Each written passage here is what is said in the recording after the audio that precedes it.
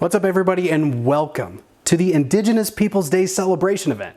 My name's Ace and Annika Green River, and I'm with Borderline Entertainment, and today we partnered with Twitch to bring you this amazing event showcasing Indigenous culture. From cooking to dancing to art to music, I'm so excited to have put this together for you, not just by myself, but working together with so many other Indigenous people. So I'm honored that Twitch has asked us to do this today.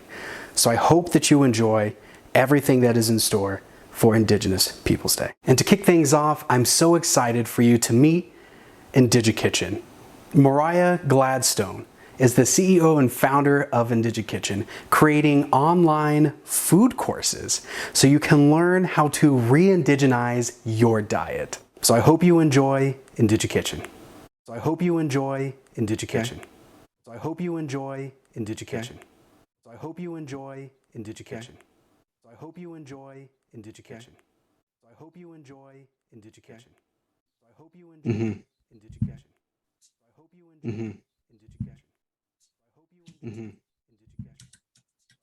Indigikitchen.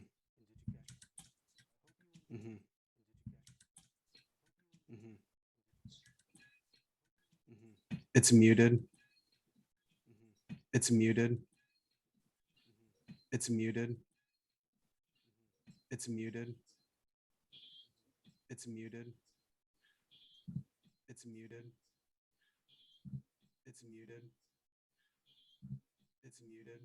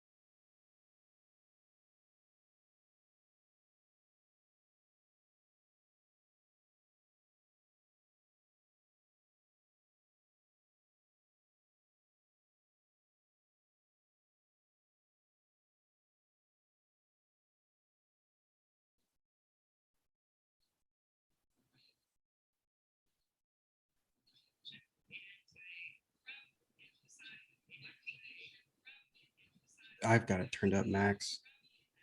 I've got it turned up max. All right, they don't hear it. No, go back.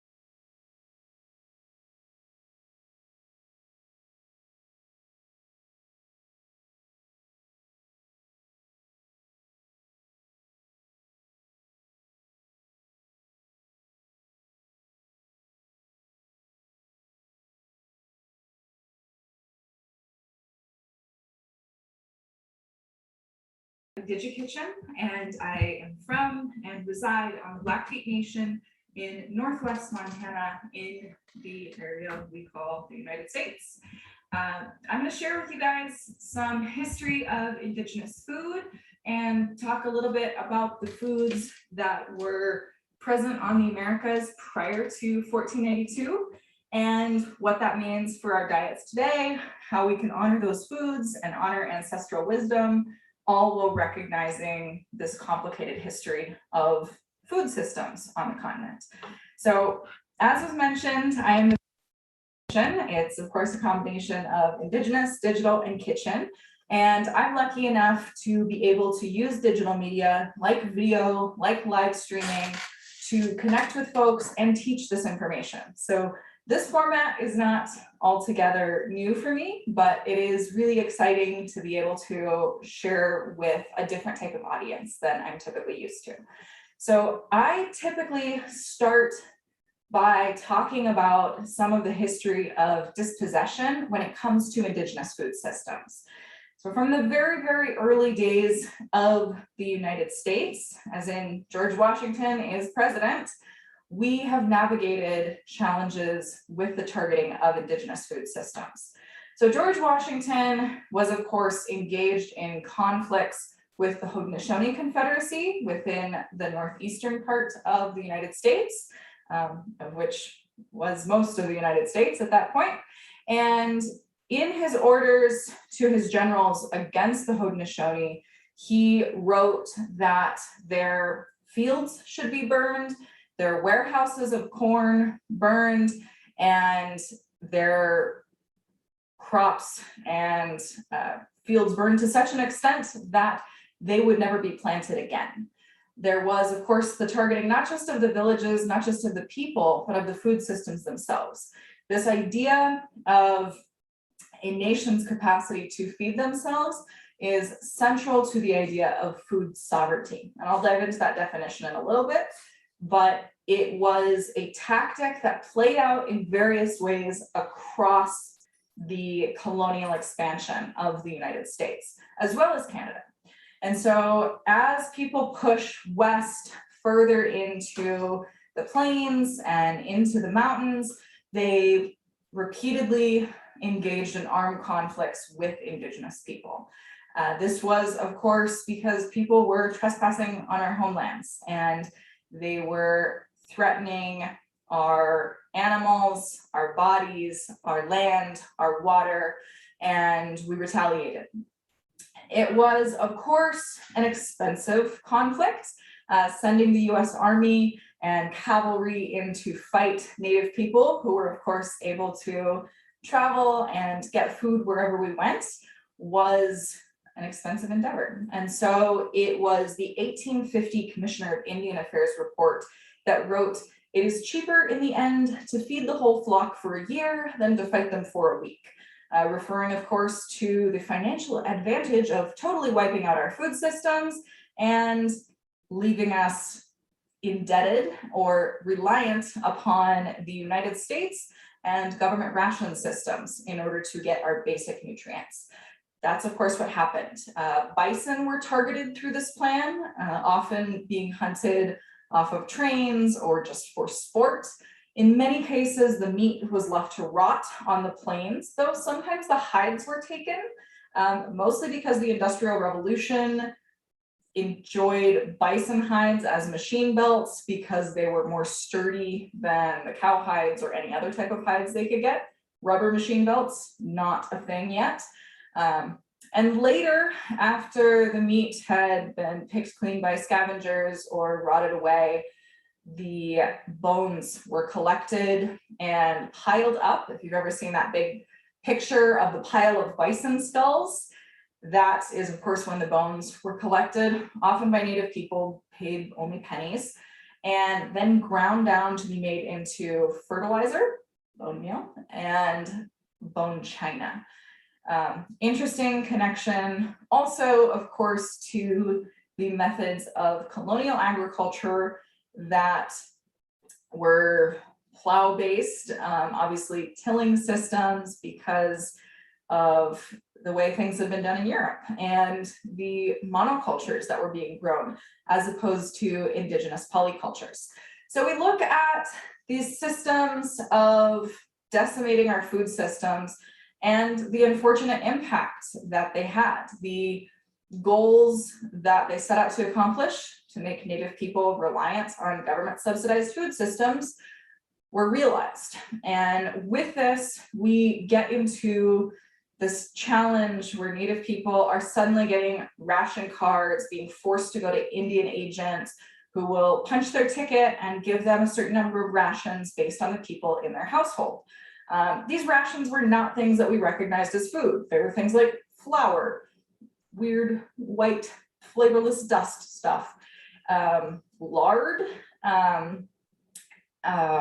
beef, things that were not generally delicious to us, but things that we learned how to make food out of. And so it was, of course, from this period of rations that we started to make fry bread. Fry bread and Indian tacos are now considered your classic Native American food.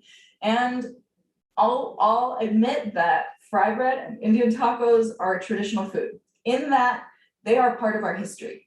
They helped people survive a period of time that would have otherwise meant starvation.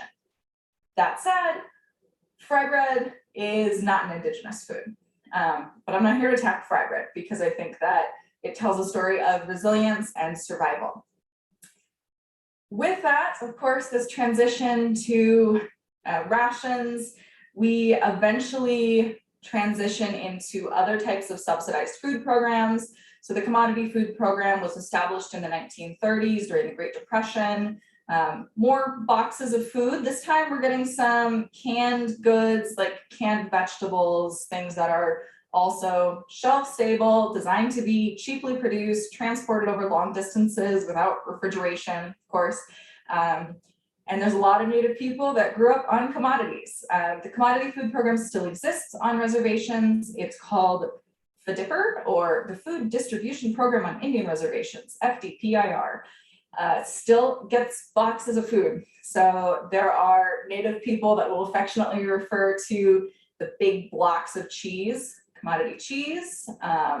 You have your powdered milk, you have your basic dry goods, and you have your vegetables that come out of a can or your fruits that are packed in syrup. So they're foods and they keep people alive. Of course, we eventually get programs like SNAP and other type of subsidized food programs, WIC, things like that. But most reservations are also classified as food deserts. I think that food deserts is kind of a problematic term, but food deserts mainly refers to the distance that people live from a grocery store and the availability of fresh foods at such locations. That said, it doesn't necessarily refer to our distance from food.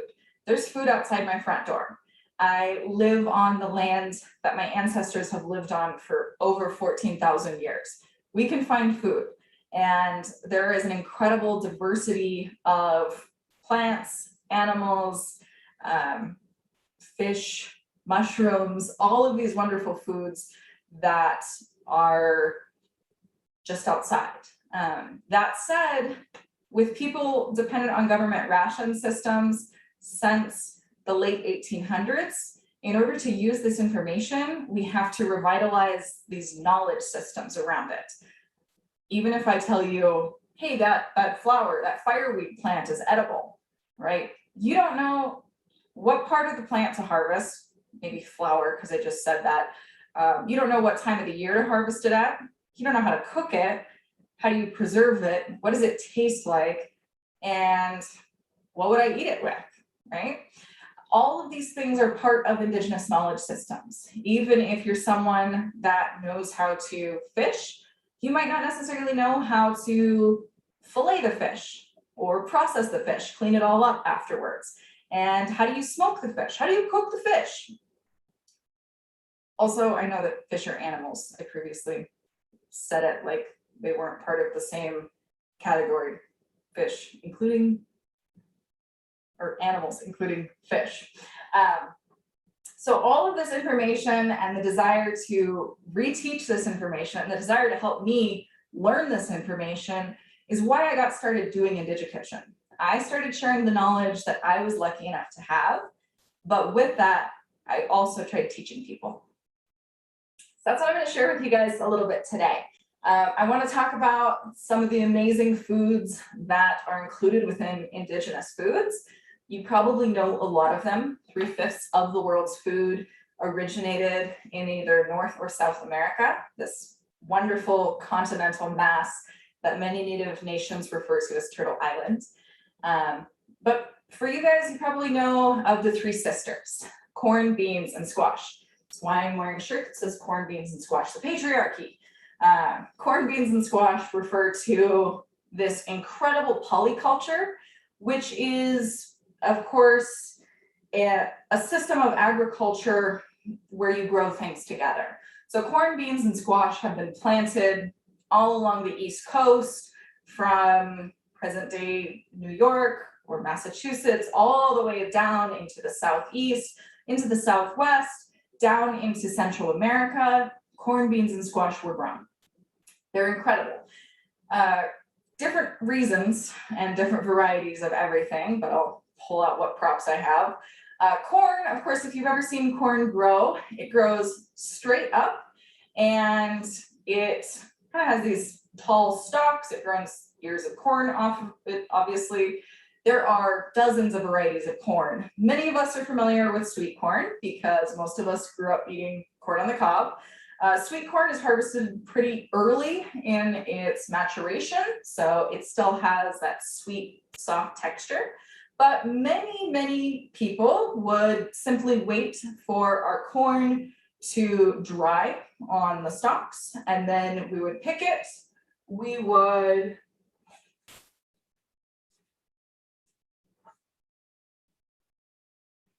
shuck it so that our little corn husks were up here. And then traditionally, they were braided together. So you would have a braid with your corn coming off of it. These are tiny corns that I grew because I live in Montana and our season is not well equipped to growing corn. But corn, these are of course different varieties of colorful flour corn. So if I wanted to, I could take these corn kernels off now that they're nice and dry, and they could be stored. I could grind them down to make cornmeal, or actually what was traditionally done is actually a process called nixtamalization. This is a word that actually comes from the Aztec language. Nixtamal, it's actually Nixtamal. Nixtamal is this substance that is created from our corn being treated with a highly alkaline or basic solution. So if you know your pH chemistry, then you know that a high pH will create that alkaline solution, or essentially a lye. So if you've ever made soap, that's what you do. You essentially soak or cook your corn in a lye water, and that chemically removes the hull of the corn. It also adds calcium if you're making this the traditional way with wood ashes in water, raise the pH, make a lye, make your corn more digestible, and change the bound niacin into free niacin so your body can absorb it.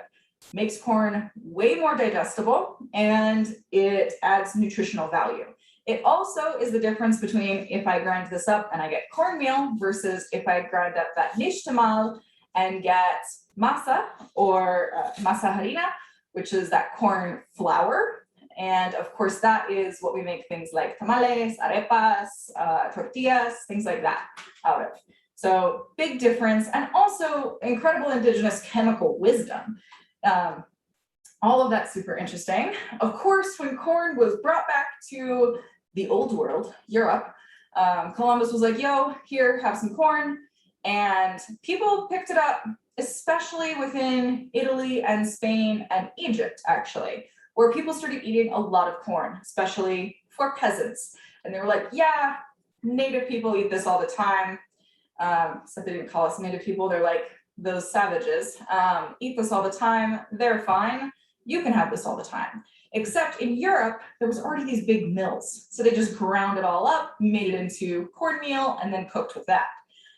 That's not super digestible, and you don't get all the nutrients out of it. You just get cornmeal passing through you.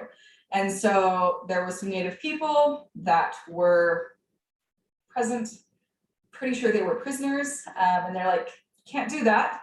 The Pope was like, don't tell me what to do. And people started to get sick.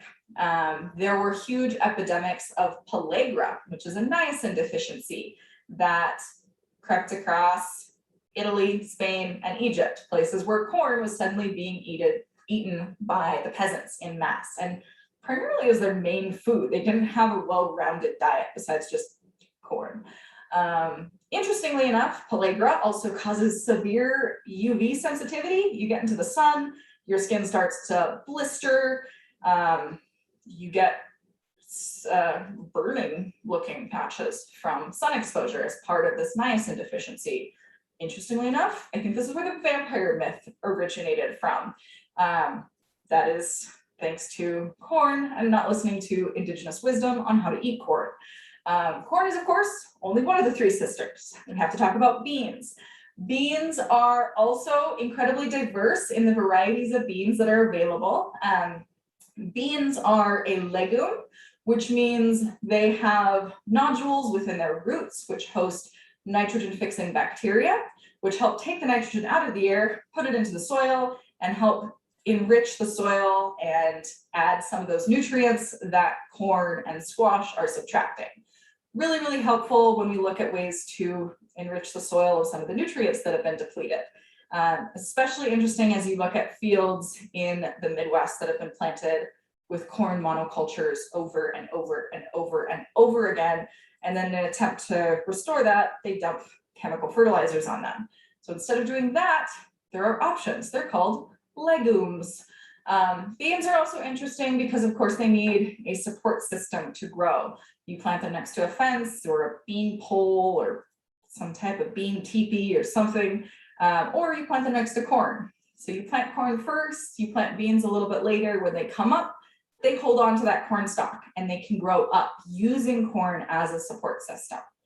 So beans, obviously really high in protein, really nutritious for folks, either as green beans or maturing all the way out to beans like our kidney beans, pinto beans, black beans, all of our different varieties of beans. So beans are cool, even if you're not yourself a fan of beans.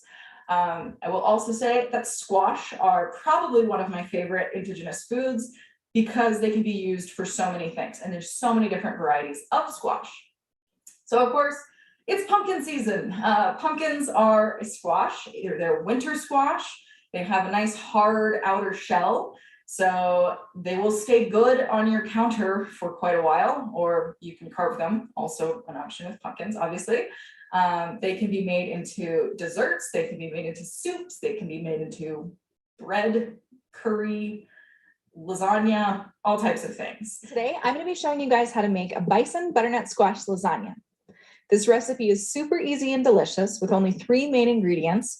Naturally, of course, gluten-free, and it incorporates your vegetables right into your delicious comfort food dish. So it's perfect for anyone to satisfy their delicious carb cravings while actually eating squash. The first thing we need to do is preheat our oven to 400 degrees. While we're waiting for our oven to heat up, we're going to cut our squash into noodles. In order to cut our butternut squash up, we're going to separate this long part from this round part. The round part has our seed pocket in there. Totally edible, but it's a little bit more difficult to cut into noodles. Remember that butternut squash can be tricky to cut, so you want to make sure you're being gentle. And you'll end up with a piece like this, which is full of delicious edible squash. And in here we have a seed pocket. So in order to cut this, what I'm going to do is place my flat side down. And I'm just going to slice around this peel on the outside, just to remove this outside skin. Next thing we're going to do is to remove our stem here and then cut this big piece of squash into noodles. So we want to make our noodles roughly rectangular and anywhere from a 1/2 inch to a 1/4 inch thickness. Remember that the thinner you slice the noodles, the faster your lasagna will cook. So I'm finding a flat side, and then I'm just cutting down to cut these noodles.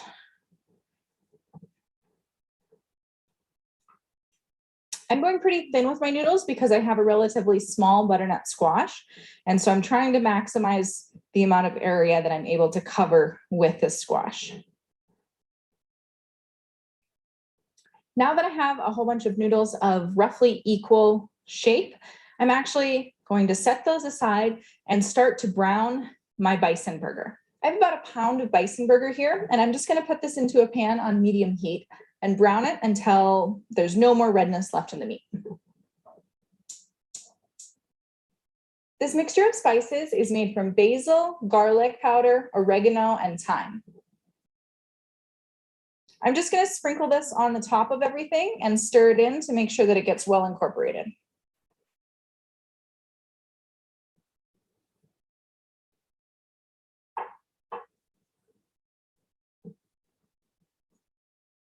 Now that this bison meat is totally browned, I'm going to take it off of the heat and add 1 can of tomato sauce.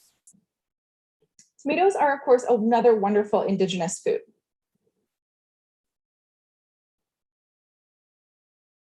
Again, bison is very lean, so there was no need for me to drain any fat off of this. Our next step is super simple. It's just layering the lasagna. We just alternate between meat sauce, squash, meat sauce, squash, and meat sauce. And then it goes into the oven.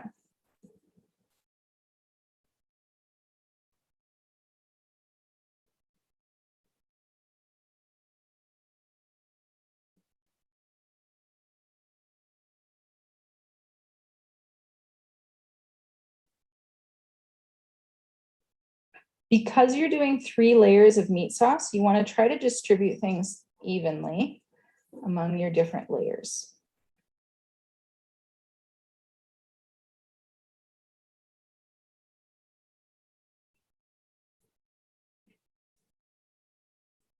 Then we're going to put our squash noodles down.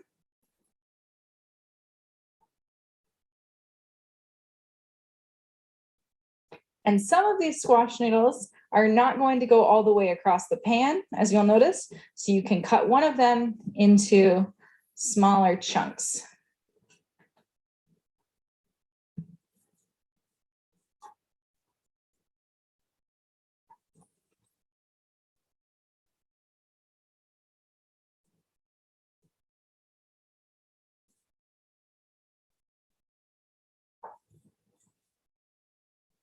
Now I'm just going to take this lasagna and put it into the oven where it will cook for an hour at 400 degrees.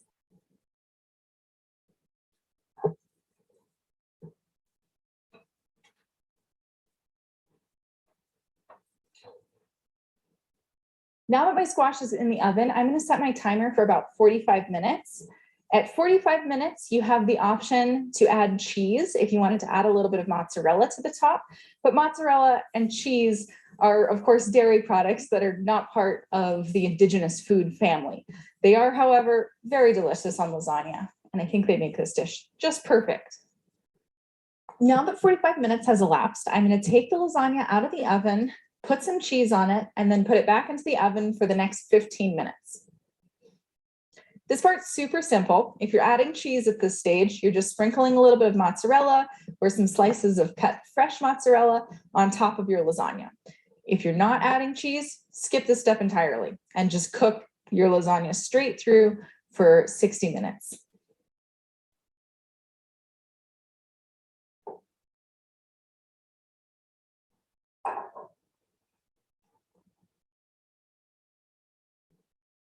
Now that I've added my mozzarella, this dish is going straight back into the oven, setting a timer for another 15 more minutes, and then it will be done.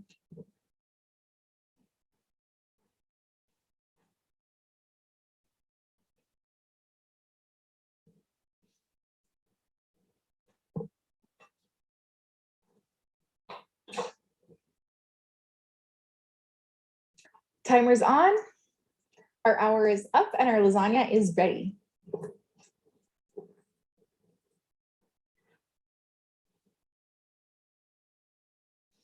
Obviously, our lasagna is super hot right now, but we're going to let it cool down for about 10 minutes, and then it's ready to be served.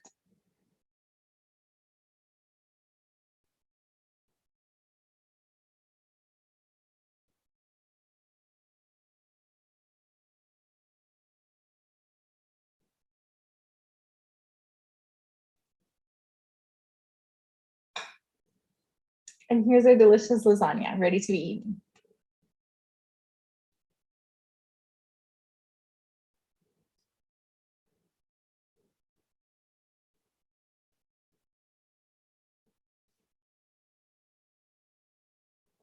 Absolutely amazing every time.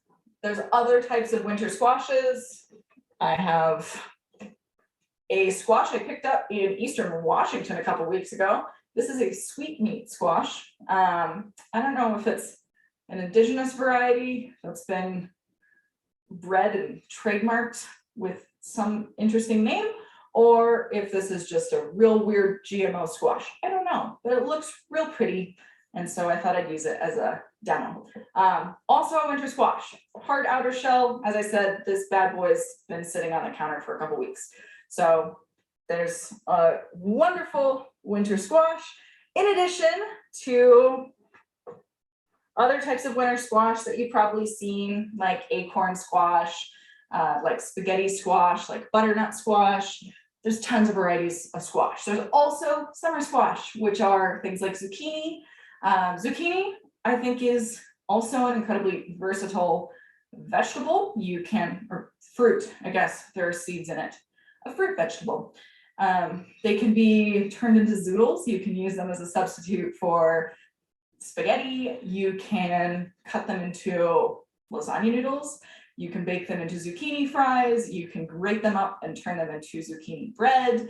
I once made a pad thai using zucchini noodles. You can, one of my favorite ways that I got to do last week was to cut them up into little discs and make little pizza bites out of them. So zucchinis can be used in a ton of different ways, but they only stay good for a few days. They don't stay good for too long, but they're incredible. And if you plant a zucchini plant, you get tons of zucchini. So another great reason to love summer squash. They're delicious and versatile. There's of course also other varieties of native foods like these guys, which are of course not from Italy, but in fact from Turtle Island. This is a Cherokee purple tomato. It's an heirloom variety. It has a lovely purple color. Some people just think it looks bruised, but I got to grow it, so I'm proud of it. These are, of course, just little cherry tomatoes, but Italy does not get to claim tomatoes. They're a nightshade that grows often in the southeast, down into Mexico, used in many different places and different varieties of tomatoes as well. Another nightshade that grows in Central America, which I only have dried versions of these right now because I've been drying them from my garden, are these little chilies. So as you probably know, there are also dozens of varieties of chilies, and they're called different things when they're dry versus when they're fresh. So, you know, this is a sugar rush peach chili, both sweet and spicy. I don't know what it's called when it's dried though. So chilies are interesting. Not all of them are, of course, spicy. Some of them are much more mild or even sweet, like bell peppers. The reason we call them chilies is actually thanks to Columbus and his confusion. Of course, he showed up. He's like, I'm in India. You guys are not Indians. And then he tried something spicy and he's like, this is pepper. I've been looking for you, pepper, which he was looking for black peppercorn. And he just tried something spicy and immediately assumed it was pepper. So now we call all of these peppers, even when they're not spicy. Indians and peppers have something in common. Columbus really screwed it up for us. There are also tons of other native foods. Others that you're probably familiar with are things like sunflowers. This guy's drying out so I can pull all the seeds off. One of my favorite things to do is to take raw sunflower seeds without the shells on them, grind them up in a coffee grinder, add enough maple syrup so that the dough kind of sticks together, make a little pinch of salt, and then make them into little cookies, which are basically little like tiny hockey pucks, and then just brown them really quickly in a frying pan. And they're like the best cookies. It's just sunflower seeds and maple syrup. Of course, indigenous foods are eaten all year round and come in many different shapes, sizes, categories, and types of food, depending on the place of the continent you're talking about. I'm mentioning maple syrup right now because we're going to use maple sugar, another derivative of maple sap, in our next recipe. We're actually also going to be using sunflower seeds in our next recipe, but we're going to be using sunflower seeds that have been ground down to the point where they become sunflower butter. Similar to peanut butter. Peanuts are, of course, also indigenous, but we're going to be using sunflower butter, which, of course, comes from sunflowers, and which were specifically cultivated by people in the southwestern region of southwestern United States. And those sunflower seeds, or those sunflowers, were cultivated to have bigger and bigger seeds so that they could be nutritious and really, really edible and help provide a lot of protein and fat for people when other sources of protein and fat may be difficult to come by. Of course, sunflower seeds store incredibly well, and you can keep them for a long time. So they're great. They're also, as I said, a wonderful source of nutrition, and they're going to be the entire base for the recipe that we're going to be making. For this recipe, we're going to be making sunflower butter cookies. This is a super simple recipe. Anyone can make it, and it's really fun. We don't need very many ingredients for this recipe. We just have our sunflower butter here. We have maple sugar, a couple eggs, vanilla, and pumpkin seeds. We're going to add our sunflower butter, our maple sugar, our eggs, and our vanilla to this blender and turn it on and blend it until everything is smooth. Sometimes our sunflower butter needs a little bit of help to scoop out of this measuring cup.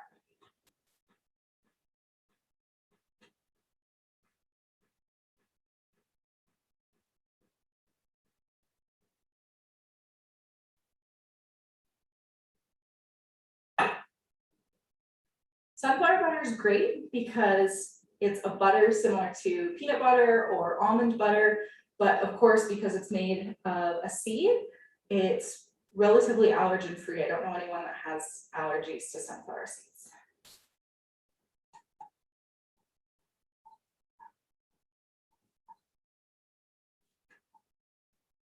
So maple sugar is similar to maple syrup, but maple syrup is a liquid form, and maple sugar has been heated even more so that it actually turns into a crystallized sugar. They both come from maple trees, and they've both been distilled down from maple sap.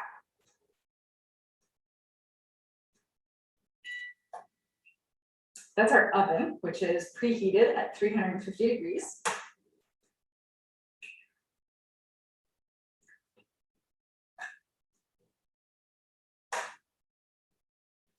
The eggs in this recipe help everything stick together.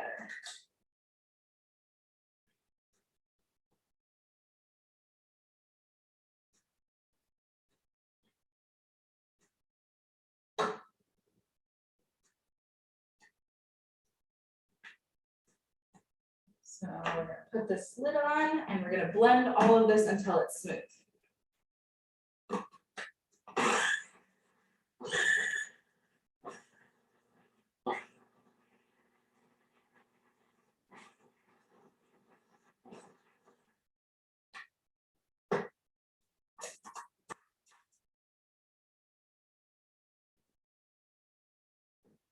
Of course, it's cookie dough. It's going to be a little bit sticky.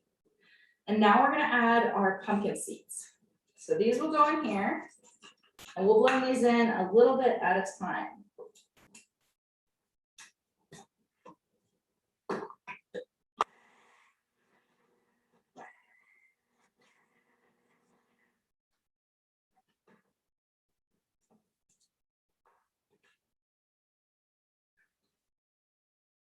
Sometimes it helps to scrape this mixture off.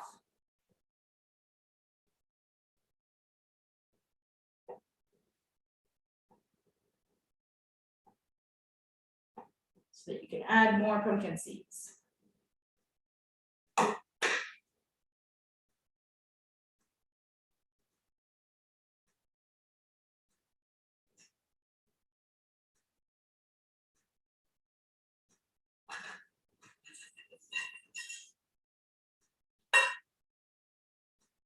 One last blend.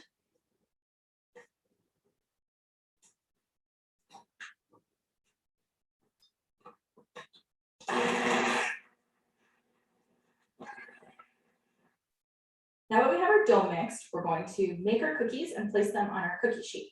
I've just lined a cookie sheet with parchment paper to make sure they won't stick. You want to make sure that your hands are obviously really clean for this part. And we're just going to take our cookie dough and roll it into little dough balls like that.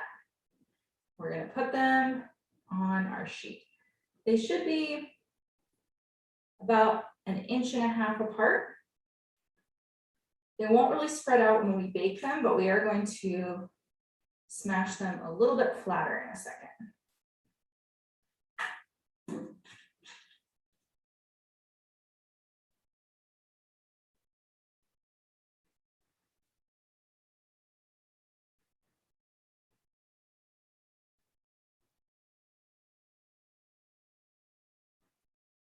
You want to make sure that your dough balls are all right about the same size.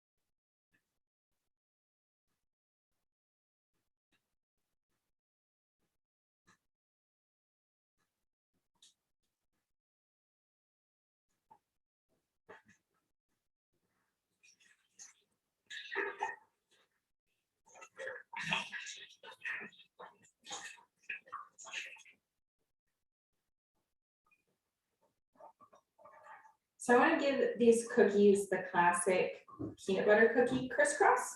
So I'm going to take a fork and I'm going to smash it onto a cookie and go make a little crisscross on the cookie. If you find that your fork is starting to stick to the cookie dough, you can just dip it in some cold water and that will prevent it from sticking. So I'm going to do these with each one of these cookies.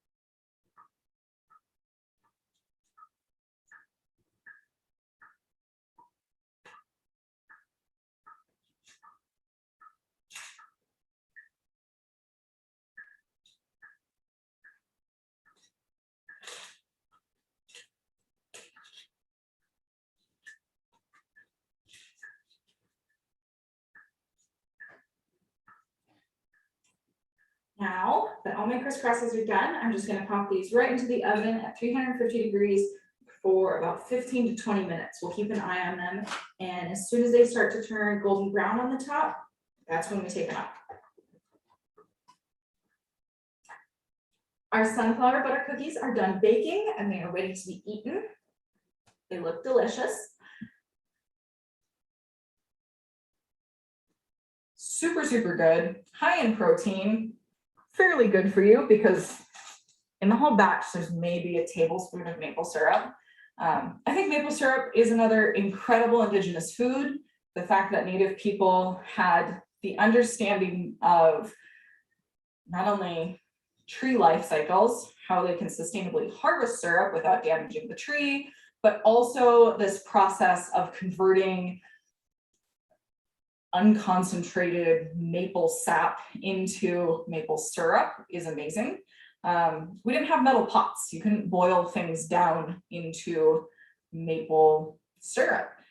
instead, because maple syrup is harvested in, or maple sap is harvested in the early springtime when you have freezing nights and thawing during the day, they use that temperature swing to basically create areas of high surface area. You could run it in like hollow canes or something like that. And then at night it would freeze. Only the water would freeze. So you go out there in the morning, you take that big chunk of ice, which is just pure water, off of the top, and you're left with a more concentrated version of the maple sap. You do this night after night, and eventually you get maple syrup, which is super cool. You can boil water off or you can freeze water off, which I think is amazing. Maple sugar and the process of doing the sugar bush, this extraction of maple sap from trees, took place all throughout the Great Lakes region up into the Northeast. But there's also another amazing food that was present, is still present in that area, and that is wild rice. So some of you guys may have heard of wild rice before. Wild rice is actually not related to rice at all. It's actually a grass seed. So wild rice and the plants where it grows exist in wetland areas around the Great Lakes. So there are obviously tons of wetlands. Minnesota, land of 10,000 lakes, but of course all throughout Wisconsin, Michigan, Minnesota, up into Canada, across the border, throughout the Great Lakes region, wild rice grows. And it was traditionally harvested and is still traditionally harvested by people in canoes. And so one person pushes the canoe through the water using a long pole on the bottom of the wetland, because you can't grow in an area that is heavily vegetated. And the other person shakes the tops of the grass so that the rice seeds or the grass seeds will fall into the canoe.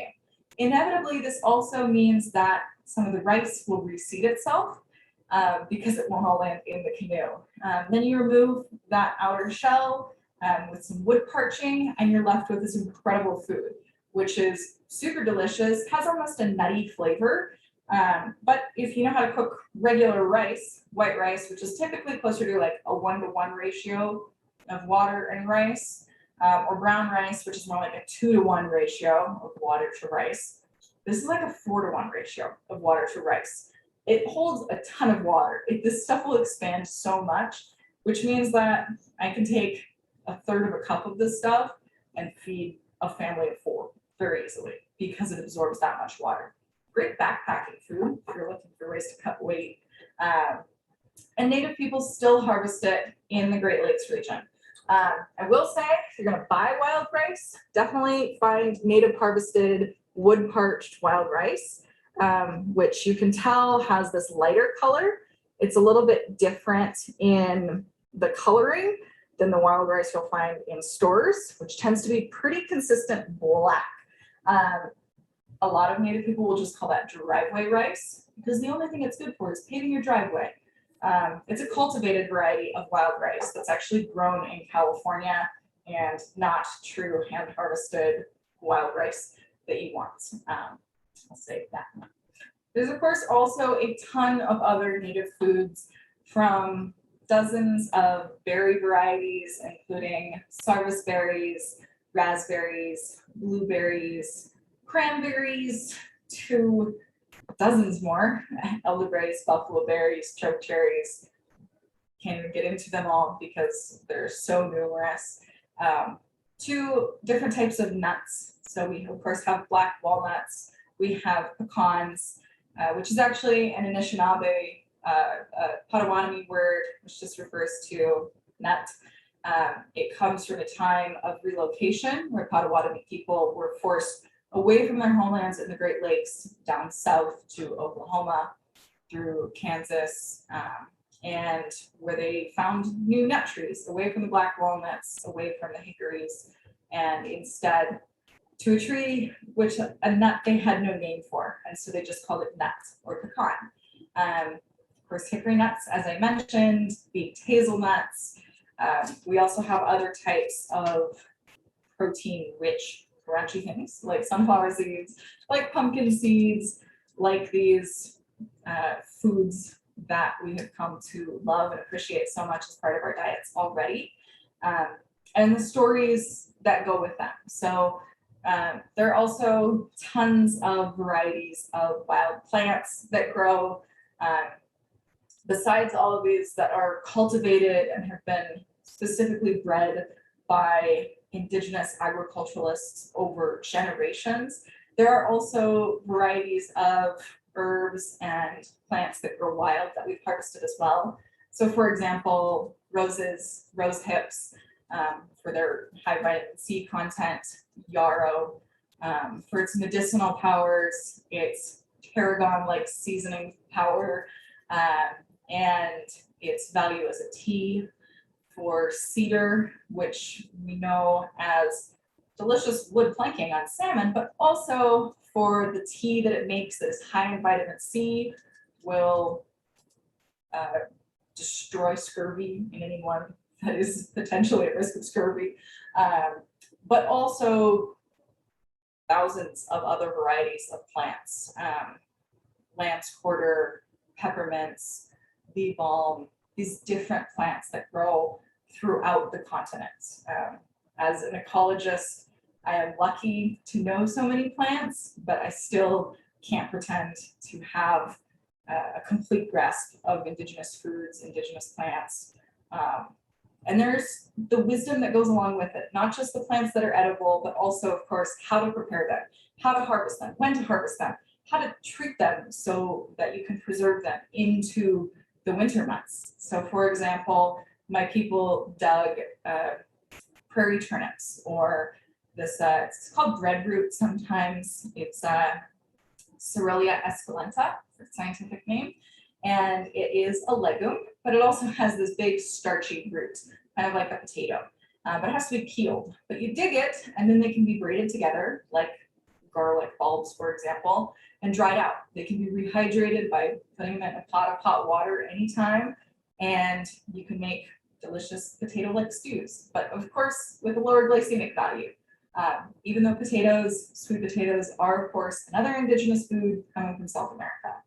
There are so many foods that I can barely touch on them within this time, but I'm really lucky that I get to have a job that helps me resist these impacts of the damaging of our food systems and helps build food sovereignty. So food sovereignty, as I mentioned, promised to explain the definition of that earlier. I will define, according to the peasants movement, La Via Campesina, and their multi-pillared approach to what food sovereignty is. One, people need food that is healthy. People have the right to food that is healthy, that gives them their basic nutritional building blocks, your starches, your minerals, your vitamins, your proteins, fats, etc. Two, people need food that is affordable. If the poorest people in your community cannot afford the healthy food, you don't have food sovereignty. Three, you need food that's culturally appropriate. You could build entire menus for people based entirely off of things that they don't recognize as food. I could build a menu for school children in Montana based off of grasshoppers or something like that. And it could be healthy and it could be affordable, but it might not be culturally appropriate. And finally, the right to define our own food systems through sustainable methods and policy. We want to ensure, especially as sovereign nations, that Indigenous people have the right to define sustainable food systems and to regulate them, to regulate the safety of what is being fed in our communities, whether that is making sure that our meat processing plants are meeting our safety standards, whether that's ensuring that the food that is being grown here that is organically certified meets our definition of organic, and the right to ensure that everyone will able to continue to eat 7 generations in the future. We want to make sure that we can have healthy, affordable, culturally appropriate food as an ongoing process and without polluting our waters, our land, our air with that. All of this is why I'm really, really lucky to work in a field where I get to work with amazing foods all day. I get to experiment. I get to play with grass seeds and squashes and grow amazing heirloom seeds and cultivate, both literally and metaphorically, Indigenous foods and Indigenous knowledge. So I'm really lucky to share that with you guys today. It's cool to be a part of this event. Again, my name is Mariah Gladstone, and you can find me online at indigikitchen.com or on Facebook, Instagram at IndigiKitchen, YouTube at IndigiKitchen, or Twitter at Mariah Gladstone. Thank you guys so much, and happy Indigenous people.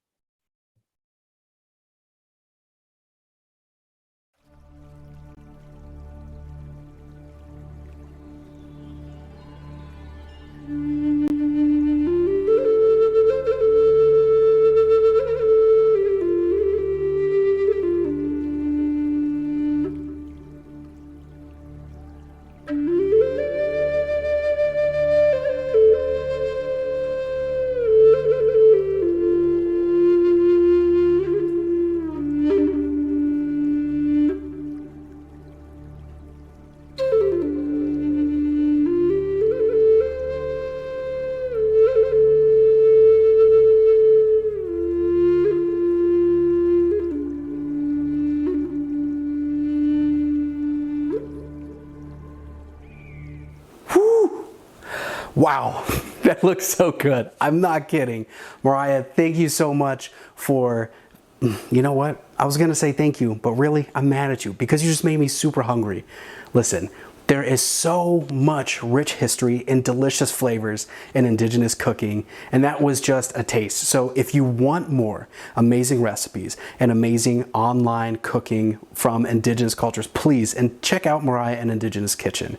And if you can, send me some food because I'm really hungry after that. I'm like really craving like some fry bread or like something. Give me some mojapi. I need some food. I'm hungry. You know what? I need to take a step back. And while I take that step back, I want to highlight a few people that weren't able to be a part of the live event, but we have stuff to show you. So check out this montage of amazing Indigenous creators that are out there right now that you could be supporting. Take a look.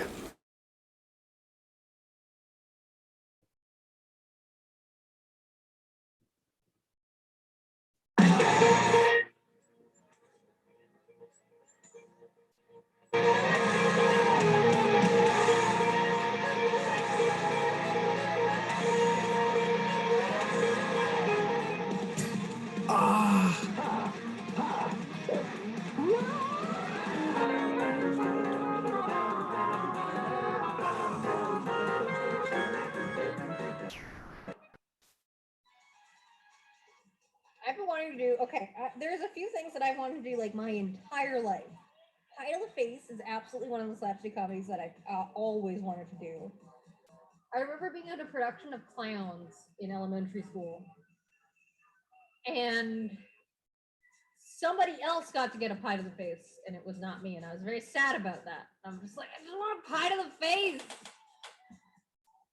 It's interesting, and I think as I explore who I am, where I am, I'm going to learn who Mike Ashby is, because for all intents and purposes, Mike Dodd rode off into the sunset, and he had a good run. Mike Ashby continues on in his place to entertain, educate, and advocate, and I will do my best to speak truth, to honor the turtle's journey. I do want to be like the wolf and have my pack with me, because for many years I was an outcast, and being outcasted by your friends and family is not a fun thing. And right now, to kind of tie things in to a more geeky thing, I'm playing Mass Effect Legendary Edition right now. And I look at Commander Shepard and I see the people he surrounds himself with, he or she. I play as Femshep. And I think about the burden of leadership and who you choose as your family and who you choose as friends. And I've had a lot of friends go by the wayside in the last couple of years, and that's okay. I have to learn to let that go. So part of my journey in accepting my Native heritage is learning family is more than blood. Family is more than relationship. it's something very, very, very spiritual. And that's something I've come to feel in the last year or so, since I've taken on a lot more of my First Nations learning, is my spiritual.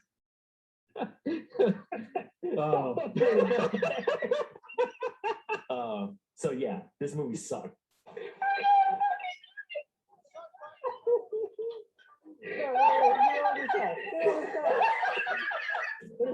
What the hell is that?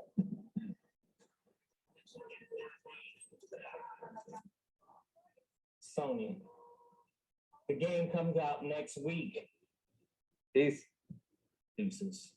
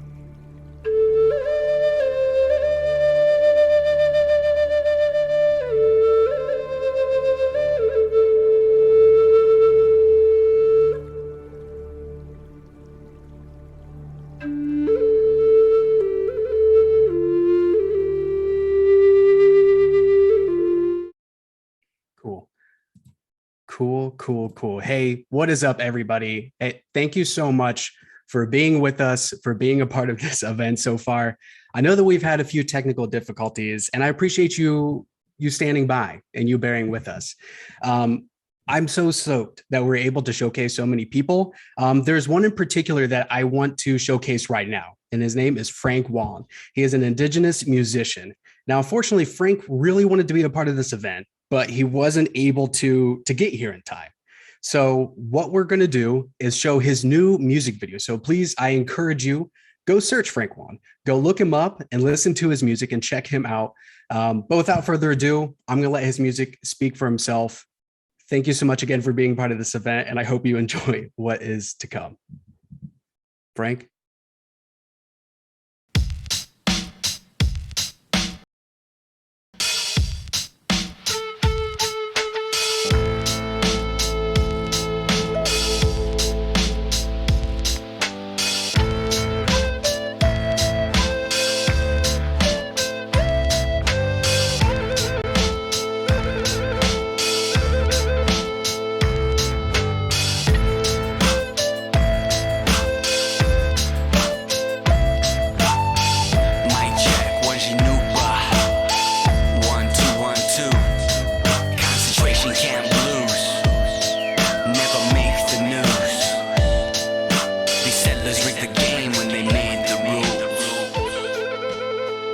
let me try to paint a scene of chasing lonely res kid dreams with nights banging out beats on that laptop screen with nothing but your heart telling you you're right. I spent years in the dark just to find my light. Shout out my mother and my aunties cause they raised us all in a settler colonial state they called them squaw. I'm from the res, come on, fed and raised on ball. That means I bled to shit over things I saw. Yeah, so I ain't one to judge with loved ones doing time and everyone on drugs. We used to run around the res, now we pray and smudge. Now I understand why ancestors prayed for us. Yeah, in the beginning, a reservation was a camp of concentration. It was either that or lands hard fought, maintained and protected by nations for generations. A reservation is a nation beyond concentration. Can't lose. These are dark times, hard times, oh tehilo. John Day Oaks, eat your hoke, Sheila me your low.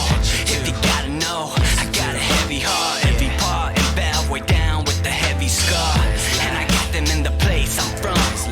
Some call it reservation, some call it concentration. Concentrating the crime of genocide up in the nation. The system murders us, call it premeditation. Tragic death becomes a circumstance. They outlawed our songs and wouldn't let us dance. And now it gives me the blues. They say we're red to them, we're dead, my people set up to lose. Concentration camp blues never make the news. Concentration camp blues never make the news.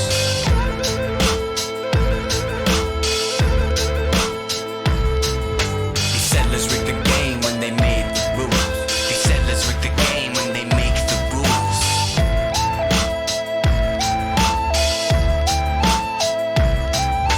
Our cultures hold the truth to see you through. The fires in our youth ancestors return soon. The fires in our youth ancestors return soon.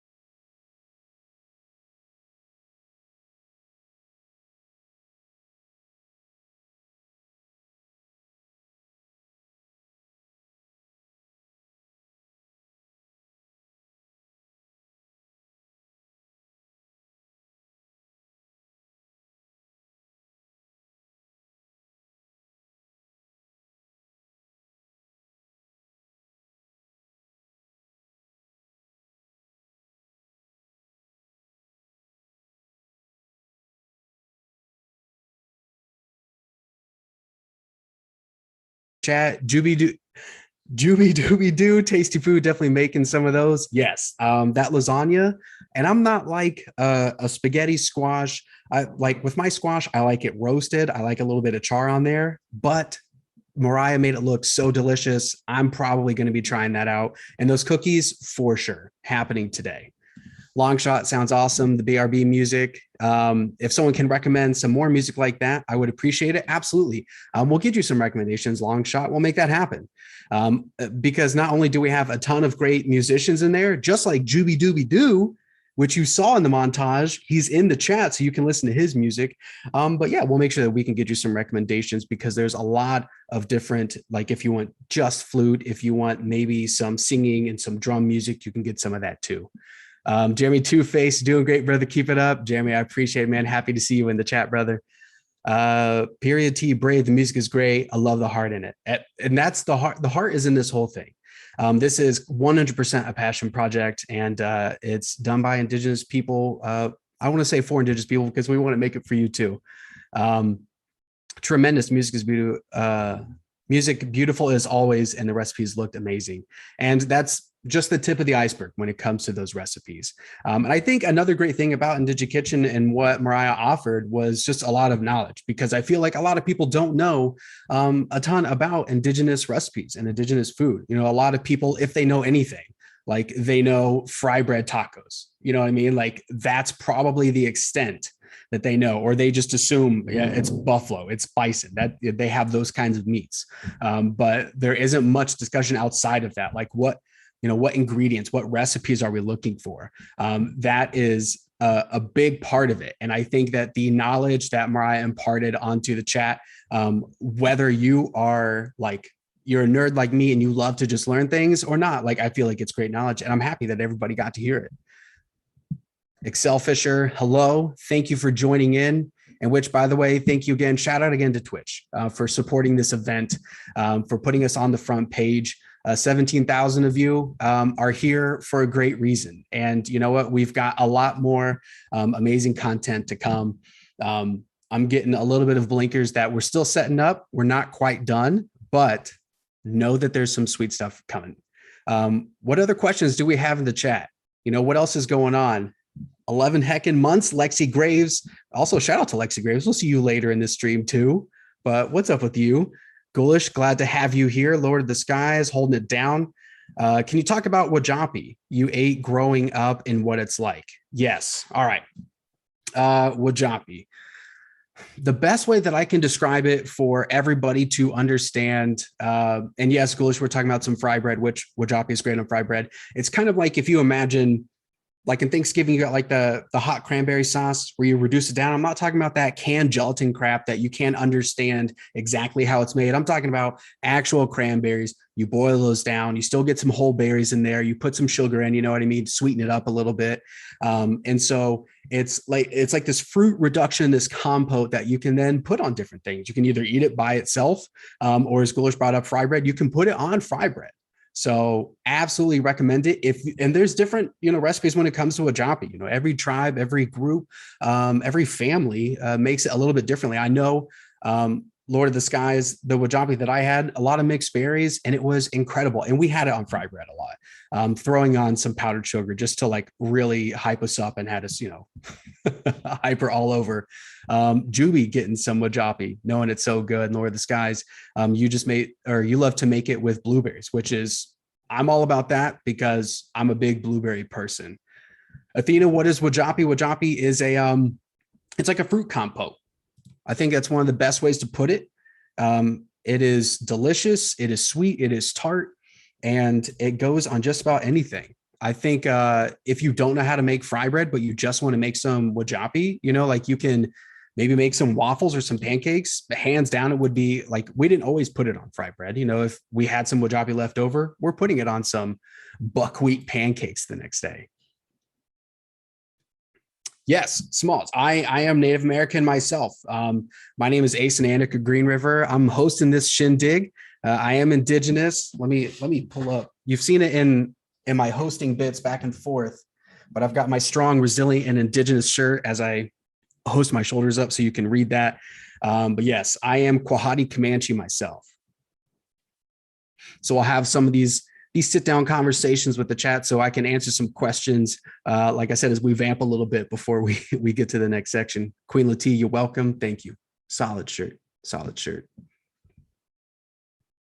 My mom makes it with raspberries. There you go, Chuby. That's what I'm talking about. That sounds delicious. Man, I want some right now. Too bad this is going to be going on for another like 4 hours. So I'm not eating anything until this is done. Maybe get some water in there. Yes, thank you. You know what? If we have more Indigenous people in the chat, sound off. Let me see it. Let me hear you. I want to hear those voices, because then that also shows how many of us are out there. I can't tell you how many people when I put this messaging out there and I was letting people know that this event was happening. There was a lot of people that were like, "Hey, I didn't know that there were so many of us making content. We're here." All right. So sound off in the chat. Let us know. Lord of the Skies, also Comanche, Smalls, Pawete, and Navajo. That's what I'm talking about. Let's go. And Mario Carellas. And if I'm pronouncing someone's name wrong, please let me know. Mario Carellas, thank you. Thank you for stopping by. I'm glad that you think this is awesome. I'm happy that you're here. We have a lot more amazing things that are going to be happening. And in fact, you're probably going to have me for maybe just a little bit longer, and then the next segment is going on. Zoe X Rain, I see you. We filmed a time lapse while making wajapi and fry bread, and the amount of stirring we had to do. The stirring is all over the place. I can tell you I remember the one time that I was involved, I think I maybe stirred for like 5-10 minutes. My arm was breaking. I couldn't do it. Shout out to my mom for holding it down and making that wajapi, the stirring, but it's worth it all at the end. Billy the Door, thank you so much for the love. Again, so much love and adoration in the chat. I appreciate it. Happy to see so many people showing up for Indigenous Peoples Day. And if I come out here and I miss some chats, please, let me know. Plus, we're going to have another conversation at the end of this. So anything that's missed, we'll make sure that we try to get back to it towards the end. I did a lot of the cooking. Mainly it was mother. What else we got? A lot of love coming through. Okay, I love coming across other Native American streamers. Yes, absolutely. And I want to know about more too, because I want to be able to highlight those and champion those people too. I'm trying to keep up here. Hello, Birdman Dodd dropping. Birdman Dodd, we just saw you in the montage earlier. So folks, make sure that you support Birdman Dodd. Okay, do it. I think Little Arcanine said Navajo as well. Let's go. That's what I like to see. I love this app because it's fun. Me too. I love connecting with people. This Week in Geek. Thank you, Birdman Dodd, for dropping your link in there. You saw it in the montage, but there it is again. This Week in Geek.net. Support Birdman Dodd. Anyone else? And I'm just scrolling through the chat here to make sure. I'm gonna try not to miss something. But if you've got questions, if you want to know maybe what's ahead, maybe I can give you a sneak peek. I mean, I tweeted a schedule, so you kind of have an idea of what's going to come, but you don't know exactly who it's going to be or what it's going to be. Zoe, Frank, would you like to hang out on Thursday when I'm free? Because I'm free to hang out, so please let me know. So Frank, brother, I know you want to be a part of this, so when you get to watch this later, Zoe's shouting out to you. The celebration going on. Yes, Indigit Kitchen on Instagram. Please, again, make sure you go check it out. Where are my Lakota Sioux people at? Sound off, Lakota Sioux. Let me see you in the chat. Blackfeet Nation in the chat. There we go. When is the VOD going live? So the actual Indigenous Peoples Day is on Monday. So we'll have another showing of it then. Of course, it's not going to be live, but it'll be showing on this channel at that point. So you can watch it there.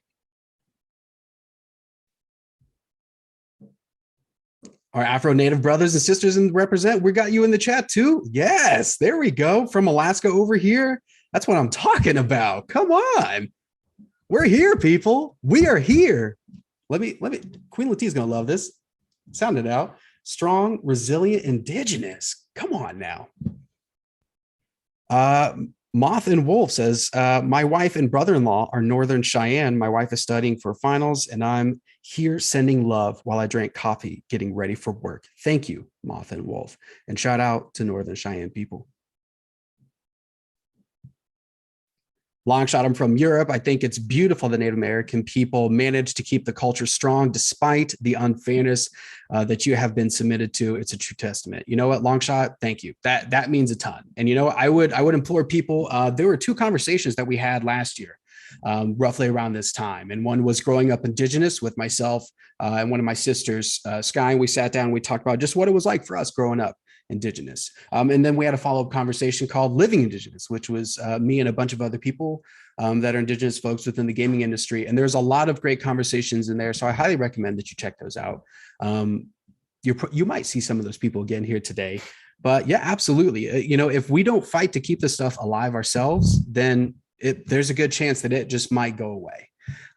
There's a lot of culture appropriation that happens. There's a lot of erasure that tries to go on. And yeah, yep. Thank you, Longshot. I appreciate that. Birdman Dodd, any other Southern Ontario First Nations, Chippewa of Nawash, are you out there? Birdman Dodd is calling to you. Hope you out of the res, life, don't stay around this one. Contact, oh, that's for Juby. You're not talking to me. That's okay. But as we're continuing on, please continue to sound off in the chat. Even if you know we're not here doing this section here where we're just talking and we're just hanging out and we're connecting, please sound off in the chat because I'm going to go through and read these. Other creators going to go through and read these, and we'd love to see the love that's going through for Indigenous peoples. Queen Latifah, I bought a children's book about the first Americans to read to my class on Monday. And they are going to learn the truth. Queen Latifah, that's what I'd like to see. That's what I'm talking about. Birdman Don, I'm trying to discover my spirit name and actually attending my first sacred fire last week. I did my first smudging too. There you go, Birdman Don. That's what I'm talking about. Kimmy, 22, love my tribe. Love it. Love my tribe too. And if you're just now tuning in, first of all, thank you. I appreciate you for being a part of this event, for watching this, for spending a part of your Saturday celebrating Indigenous Peoples Day with us. Again, my name is Asa Nanica Green River. I go by Asa a little bit shorter for some people who don't want to say the full thing. This is Borderland Entertainment, the channel, and I am Quahati Comanche, and this is the Indigenous Peoples Day celebration presented by Twitch. So thank you, Twitch. Yeah, Queen Latifah, share that book because other people want to read that book too. And, you know, I've got a handful of Indigenous books too. I think kids need to read more of those. I make sure my kids are reading them. Nice to be here. Glad to have you. Glad to have you. I'm actually sitting an executive member of the New Democratic Party in Guelph, Ontario. I'm not from Canada, so I'm probably going to mess up some of those names, and represent Indigenous people in the disabled community. I'm an amputee. I even do advocacy for the 60s Scoop in Canada as I'm a survivor myself. Wow, Birdman Dodd, dude, you're doing good work. Thank you. Thank you. Keep getting the love. Keep getting the hype trains. Wow. Thank you. So here's what we're going to do. We're actually getting ready. The next section is going to be starting soon. And then I'll pop in and introduce that. But thank you again for just chilling for a little bit, for decompressing some with me, hanging out before we move on to the next sections here. And we will see you shortly with the next part of Indigenous Peoples Day celebration, brought to you by Twitch and Borderline Entertainment. We'll see you.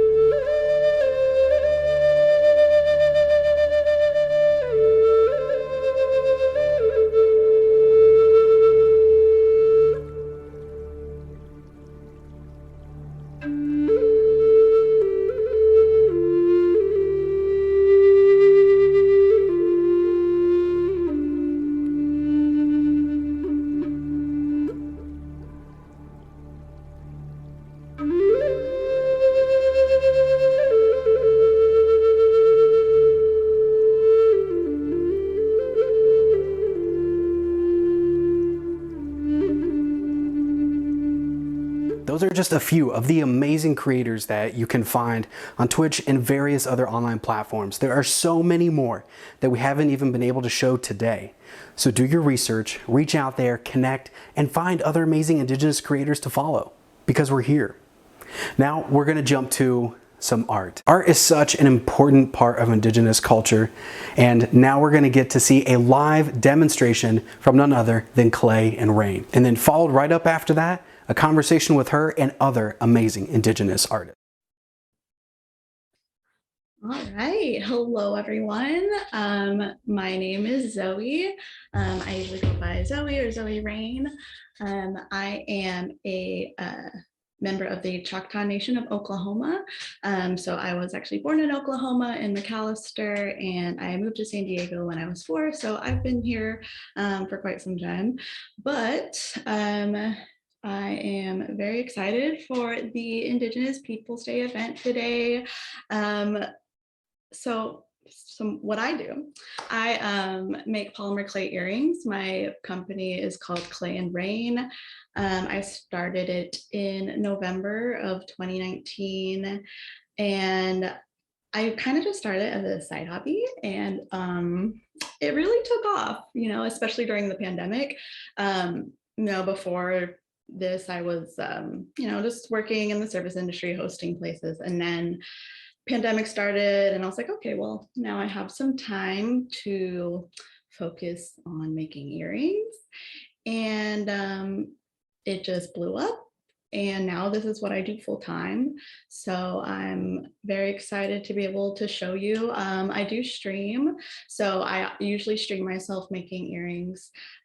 So this is definitely, very familiar to me. I just usually don't have like 18,000 people watching me, but still very exciting, and I'm excited to get into it. So I am having a shop update on Monday at 5 p.m. PST, and it's all going to be like Halloween themed stuff. So I'm very excited about that. And most of my earrings are very like floral and cute and like pastel colors. So it is like really fun to get into like more spooky earrings, but I still like, you'll see in a second when I show you the earrings that we're making today, but they are still floral and pastel, but they're a little more spooky than they usually are. So let me go ahead and show you what I'm going to be doing today. All right. So here are the earrings that I'm going to be making. And this is all of the materials I'm going to be using. So this is just like a couple millimeters thick, and this is all just polymer clay. And it's nice and like soft, but with polymer clay, it hardens when you bake. So that is what makes it a lot different from other types of clay. Like there is air dry clay, or like the type of clay that you have to bake in the kiln. But these stay soft until you bake them in the oven, which is nice. All right, so I'll leave these here so you can see what they'll look like when we're done. All right, so I'm just going to start. I have these like little ropes of clay essentially that I have used like an extruder to roll out, and they're nice and thin and like nice and even. So it's a lot better just like rolling it out by hand.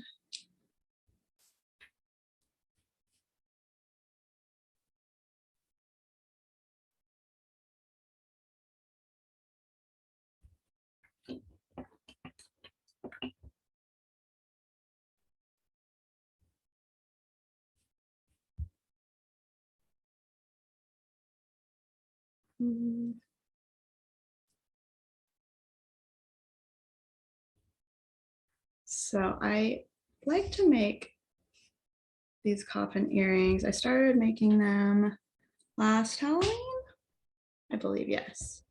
And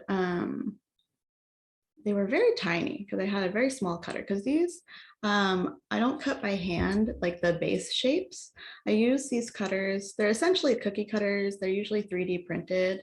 When I first started making earrings, like people really weren't making cutters specifically for clay. It was mostly just like cookie cutters that we would use. But now that like making polymer clay earrings has become more popular, like there's a lot of people out there that are making cutters specifically for clay, and there's a lot of fun Halloween shapes. So I was able to get these coffin ones that are a little bit bigger.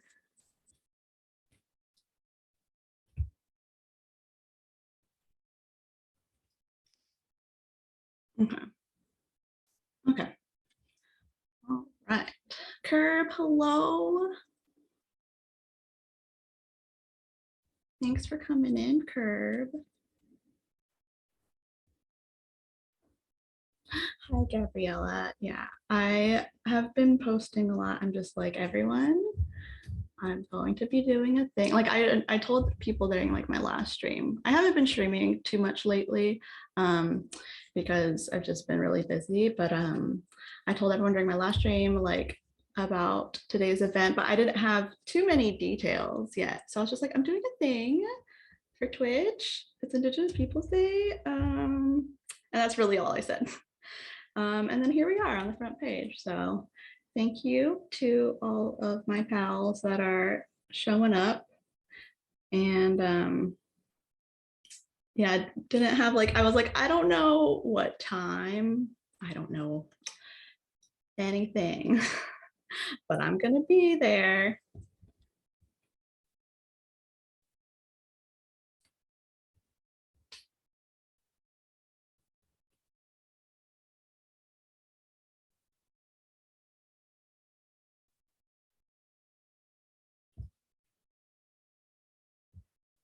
Curb, did you guess my hair color correctly? I just dyed my hair literally last night. Well, it was actually a several day process. But I was having my chat guess what color it would be. A lot of people guess purple because as you can see, there's a lot of purple happening everywhere.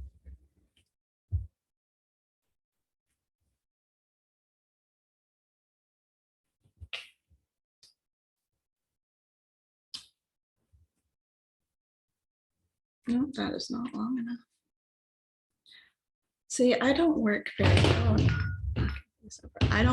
cleanly. I just kind of just throw things everywhere. And then I'm just like, why do I have clay all over my house, all over my floors?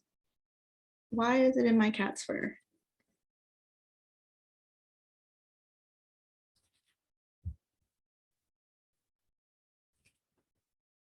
Here's super, thank you, Gabriella.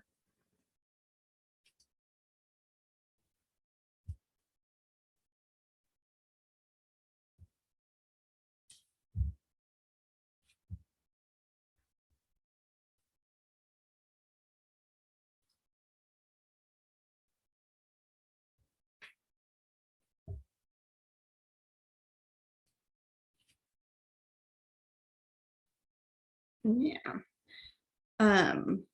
Yeah, the video I've heard is a little laggy, but we are working through it. How's the audio? Is that laggy or is it just video? Hmm.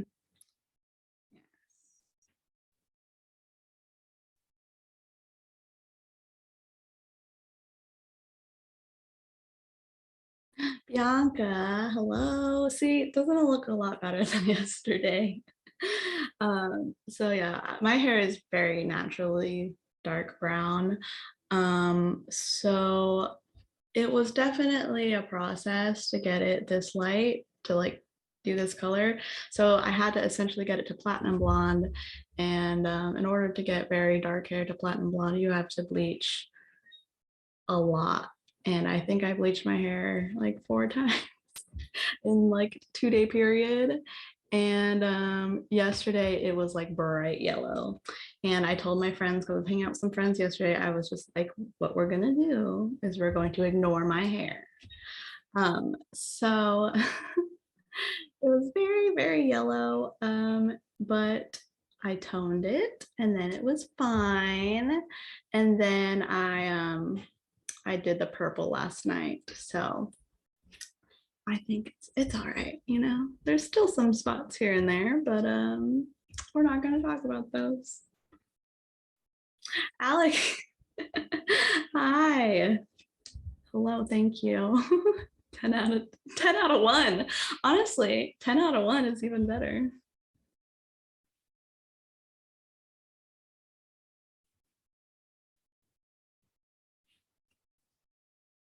We can see step by step this way. Yeah. It slows it down for you, so you can really see what I'm doing. Yeah, I remember like when I first started streaming, I was just dropping frames everywhere, just all over the place. It had something to do with like my encoder or something. I don't know. I am not super technical person. I do the art and that's it. And so I did a lot of trial and error. You know, I think I have technical difficulties almost every single stream. So this is, you know, just part of it. Like right now, I think, because we're just like capturing my screen and they're broadcasting it through like Zoom. So, you know, we're playing around with all the different methods of getting my stream onto this channel and here for you.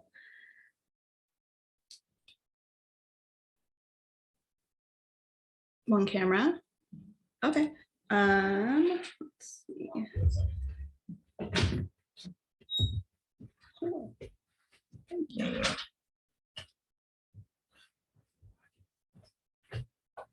Do you need me to turn the other camera off, or do you need me to just like okay. One second.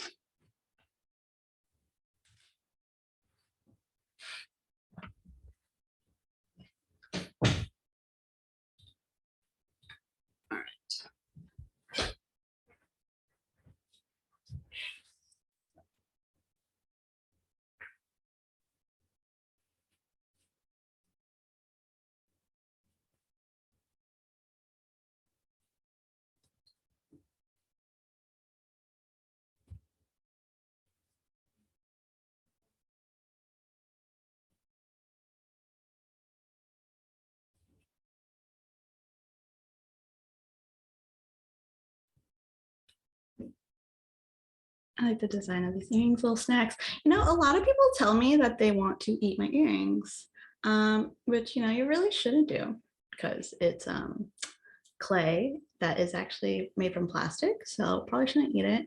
A lot of people tell me that they want to see me eat it.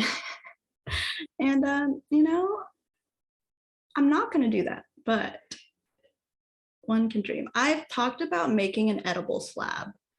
So slabs are, I'll show you. This is a slab. So this is just like one big like sheet of clay and that I put a design on top of, and then I use the cutters to like cut out all the little individual pieces.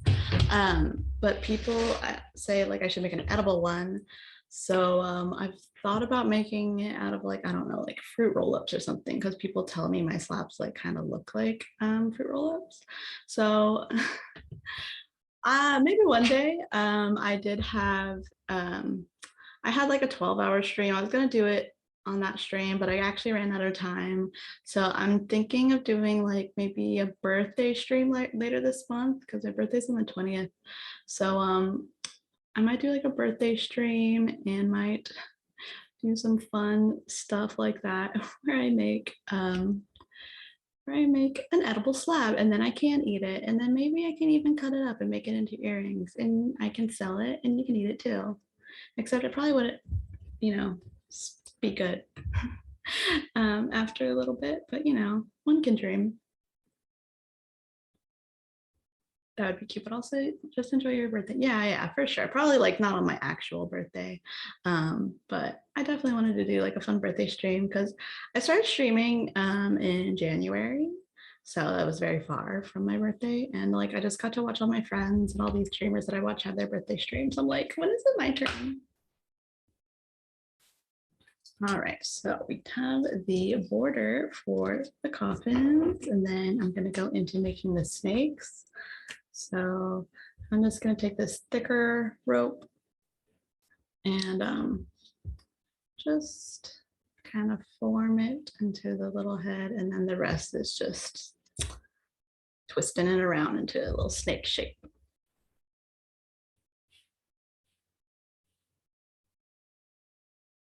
Everyone wants to eat the clay. Yes.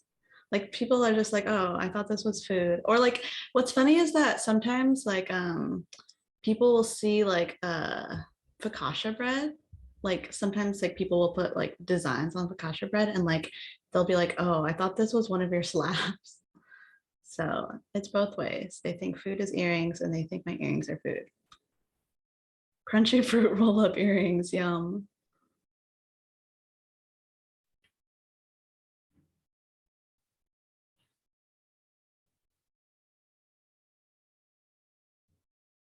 But yeah, like so I used to do beaded earrings before I started making clay earrings.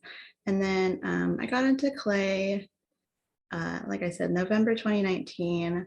And it's like, I'm not too bad at beading, but I just bead very, very slowly.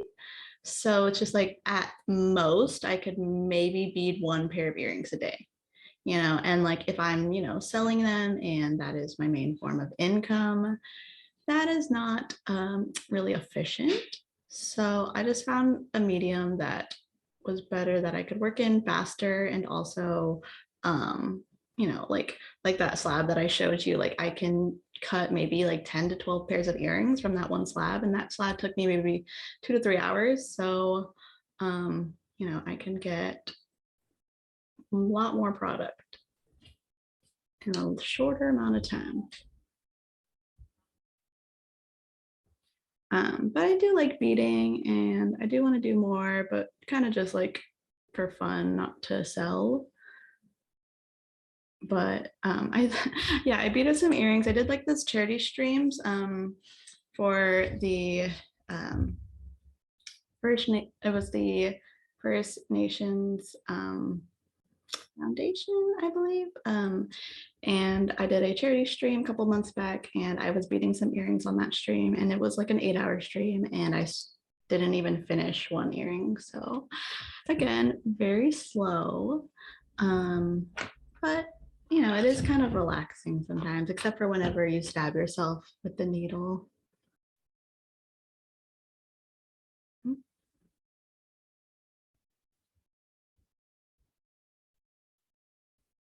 Sure.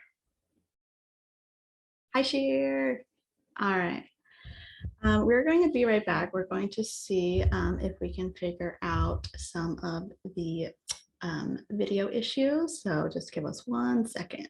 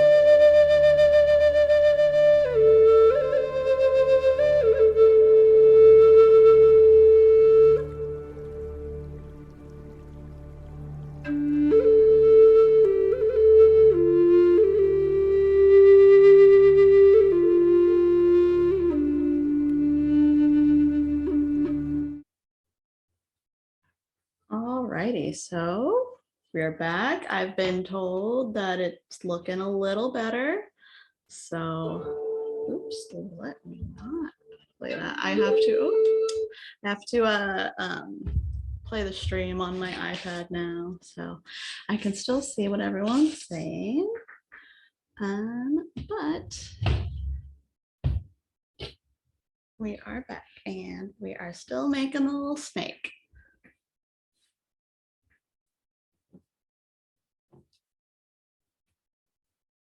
A lot smoother. Hell yeah. All right.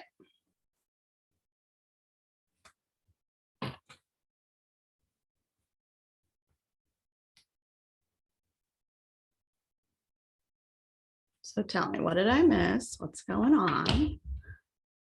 You missed me ending just a bunch of tasks that were running on my computer to see if that might fix it, which is pretty much what I do again on like every stream of mine.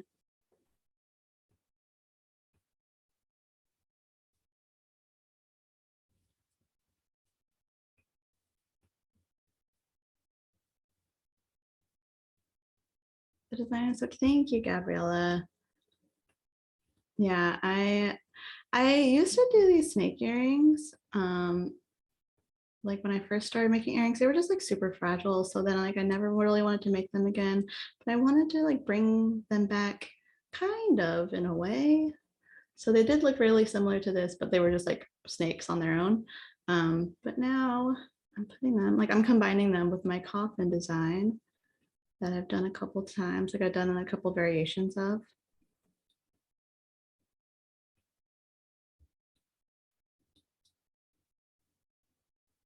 I've never done a stream without tech issues, always kind of, yes, truly. Like that's another reason why I haven't streamed that much. I was having issues with my top-down camera. And like the most frustrating part about it is that it will fix itself. Obviously, it's working right now. But like I was having issues with like OBS like registering it, but it's just like there's no explanation for why it started to work again. So I don't know how it was fixed. It fixed itself. Great, love that. But how? I don't know. So it's just one of the world's mysteries, I suppose. And I just have to pray every stream that my camera will turn on. So yeah, the tools, pretty simple tools. This is just like a dotting tool. They're usually used for like nail art. And then I have just a regular X-Acto blade, and then I have a needle tool. So pretty simple stuff. And then I have other like little tools that I use, like cutters. Like I didn't use it for this one, but I used a lot for my slab designs. And then I have this one that I will be using today. It's just like a tiny little metal cutter, like a little plunger in it, and it's like petal shaped. So I will be using that in a second. Computers are magic. No one actually understands how they work, and you can't convince me otherwise. Exactly. I have this one clip where I was saying, like, how does the internet work? How does Wi-Fi work? How does Bluetooth? What does, I don't know. And then one of my friends, he was in chat earlier. I don't know if he's still here, but he was just like, do you want me to explain Wi-Fi to you? And I was like, no, I don't. I don't really care. Like I'm okay with it being a mystery. It's fine. And he was like, no, it's super easy to understand. And I was like, okay, sure, fine. Explain it to me. And then he did. And I was like, what are you saying? I don't understand still, but thank you. I appreciate it.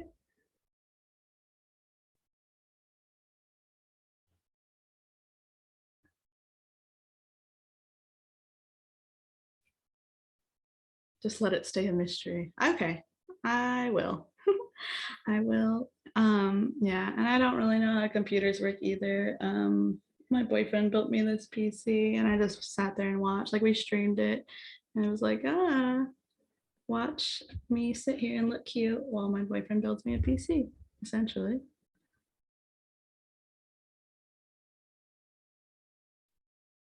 All right, we got one snake. When it comes to internet and computers, I enjoy being blissfully ignorant, you know? Exactly. Like, I don't need to know how that works. I just, I make the earrings, that's all.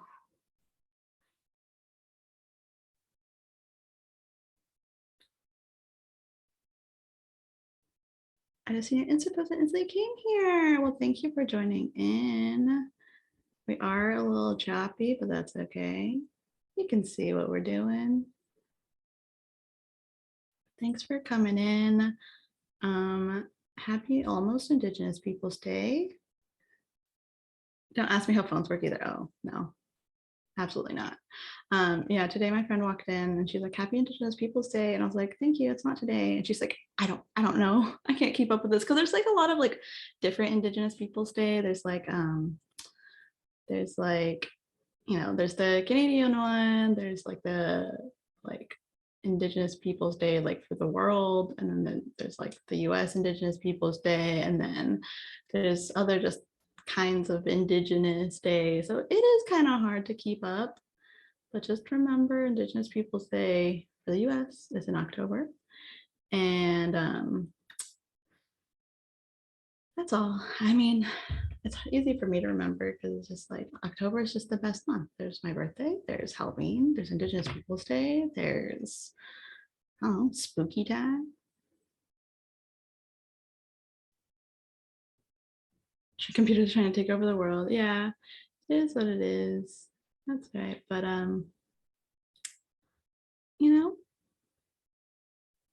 we're still doing it. Yeah, like whenever I started streaming, there's a big learning curve. Like there's so many pieces of equipment that you need. There's all these different softwares. And when I first started streaming, I was streaming on a Mac. And if you're unfamiliar, Macs are just not meant for streaming. So I just was having all kinds of issues, all kinds of audio issues, video, and then once I got everything up and running, there was just OBS issues and internet issues and all kinds of stuff. So if I could stream from a Mac, I think I can figure it out now that I have a PC.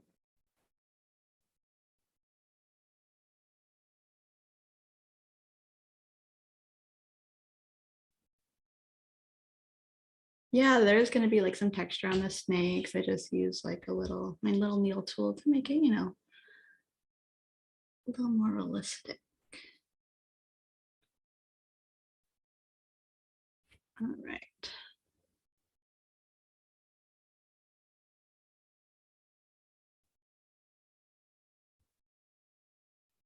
But yeah, I decided for this stream to just do one pair of earrings, because if you have seen my streams, sometimes I make one pair of earrings in 3 hours. So I thought we should, start small. Being an amber necklace kid who may never know true peace in the tech realm. True, Tate, hello. Thank you for coming in.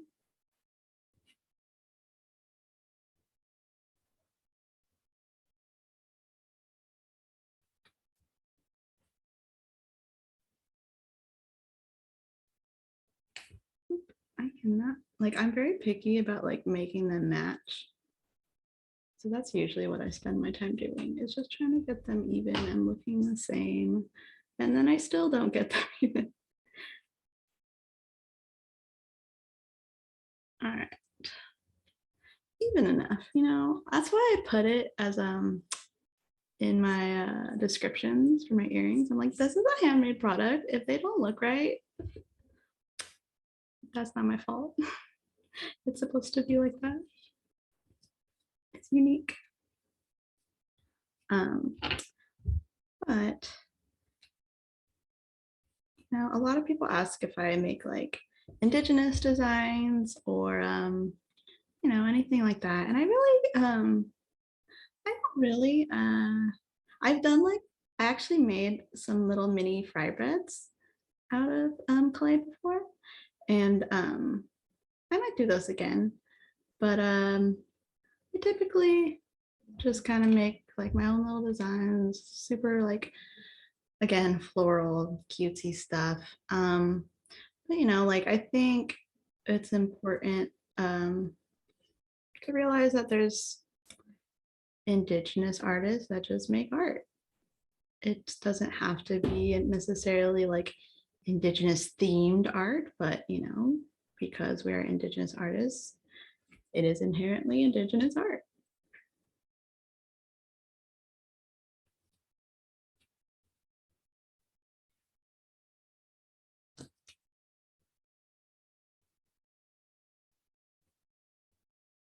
Yeah, I kind of forgot to, I should have made some for it because my updates on Indigenous Peoples Day, I'm just like, I think that's when I did them last year, was for Indigenous Peoples Day, but I kind of just had spooky earrings on the brain.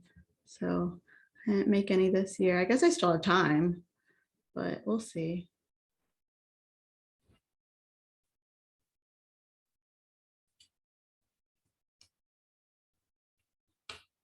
If anything, like I can bring them back next month.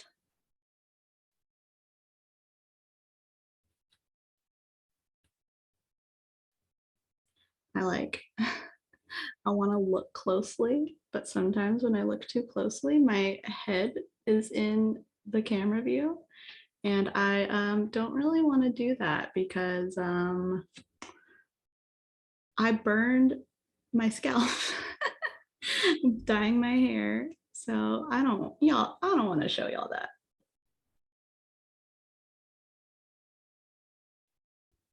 The Ghibli stuff is actually good. Thank you so much. That's like one of my favorite things to do. I did like a Ghibli collection last year, and then I did another one a couple updates ago, and it's just like really fun to make little characters out of the clay. I definitely want to do more collections like that because yeah, usually they're like my designs are just like, you know, my own ideas and everything, but I think I want to do more collections where it's like you know, just stuff like that where it's just like, I don't know, I was thinking of doing like a Stardew Valley collection, and I wanted to do a Naruto collection. We're already starting to think of like the designs that I would do for those. So I'm super excited about those, but I definitely wanted to focus on the Halloween earrings. Not the burnt scalp, yes. Oh God, my scalp. It's like I was washing it, my hair out, and I was just like, what is in my hair? Like, do I still have like some bleach or is it something like something is like caked up in there or something? No, that was my skin. My skin was just burned and it was like, did not feel right.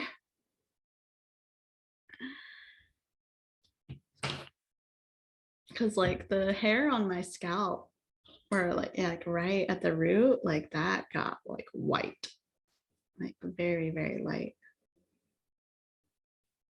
Kara, hello. Animal Crossing might be cute. Yeah, I've done Animal Crossing a couple times now.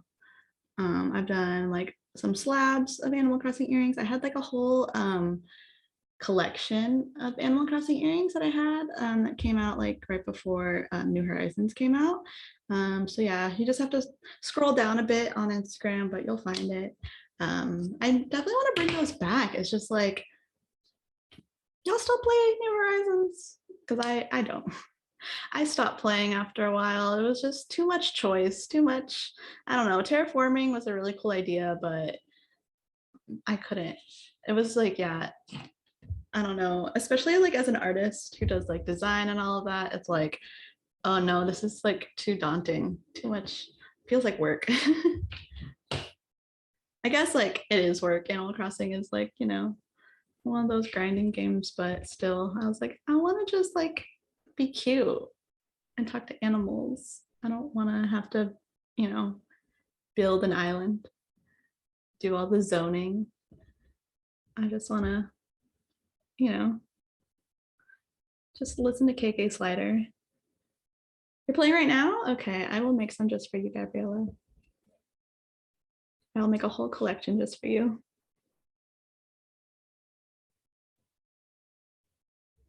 I got re-addicted to Animal Crossing recently. So I actually like very recently started playing Stardew Valley. So it's just like that's just too many games where I'm farming and you know, just working. But yeah, I did a few Stardew Valley streams. I haven't been doing a lot of gaming streams just because like it's kind of hard for my computer to handle. As you can see, that this is already asking a lot, just making earrings. So having like a game running in the background, like that's also just oof. It's rough, buddy. Like, I mean, Stardew runs pretty smoothly, but other games I played, like I was playing like Raft, and Raft was just, it was a nightmare. Like literally 1 frame per second. Janessa got me into Stardew last night. I ended up dreaming about it. That's cute. Did you guys play together? I started a farm with Janessa. Like the first time I ever played Stardew, I started a farm with Janessa on Boca's Switch. And like I was just visiting Boca for like a few days. So it's not like I could keep playing on his Switch. So it's just like we played for like a couple hours and that was it. Like, all right, bye farm. Never gonna see you again. But we've started other farms. Like we started a farm with Ray, and then we started just another farm with just me, Janessa, and Boca. And so there's lots of farming. Yeah, my PC cannot handle streaming real high graphic things. I tried doing Lake last night and my CPU topped out. Like, nope, yeah. Yeah, like I can't even play Red Dead, let alone stream Red Dead, you know? Like it's just too many graphics. Streaming is hard. It is. It's hard, and it requires a lot of patience, which, you know, I don't consider myself like to be impatient, but it really gets you. Happy Indigenous Peoples Day. Yeah. Happy Indigenous Peoples Day. A couple days early, but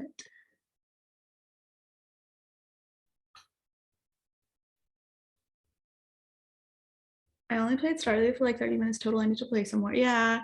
It's like either you play for 30 minutes or you play for like 4 hours. There's no in between. Small raid. We love raids. We will take them. Yeah, I had to make sure to turn off like my own alerts because I have like I'm just screen sharing my OBS, and I'm just like, I feel like my alerts are gonna pop up and they're gonna make my little, I use Animal Crossing sounds for my alerts. And then also Boca has used my OBS to stream before, so his alerts were on too. And I forgot about that, and I was like streaming, and then his alerts went off while I was streaming, and I was like, what was that? Because I have some sound alerts on mine, like I have them set as commands, and I thought it was that. I was like, I've never heard this one before. When did I make this? And then I realized it was his alerts. You played it for 8 hours? Oh my goodness. Yeah, it's definitely one of those games where you could play for 8 hours. It really feels like you have a job.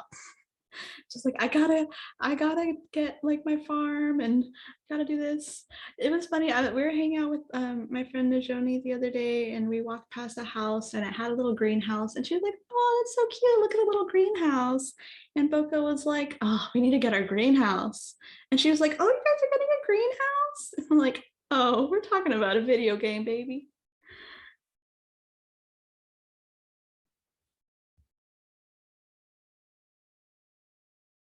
I'm just really bad at gaming. I can only play like 15-30 minutes at a time before I get distracted. Yeah. I'm not like that. Like, I mean, I don't play a lot of different games, But the games that I do play, I will play forever. Like Breath of the Wild, I would play that all day. And I play Osu sometimes until like 5 a.m. So but I'm still a baby gamer. And I do want to play more games. Like again, it's just like my PC is just like, I'm not sure which games it can handle and which ones it can't. And I don't want to spend all the money to figure that out, you know?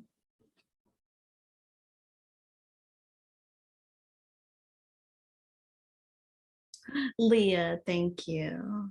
It's bad for on my stream. I have stream elements on a timer. So every like hour it tells me, so you're doing amazing, sweetie. So Leah is filling in for stream elements today. Thank you. So yeah, right now I'm just texturing the petals and then we're going to start building the flowers and we will be done here in just a minute. I kept being like, this one more thing, then I'm done, except I said I like to, oh yeah, just this one, just one more day. One more day. All right, let me just finish this season. All right, well, I started this season. I want to see what it looks like. I want to see what's going on. And then you're, you know, you've played a year.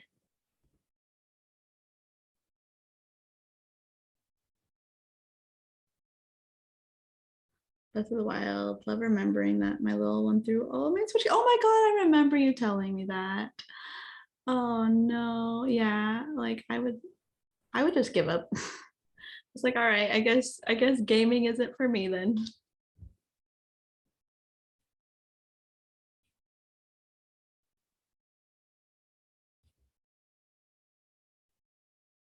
You do be stream elements. I appreciate it, Leah. It happens. My fault for leaving them somewhere accessible. I kind of a slideshow, kind of. But you know what? It's fine. My life is a movie. Might be a slideshow montage, but it's a movie. Our children, the loves of our lives, and also destroyer of things we love. Yes. I don't have children yet, but I do have cats, and they do like to poop on the things that I love. So, my cat almost threw up on my shag rug last night. So, you know.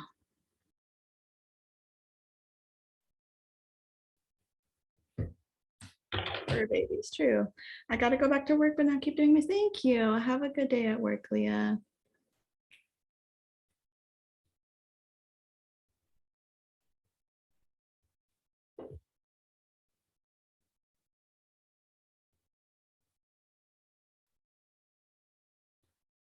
Yeah, I have two little fur babies, Ripley and Rue. I have a little orange tabby and a little flame point Siamese. They're very cute and they like to cuddle, especially now that it's getting colder. And by colder, I mean it's like 65 maybe, but they are starting to cuddle with each other, which is very cute to watch.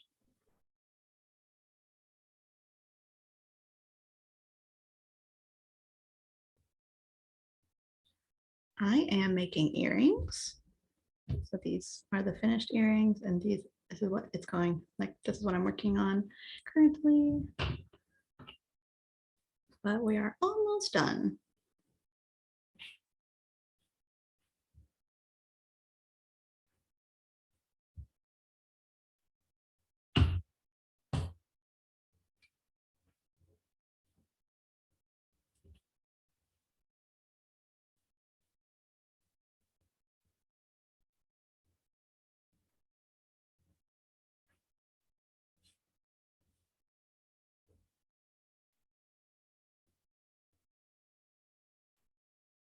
But oh, another pair of earrings that I'm going to have in my shop update that I'm really excited for. I made them for a collab that I did last year, but I'm going to be making more pairs. I'm making the doors from The Shining. So the, you know, the red rum doors. I made those like miniature versions of those into earrings. So I'm going to be making some more of those.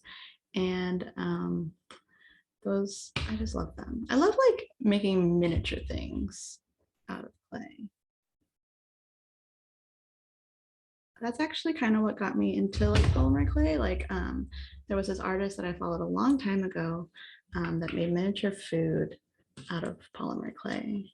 And she made them into like rings and other kinds of jewelry. And I bought one and it was like a little fruit dish just on a ring.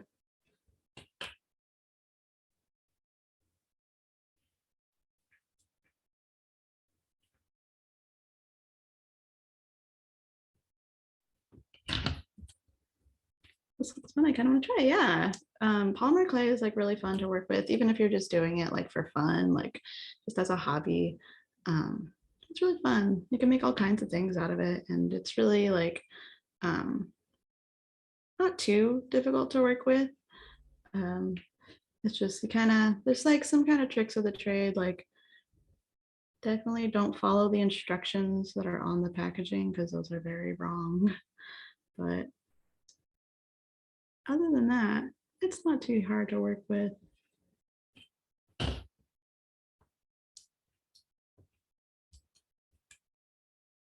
Is this live? It sure is live.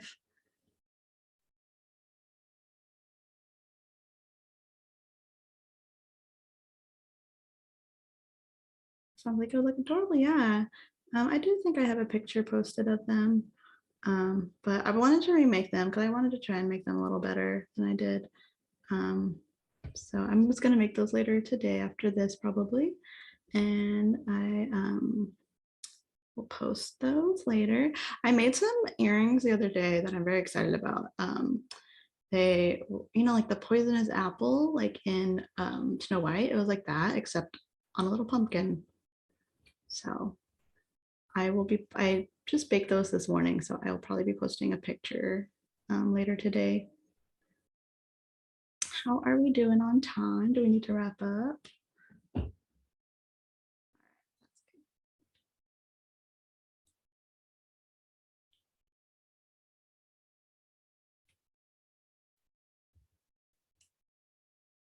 Can't believe how fast these earrings progress. Honestly, me too. Because like I said, my streams, I usually stream for about like 3 to 4 hours and I can maybe get like 3 pairs of earrings done. So this is definitely definitely a bit of an improvement, I think.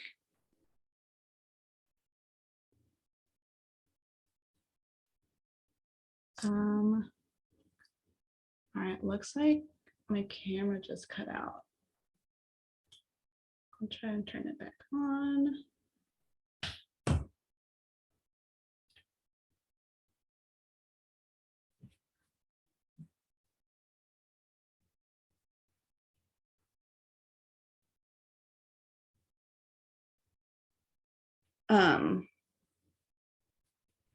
All right, yeah, looks like my camera turned off. It's not turning back on. Wait, maybe.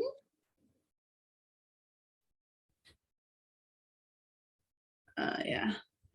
So sometimes if it gets too hot, the battery will just die even though it's connected to the computer.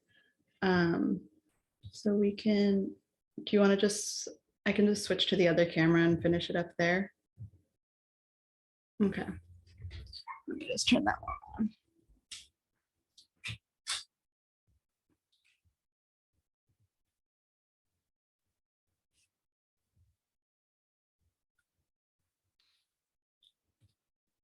Okay.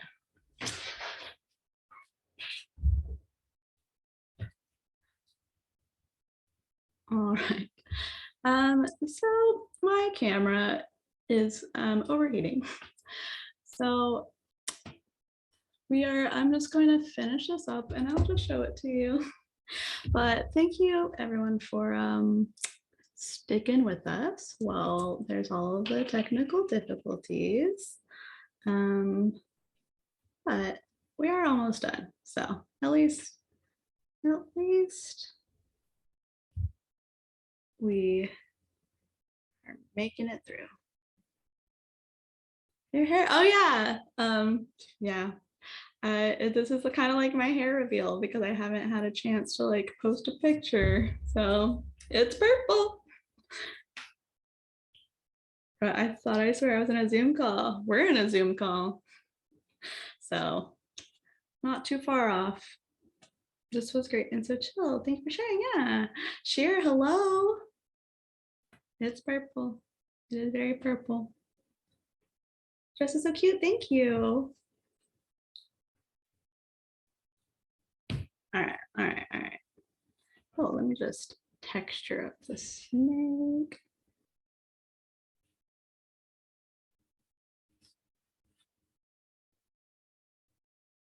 So yeah, we were pretty much done with the earrings, just doing the final touches of finishing up the flower. Now I'm just texturing the snake and I'll show it to you in just a second. Unfortunately, this camera, like my DSLR is not very good at autofocusing. I think it might be broken. My other camera, like it's the Sony ZV-1. It has a really, really fast autofocus, which you probably couldn't have seen anyway because of the frames, but normally it has a really nice autofocus. So that's why I got it, because I like, you know, just showing my earrings and I'm just like, oh, there it is. And it focuses, but I will do my best to show it to you. All right. So looks amazing, Vampire. Thank you, Sheer. It's all right. There's some spots, but I can fix that later. Celebrate Indigenous Peoples Day, you know, best way we can. So here it is. Here's the finished one. And then,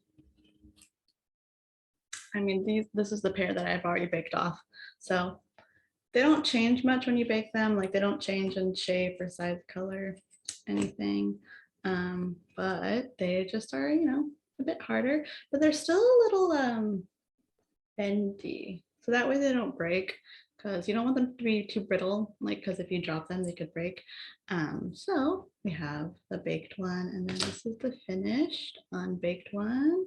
So it's, you know, very much unbaked, but I bake it in the oven for about 50 minutes to an hour, and it is this final result.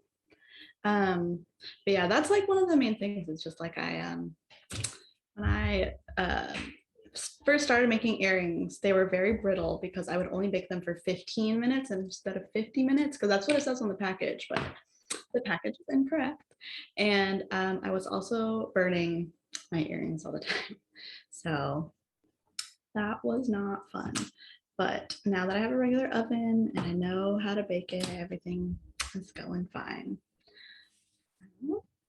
But that is about it. So thank y'all for watching and for hanging out with me and for you know, working through the technical difficulties. But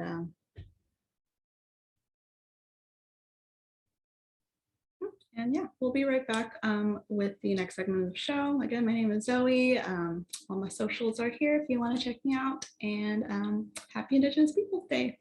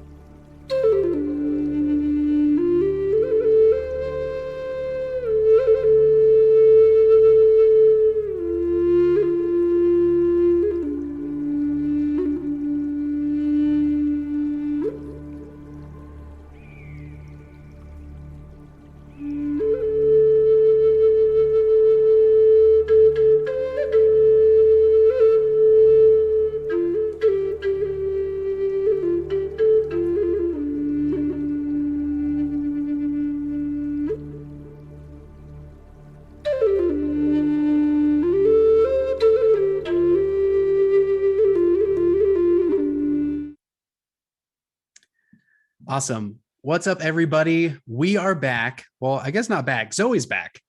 And I guess I'm back. But we have two new faces. It is time for our art panel. I'm so excited that I have three wonderful people a part of this discussion today. One caveat that I want to throw in before we get into some fun conversations here. I lost my glasses. I don't know where they are. I had them on my face. You know what? I went to use the restroom in between. That's probably where they are. And I took a couple aspirin. So you know what? Never mind. I know where my glasses are. So anyways, I'm going to try to be watching the chat. I'm just going to moderate this panel because really I want to introduce you to these fine folks so you can learn about them and their art. And we can just celebrate Indigenous art. So if you have questions for them, put them in the chat and I'll try to get to them as much as possible. But without further ado, let's introduce our panelists. Zoe, will you kick us off? Hello. Well, I am back. I was here just a couple minutes ago, but for those of you who weren't here, my name is Zoe. I am from the Choctaw Nation of Oklahoma, and I do polymer clay earrings. So that's what I was streaming just a few minutes ago, and I stream here on Twitch as well. My Twitch is Zoe X Rain, and I make earrings. Sometimes I play games, but it's mostly just all earrings all the time. And my company is called Clay and Rain. And just, I always like to make the joke that like I make tiny little clay earrings to survive in society. So that's what I do. Perfect. Jesse. All right. No, Jesse. So hello, my name is Jesse. I'm Cheyenne, Arapaho, and Apache, and I would consider myself an all-around artist and a huge nerd. I love doing D&D, TTRPG based stuff, but I also do, traditional beading, traditional painting, things like that as well. And then as for where you can find me, my main platform is Twitter. I know it's not the best platform for artists, but it's just the one I enjoy the most. And then you can find me, I have a little Ko-Fi shop, and then it's just Inde_new. There is no accent aigu under the E though, because Twitter won't allow it. So. And the last but certainly not least, Sam. Hi, my name is Sam. I am Dene or Navajo and Hopi, and I stream at twitch.tv/littlearcanine. I also just play games, mainly like horror games. Sometimes I do art, and I work at Square Enix.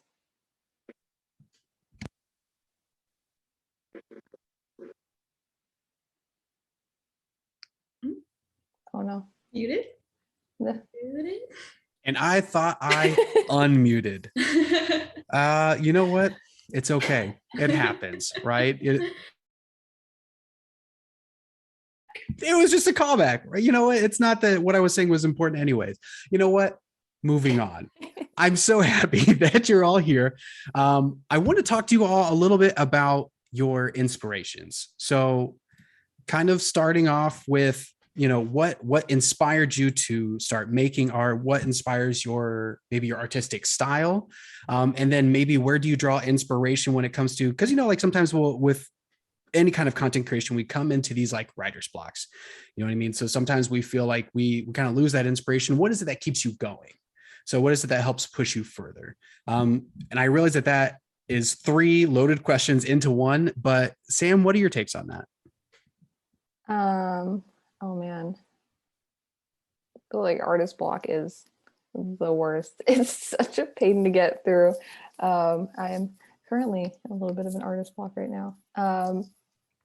And usually to get through it, it's just looking at things I'm inspired by. And so most of the time that's video games and concept art, because I love doing character art and fan art. And so it's just looking at a lot of my favorite artists, like Amano for Final Fantasy, also like Tetsuya Nomura as well.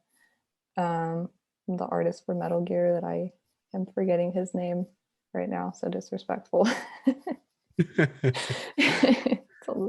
Somewhere. Awesome. Jesse, what are your inspirations? How do you get past some of that artist block? What do you got?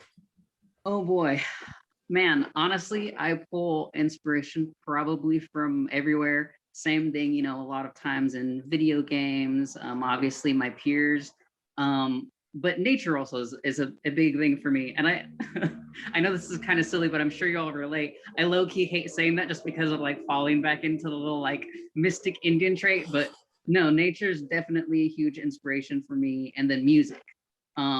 I can be in some of the worst artist block and then find just the right music, and it can be any genre too, and I suddenly go, yeah, all right, this can kick me into drawing here, definitely. Awesome. Zoe, what are your inspirations, and how do you push past that block? Yeah, well, I make a lot of like floral designs and just like, I like to look at wallpapers actually, because like, like the old wallpapers that everyone thinks are like ugly, where it's like repeating patterns everywhere. Like that's what I love, because just like that's exactly what like my clay slabs look like. And then I cut them up into earrings. And it's just like, I know people make fun of them for being like, oh, like those are like a grandma's wallpaper, but as earrings, they're pretty cute.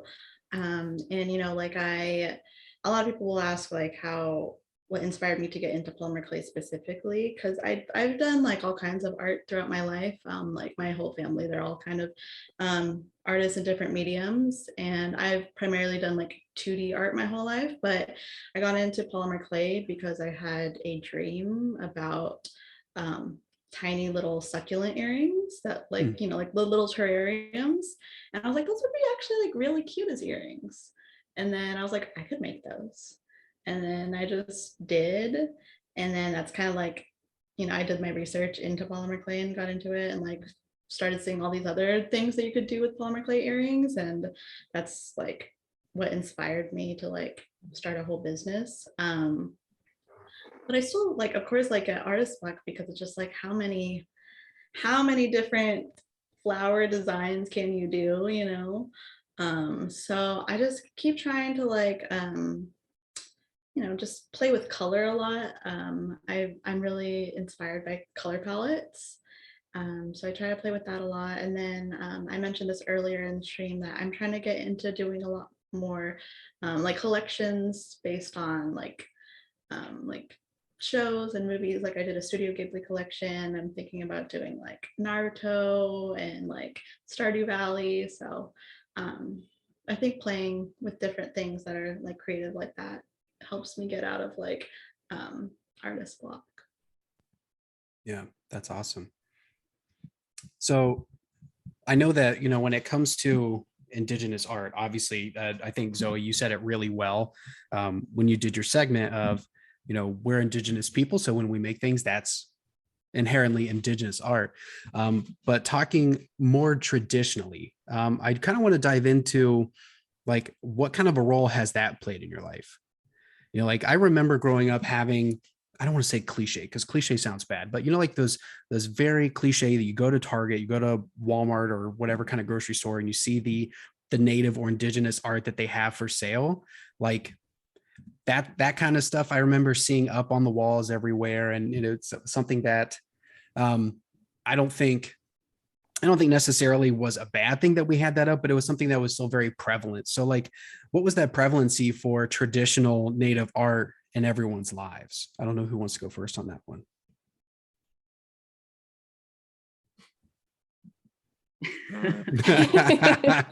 Not all at once. Well, like for me, a lot of my aunties and grandmas and everyone, they all did some form of art themselves. Like I have a dream catcher that my grandma made for me. I have a like lots of earrings that family members have made, that friends have made. So it's just like that was kind of just just always around, like, and it was always like made by people that I knew. So that's what I loved about it the most. Like, because you can find a lot of like like you said, like the cliche stuff around like that you get at the powwow or like from wherever, or but I myself maybe have gotten those pattern pillows from IKEA, the ones that everyone has, but like what I really liked is just having art around where it was made by the people that I know and love. And that was really special to me. And both sides of my family are artists, because my dad's side is like Filipino, but they're also doing artwork. So it's just like nice having all kinds of art around in your home and in your life. And now that I'm older, and like I'm, purchasing art for myself, like I love, finding different pieces, especially like more traditional ones. Like just recently, we had a powwow just last week, and I bought this like bowl for smudging. It was just like an abalone shell, but it was like attached to an antler and like wrapped with leather, and it's so beautiful. And the woman told me like it was made by an Apache artist that worked on like the Pirates of the Caribbean. She didn't remember his name, but it's like super beautiful, and I can't wait to use it. And so it's just nice that like as a child, just like seeing this artwork around you, and then like once you're older, like now you can purchase it for yourself. Yeah. Before I get to you, Sam, I really resonate with that. Like, like I said, I saw that art growing up. And so that's something that I was always aware of, but I went through that period where I didn't want it around. I think I don't want to rehash it too much, but I brought it up in a past conversation of like, when I was growing up, I didn't get a lot of a choice, when it came to choosing like to embrace the culture. And so I rebelled a little bit, but now that I'm older and I have kids, it's more important to me. So yeah, like that, I really do resonate with that. And shout out to those designs. I think while it's appropriative in its nature, IKEA, it's still cheap and easy to find sometimes. Okay. So if that's all you have, I get it. Support the culture that way. But enough about that. Sam, what about you? Traditional Indigenous art, like how has that impacted you? Yeah, for me, also guilty of the pillows from like IKEA and whatnot, and I do have like a lot of blankets, but I made sure to buy those from like other Indigenous people because I'm like, okay, I can't support IKEA that much. But for me, I still have some of it. It was my family, like my grandparents doing a lot of beadwork. And so I do have like a medallion and like some beaded necklaces that they passed down. And so that was mainly for me what I saw. I also did similar to you. I guess I go through a patch where it was like, okay, I'm going to reject this a little bit. Just due to kind of family dynamics, I guess. I don't want to get into it too much, but I'm sure you get the gist of it. And so then, coming back and working on reconnecting and seeing on like social media and stuff, like a lot of like traditional Indigenous art, and seeing like beaters make really cool stuff, and like just it's really awesome. I feel like social media is also huge for that.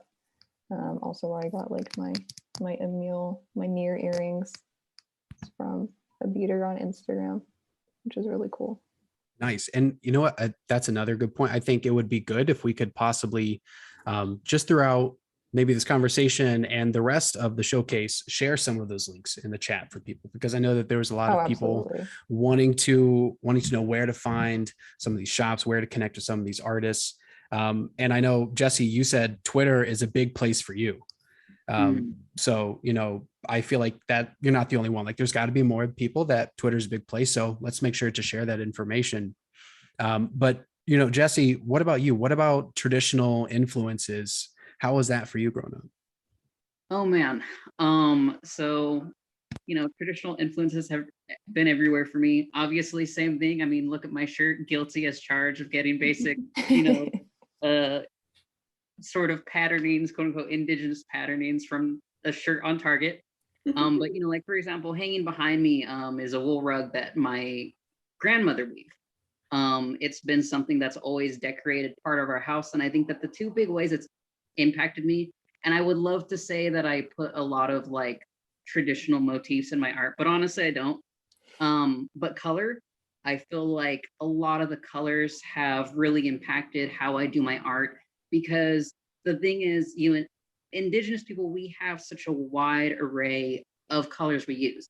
And even just colors down to like the different tribes and sort of what you're going to be seeing as the dominant mix of colors and things like that. And it kind of moved me away from a lot of like, I would say what I was seeing other people do, just because the fact that I was like, I'm going to be matching these colors together because I can see the beauty they can make, whether they're more muted colors, whether they're brighter colors, things like that. But I think the other big way that traditional art really impacted me was the fact that it encouraged me to keep going. Despite everything that has happened in our culture, our art has continued to push forward through time, just as we as people have. And it's one of those things of every single time where I've kind of been like, what's the point of continuing art? It's just a hobby, move on with something else in my life. I think about what was left behind by our people, and that I've continued to draw inspiration from, and recognizing the fact that, even once again, as I was saying earlier, what we create is by definition Indigenous art because we are Indigenous people. And it makes me realize that, I can keep going. Our people have notoriously always made beautiful things. And if I want to uphold our traditions in any way, that's definitely a way I want to do so. Yeah, and I think that that impact is something that we don't know what it's going to be like from in the future. I've heard some people say, seeing an event like this is huge for me because I don't see a lot for this culture. I don't see a lot of not just Twitch, but just any medium. Like you just don't see a ton. Of course, now we have Reservation Dogs, which is like huge when it comes to kind of, I don't want to say taking over mainstream media, because I don't think it's been that prevalent as much as I wish that it would be.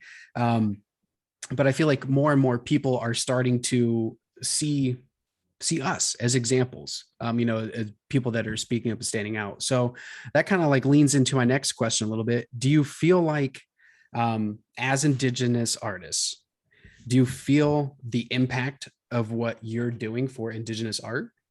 Like, do you feel that weightiness, or is it something that hasn't even crossed your mind at all? Zoe, what about you? You're nodding your head there. How do you feel about that?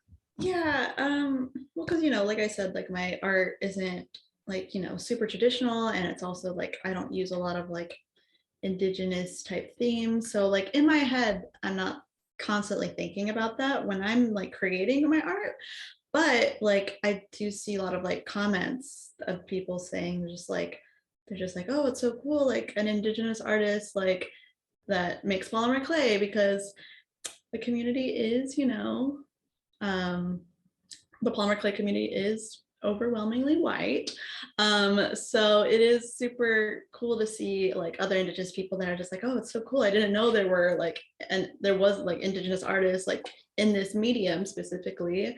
And then I don't know, I think, people just like Indigenous people and, people who are allies like love to see Indigenous people being successful and, like actually having a platform. So I think like, I don't know, people are just like really happy for me all the time. And like that, is really nice. And just having people that, that want to support me, and like especially because I I've had a lot of different endeavors. Like I've done like beaded earrings, I used to do like a lot of makeup art, so a lot of people have just like followed me for a really long time, and they just like want to support me as an Indigenous creator, regardless of what exactly it is I'm doing. And so whenever I'm just like streaming myself making earrings and there's someone in the chat that pops in that's just been like, oh, I followed you for like years through all of the different like things that you've done. It's just like it's really nice to see that, and it's like feels really important. And you know, now that I do have the platform that I have, like I had a charity stream a few months ago for, I believe it's the First Nations Institute. I can't remember the name, but it was it was like the only Indigenous cause that was on Tiltify, because I wanted to do like the charity stream through there. And you know, like it was my first charity stream, and it was only like one stream and one day, so I was like, I'm not sure how much we're going to be able to raise, so I like set the goal at 1,000, but like we raised $1,000 in 20 minutes. So by the end That's of the amazing. night, yeah, by the end of the day we raised like over $2,000 in 8 hours. So it was you know, it does like have a big impact, and it is like, it does feel like very important. Yeah, absolutely. Jesse, what about you? Do you feel that impact? You know, do you feel that, I don't want to say the responsibility, but like the impact that your art has as an Indigenous artist for future generations? Oh man, I would say probably yes and no. I would say that, you know, there are plenty of times where I'm not thinking about it, and then there are other times where it definitely pops into my head. And I would say, especially definitely when I'm going through those art blocks, or sometimes when I'm looking at my art and going, you know, I don't have particularly traditional art. And then I kind of get into that mindset though, because, you know, it goes kind of from a negative one to a positive one of like, you know, the what is Indigenous art, you know. And it's one of those things of, I may not have quote unquote, you know, traditional designs or stick with that, but I think that's also part of what's great, is because the fact that people get this very stereotypical vision of, you know, what an Indigenous artist is, and we are so much more than that, you know. And we have multitudes of facets and avenues of art that we like to pursue. And so there are other times where I'm like, yes, there are times when I want to make pieces where I want to try and pull some of that traditional thing to kind of show our tradition and show that our old culture is still here. We're still practicing those. But then there are times also where I'm like, I want to just, you know, create as it is, and have the pieces that I'm presenting, because that's showing, you know, what is new for us as artists. You know, obviously, you know, our traditional ancestors weren't working with polymer clay. You know, our traditional ancestors weren't making digital art, you know, and some of the other types of mediums you see today. But it's one of those things of, that's what we do now, you know, and that's how our culture has continued to progress and move forward. Like, and so there are times when it kind of like wobbles back and forth, and then ultimately I'm just like, I'm happy that I'm just doing art in general. You know, there's so many times when somebody will commission me for work, and one of the things they'll say to me is like, oh man, like, you're the first Indigenous person that I've ever commissioned artwork from. Like, I didn't even know you guys did, you know, D&D. And I'm like, yeah, of course, you know, we're in every fandom, just like every other culture is. So yeah, that's where I sit on it. Sam. Yeah, I think definitely agree with what Jesse was saying. It's kind of both, because obviously my art is not traditional like Indigenous art. I do a lot of like video game and like anime fan art, but it does, I believe, help in the way that it shows like we are diverse in like our interests, and you know, similar to we are in all the fandoms. And it's not just, you know, the things they're like the stereotypes or anything that people expect from us, kind of thing. But I do feel like it also is like a motivational thing. Like obviously it doesn't show in my art that there's anything, if it makes sense, traditional, but similar to like when there is art block or something, it's like, okay, well, I can push through and figure this out. You know, if my ancestors could do it, I could do it, kind of thing. And just kind of applying that to the art that I make. And yeah, I think that's great. I want to take a pivot because, and Sam, I want to keep you on because you said something that I think is also going to connect with because we've got some questions in the chat. So let me just jump into this here. Do you have any big future projects in mind, content or community or personal? Because as you talked about where a lot of your inspirations come from, and you talk about the kind of art that you're doing, Sam, I think, and I think this definitely goes for everybody, but that can be such a niche thing that people might not realize the Indigenous connection right away. So do you have anything personal, professional, whether it be culture or gaming, if you're allowed to say that, I don't know, project that you have coming up that you would love to boast about? Yeah. So I can talk about gaming stuff as long as no one's like asking Square Enix related questions. I don't want to deal with the Yoshi P coming in to fight me for giving away trade secrets. So personal projects, it's mainly just I have a few like manga designs that I want to do based on fan art for Jujutsu Kaisen. That's what I've been working on, and it's kind of pushing my art towards that way. And so essentially just more fan art stuff. More recently, I don't know if they are still on sale. I was able to collaborate with like a smaller clothing company, and I was able to do a Chainsaw Man design for them, which was really cool. Shout out to, they're called Kaibon Zero. So if you see them on, I think they're on Instagram, don't think they're on Twitter. That was really fun to do. And so just right now, it's mainly just personal projects and kind of just seeing where I want to go with my art and kind of thing, if that makes sense. But I usually post on Twitter if I'm ever working on anything or any upcoming stuff. So yeah. Awesome. Zoe, what about you? Any upcoming projects, whether it be content, community, personal, any big future projects that you have in mind? Yeah, actually, like similar to Sam, and I mentioned this earlier, but I do want to get into doing like more fan art collections. Like I did like my Studio Ghibli one, and then I'm thinking of doing a Naruto one.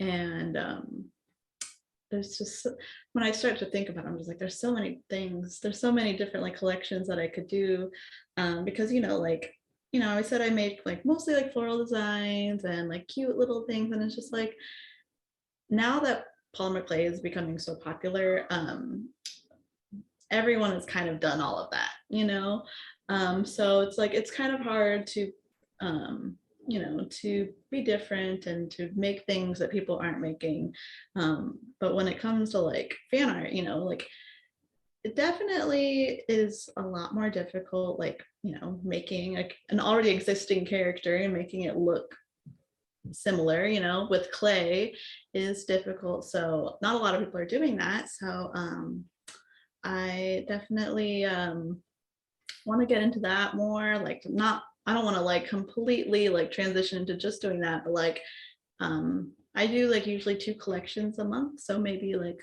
1 collection a month I'll do that's more like fan art based. So I'm really excited to like get more into that. And also I did some earrings last year that were like the birth of Venus, and it took me like multiple days to just do that one pair, and I made them for myself. It was like a birthday present to myself, and like they were so beautiful, and like everyone was just like, I want these, and I'm like, no, I'm not making any more, they're just for me. But I do want to do like a series, kind of like maybe like 1 pair a month, where I do like I was looking at a lot of like Renaissance paintings. So just like, not necessarily, I don't want to sell them because it's just like, it would just be 1 pair, but just like, I don't know, like, especially when your craft is your career, it's like hard to like do things that are just like, for art, as opposed to like to sell. So you know, that's something I want to do. It's just for the art of it, not to sell a product. Yeah, absolutely. Jesse. I actually have a few things that are up and coming. One I can't really talk about much because I'm under an NDA, but I can say it involves Indigenous people and superheroes. So I'm super excited to be able to work on, you know, that without going into many details. The other thing that I'm looking forward to working on is I've been setting up a few collabs with some various different like D&D and TTRPG writers who have books and making some art for within it. And then a personal thing that I'm working on, kind of tapping, you know, now back into more traditional roots, is I'm trying to get together a we'll say fall collection of beaded stuff. Currently I have corn earrings I have made, so so those are just kind of like the three big things that I have going on for myself right now. Okay. Awesome. Awesome. You know what? I had questions planned, but I'm just going to keep rolling with these in the chat because we do have some really great questions in here. So this is coming from Witchy Twitchy.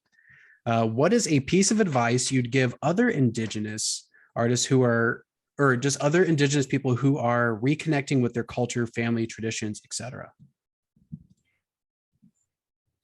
I actually will speak on this because I think that's an excellent question. One of the big things is I would say is, you know, just keep learning, keep educating, and don't be afraid to reach out to your people. You know, like, for example, for me, I am Cheyenne, Arapaho, and Apache, but I'm actually admittedly not that connected to that side of my culture. The people who took us in were Navajo. So most of my big inspiration comes from, you know, Navajo culture. Once again, the rug was done by my Navajo grandmother. And I'm so sorry, I have sirens going on in the background. And it's just been one of those big things of, don't ever think that just because you're from a place where you don't necessarily have all of the same roots that some of your peers do, you know, you didn't necessarily grow up completely, you know, entrenched in it or whatever, that you shouldn't pursue it. It's never too late to pursue it. You can always find people who are willing to teach you. It's all just about being respectful, you know? Like I said, don't be afraid to reach out to your peers. Don't be afraid to look things up, and really just learn as much as you can, and never think that you're not good enough to keep doing so. Yeah, that's amazing. Zoe, Sam, either of you want to answer that question as well? Yeah. You know, like I can't give you like, you know, very specific advice because it really depends on, you know, like your nation, your tribe, like, you know, that's really something you have to work on within your own family or your own people. But as far as like a more broader sense, just I've, over the last like 5 or 6 years or so, I've been spending a lot of time like just reconnecting to the Indigenous community like as a whole. And, you know, honestly, it's been mostly through social media. You know, like that's not going to teach you, you know, like your traditional culture or anything like that. But just like, you know, having like creating connections with other Indigenous people is also super important. And like I have, you know, this group of Indigenous friends that I see all the time and like talk to on a daily basis, and we all met through Twitter. And I have now, it's just like I kind of really opened my lines of communication to Indigenous people all over, you know, like mostly the US, but also like the world. Like, and now I just feel like I have friends in every state almost. And I know they say don't meet people off the internet, but I've met several people off the internet. And in 2019, I had, I'm from San Diego, but I had a birthday party in San Francisco, and all of the people at the dinner table were people I met on Twitter, and they were all Indigenous. And it's just like having, you know, that community is like So cool. super important, and like it can help you, you know, like make more connections within your own specific culture, like depending on, you know, who it is you're meeting. And it, you know, it's just, it's great, you know, it's like why I'm here on this stream right now is because I've made those connections just by you know, like opening myself up to a new community online. Yeah. Sam, what about you? Yeah, I would also agree that, you know, social media is huge. Twitter for sure. Also, I would throw in TikTok because I know there's a ton of Indigenous creators on there that I follow, and the community is huge. And there's quite a few of them that do like language lessons and stuff, which is really cool because a lot of times, depending on your tribe, it's really hard to come by. You don't always have easily accessible, like, oh, I can just go take a class or something, because it's all dependent on if there's someone to teach it. And so that's been really cool. And so that's something I recommend, is social media for sure. I would also, like, just general advice is don't give up, because I know, like, from personal experience, it could be really rough, you know, trying to figure stuff out and feeling like, oh, like, do I fit in? Do I not? Like, trying to kind of find your place. And like Jesse said, you know, learning a big thing is like being respectful and like not kind of overstepping your boundaries, like especially while you're still learning, and a lot of listening to like your elders and your family and your peers as well, I would say. Yeah, that's great. And then kind of keeping that going, that inspiration thread, we got another question from Queen Latia in the chat. Says, any words of inspiration for other Indigenous artists out there? So maybe, I mean, that could be anybody, somebody who's looking to get started, maybe somebody who is really getting hit with that artist block, or it could just be somebody who has maybe some mild interest and wants to know, is this something that I should pursue? So any kind of advice for Indigenous artists out there? Sam, do you want to kick that one off? I can let someone else answer first. I'm gonna think about it for a second. Perfect. Jesse, Zoe. Yeah.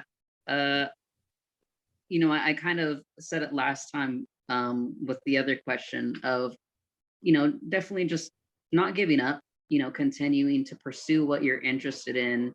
You know, especially since art is so multifaceted.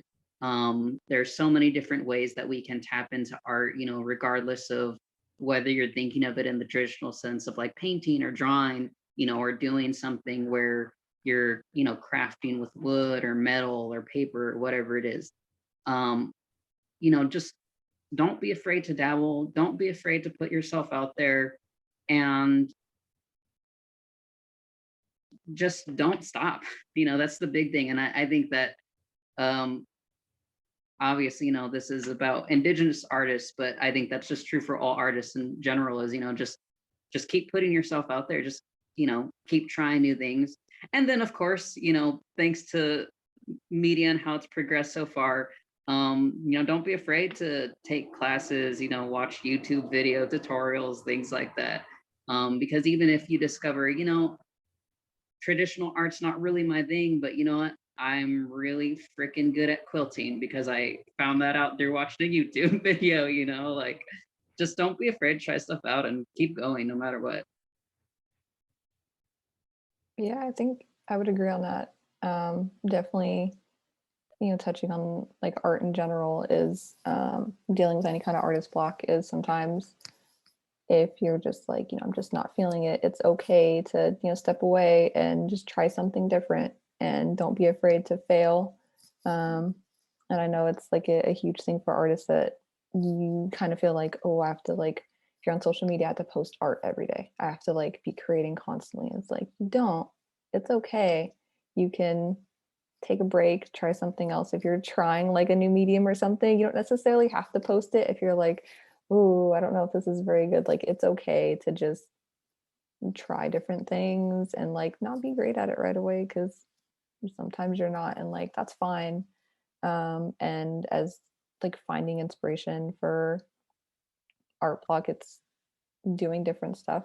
Like, it's not always necessarily, oh, get out of this art block, I'm gonna look at other art. It's like, no, you can go and watch movies, or like watch your favorite show, or listen to music, or like go out and do things outside. And it's just, there's a ton of different ways to go about it. Yeah. Zoe, any advice? Yeah, like I'm, very similar, where it's just like, if I am not good at something right away, like I don't want to do it anymore, but you just really have to fight that urge. Like, because like that happened with me, with like polymer clay. Like when I first started, like I got the wrong kind of clay, so it made it a lot more difficult for me, but like it turned out not good. And so I gave up for a couple months, but I had already done all this research and bought all these products. And I was just like, you know what, I'll give it another shot. And then I finally, started a business on it. But yeah, so just definitely fight that urge, and just, having, artist friends that are also like creating, and like you can support each other, and like when you do have artist block, you can talk through ideas with, and it's just super nice to have. And then especially if you have like Indigenous art friends, there's just like another layer of understanding there. So just creating, again, more community, and just there's all kinds of like groups out there for artists. Like I know like Facebook has tons of like artist groups that you can join like super easily, and pick out inspiration, and just like talking about new techniques and everything. It's just like having that, and having like someone to like bounce ideas off of is really good for like starting out, or like staying inspired, or just like giving you the willpower to continue. Right. Yeah, exactly. Okay, so I know that we're coming close. We got about 7 minutes left here. Here's what I would love to do. I know that there have been a few more questions put into the chat. I apologize. We're not going to get to all of them now. Maybe some of our panelists might jump into the chat and keep that conversation going with you. And it's absolutely not going to be the last time that you're going to see these people on this channel. It's not going to be the last time that you're going to hear about these talented people either. Definitely going to make sure to continue to champion them, and I hope that you do too.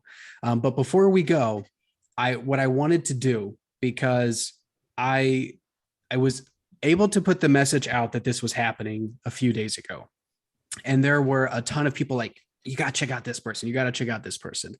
And I feel so bad, because I just want as many Indigenous people as possible to be crammed in and to be lifted up. So what I would love to do is to kind of go around and who are some Indigenous artists that are out there that are killing it, that you want these people to know, that you want almost 13,000 people to know right now. So if three of you need to kind of sift through and figure out who you want to shout out, that's perfectly fine. I've got a list already. I was going through and pulling some that I had before, and I might steal some of yours. So if I do, I'm sorry. So you can yell at me and say, Asa, you took mine. But okay, so these are artists. These are ones that I was tagged in on Twitter. So please, if you have Twitter, please go search up these people. So I have at Mishikenque, and that is MISHIIKENHKWE. The next one is at Space Jam Kamart, so KA Mart.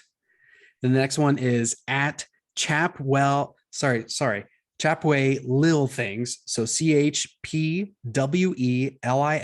Thinks. Next one, at Roman Bison. Then at Pank Dabbles. At Maple Wozapi. Remember I was talking about Wozapi earlier. Wozapi, Wozapi. And then and this is Moon Bear Art, but her ad is at GIIZIS_MKWA. And then, of course, I have to shout out Philip J. Woodward. You can follow him at Phil J. Woodward. Phil is an amazing Indigenous artist. He did all of the graphics for this event. I can't thank him enough. And then also, he reached out and had his friend at Joni Downs help with some of the animations that you see with the constellations and some of the animations that are happening there. So these were all of the Indigenous artists that I got tagged on that were brought to my attention. So please follow those folks. And now I'm going to pass it to my panelists. Do any of you have an Indigenous artist that you want to hype up right now? Well, Making a go ahead. list. Go ahead. I'm typing them out right now for the chat so people can follow them.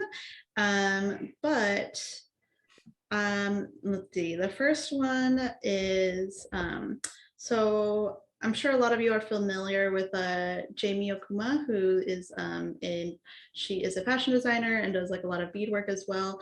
But my friend Joni is actually a model for her, and she's just amazing, talented, beautiful.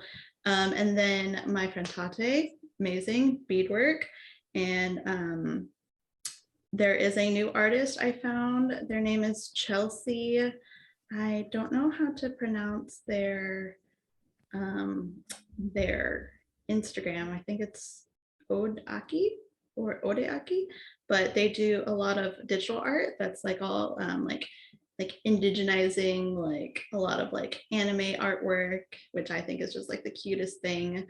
And then the last one is another beater that I follow, Sydney. They do a lot of like spooky beadwork, which I really like, and they are also from Oklahoma. So, you know, gotta get another OP in there.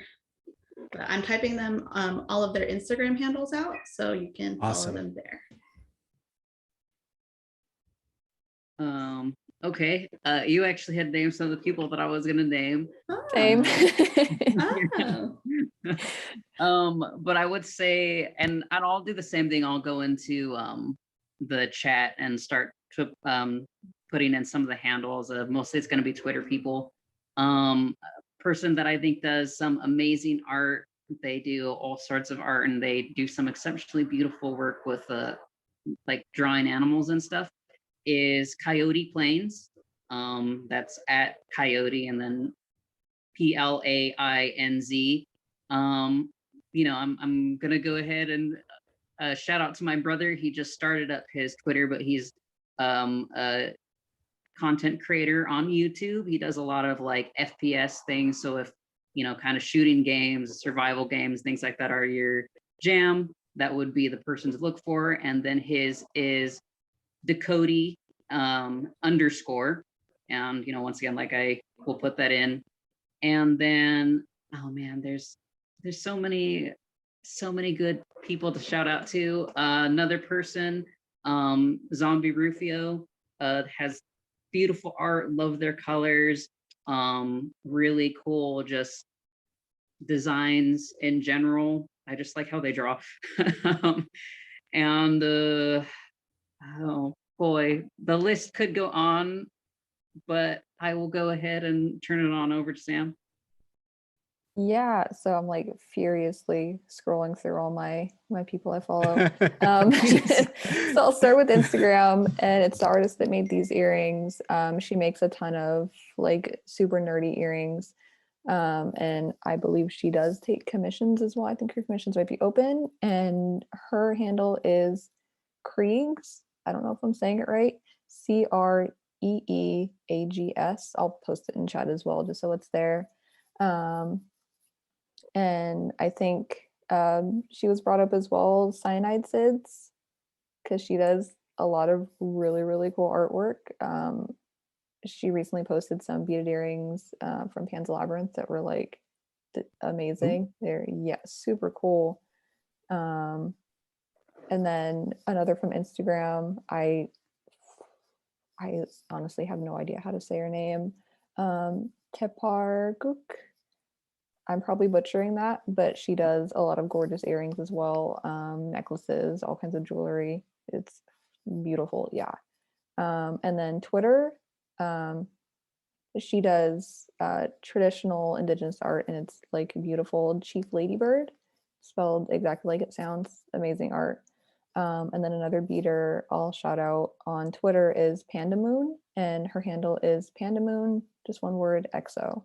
Also does really great beadwork. And there's probably a ton more. If I find more, I'll post them along in the chat as well. There's a lot. Probably posting. I did think of 2 others that I would like to mention. Yeah. Indigenous Beads on Twitter. It's not a single person. They actually cycle through. They have different individuals who go and they showcase it for a month and their beadwork. But that's a great one to follow. And then from there, it allows you to find and follow other excellent beaters. And then Coyote and Crow, it's an Indigenous TTRPG group. Definitely consider checking them out. They are a great group as well. Oh yeah, Awesome. that made me think of another one. Go for it, go for it, go for it. They're just by.native on Instagram. So again, yeah, it's not just one person. They feature a lot of like native artists, but they also have a website that's just bynative.com, and they're creating a database of just all native businesses and artists. So if you're, a native artist, you should definitely like get into contact with them so you can be part of the growing database. Yeah, that's awesome. And we're going to put all of these in the chat, right? Mm-hmm. Yeah. Yep. Yeah. So in case people are tuning in late and they miss a lot of those, we're going to be putting all of these Indigenous artists in the chat so you can go follow them as well. But please, again, make sure that you follow Sam, that you follow Jesse, that you follow Zoe. And then real quick, if each of you could drop your @s on Twitter and what is like the main link where you want people to go to check out your Indigenous art. So mine, my Twitter and Instagram are Clan Rain, and then my website's just clanrain.com, and then here on Twitch, it's Zoe X Rain. I can go next. So my Instagram is Little Arcanine, just one word. My Twitter is the same, except there's an underscore because someone took the name and they still have it. So Little Arcanine _ on Twitter, and then for Twitch, it's also the same, just Little Arcanine. That's where you can find me. And then for me, I'm mainly on Twitter, but the same handle also works for my ArtStation, for my Ko-Fi, things like that, would be at inde_new, so INDE_NU. And then I do have an Instagram that I admittedly very rarely use. And you can find me there at Mutton Monkey. And mutton, I don't know. And then _monkey, and then monkey, just replace the O with a 0 and the E with a 3 because I'm a nerd like that. Leet speak all the way. Well, again, thank you, Sam. Thank you, Zoe. Thank you, Jesse. Thank you, everybody, for tuning into this art panel. Stay tuned. We're going to have just a brief little intermission while we set up the next segment, and then I'll introduce that in just a bit. But until next time, bye, friends. Bye.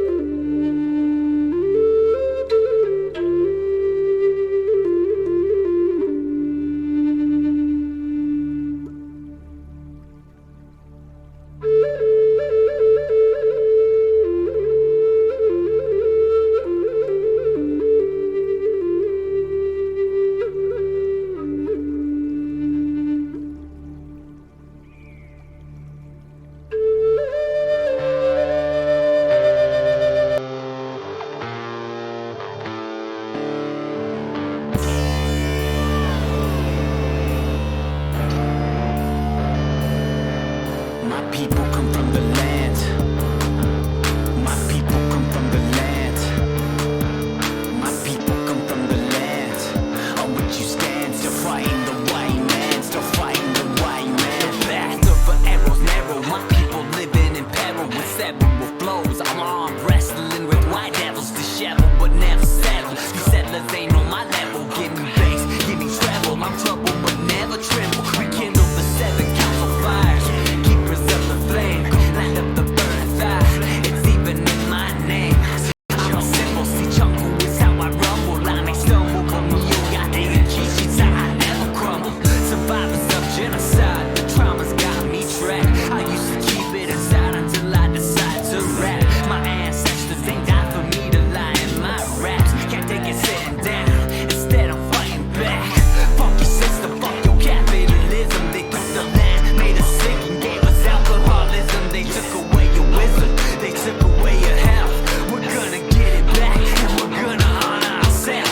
My people come from the land. Free the land. My people come from the land. My people come from the land on which you stand. To find the white man. To find the white man.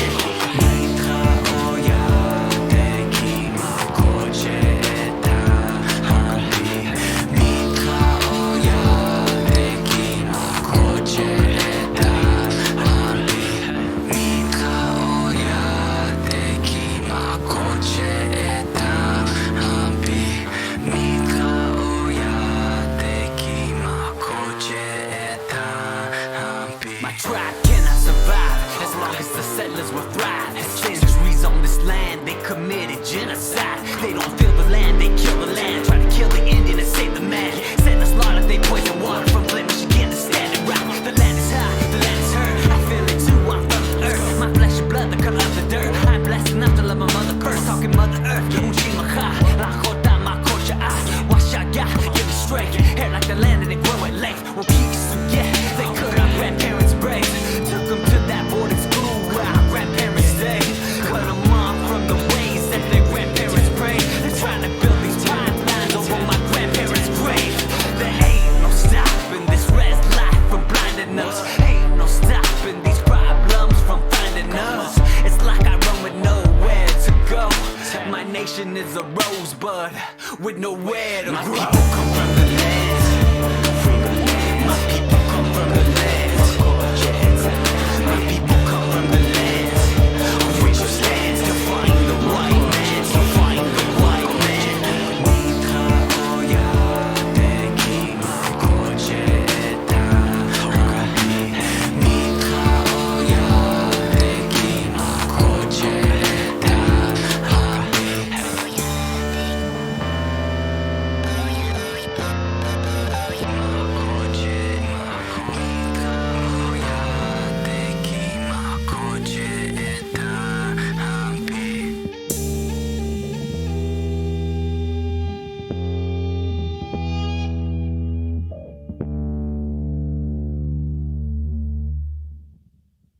So many Indigenous creators have stores set up where you can go support them.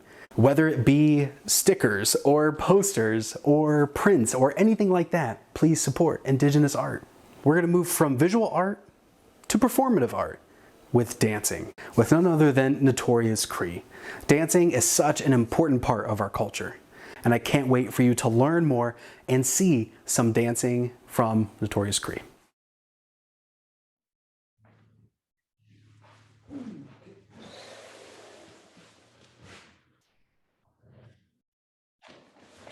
Danse!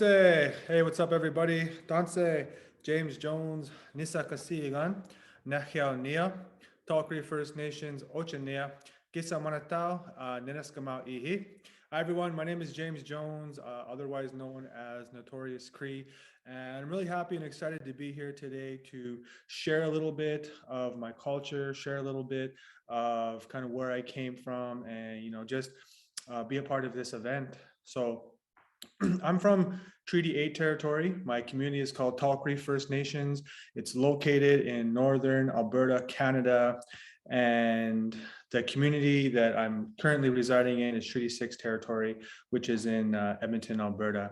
So today what I'm going to do is I'm just going to talk a little bit just about myself, talk a little bit about, some of the issues and just things that are going on in Indian country, as well as I'm going to be playing a little bit of music and ending it with a hoop dance. So if people ask me what I am, there's a lot of different names or different things attached to my name, like, influencer or content creator, I don't know, whatever, TikToker, Instagrammer. But for me personally, I always just go back to dancer. That's where I started out. That's what I still do today. I love to dance. I'm a power dancer. I do men's fancy as well as a traditional hoop dancer. And I actually started out with hip hop as well. I did a little bit of break dancing back in the day. Not so much anymore. I'm not a teenager anymore. So, these days it's kind of called, when you get older, it's break yourself dancing. So I haven't done too much of that lately, but I'm a dancer far and foremost. Before anything, I always introduce myself, or that's what the title I'll give myself is a dancer. And that's what I love to do. For me, dance is healing. For me, dance is good medicine.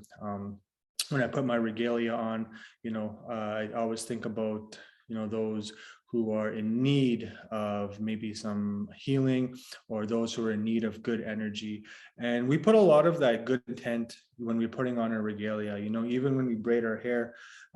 For many people in my community, and some of the teachings I was taught is that, when you braid your hair, those 3 strands in that braid represent your mind, your body, and your spirit. And when you braid your hair, you should always put good intentions into it. You'd always think positive thoughts, so you can, carry those good intentions, carry that good positive energy around with you throughout the day. And, we do the same thing when we put our regalia on. When we put our medallion, when we put our regalia, we always think of good thoughts. We always put good energy into, that process. And if you see my regalia here, the base is burgundy, and it has a lot of fire colors on it. So I'll try to kind of come back a bit. You can see a bit more on my apron here, that those fire colors, what they represent is represent that flickering of the sun, the fierceness that comes within that light, within that sun. But it also represents the life that the sun brings, represents all the good things that it brings, brings us light, brings us fire, also brings us life. It's a giver of life as well. Without the sun, we could not have that life. So there's a lot of meanings in my personal regalia, and a lot of my different ones that I wear, but that's just for the one that I'm wearing today. And I still got to put on some of my beadwork. So this is just a beaded medallion beadwork that I put on. Usually wear it with my regalia, and this was made by a really good friend of mine named Estrella. She's from the Coast Salish territory is where she resides. So what I'm going to do is, I'm not going to waste too much more time with talking. What I want to do is I want to show a little bit of what I do personally. So this is an instrument that was given to me quite a few years ago, and it was shown to me by my mentor. My mentor is Taos Pablo. His name is Sage Romero from California, and he was the one who introduced me to the flute. And there's a lot of history behind this. To me, or what I was told was that, there's many different teachings behind this style of flute. And this is, this style here is very old within a lot of our communities. And some people use it for healing. Some people use it for storytelling. Some people use it for their own meditation. But it was also widely used as a courtship tool, a tool of courtship. If you're interested in somebody, often a long time ago, we didn't have things like Facebook or Snapchat, you can just poke somebody, or you couldn't just send them a cute snap, you know what I mean?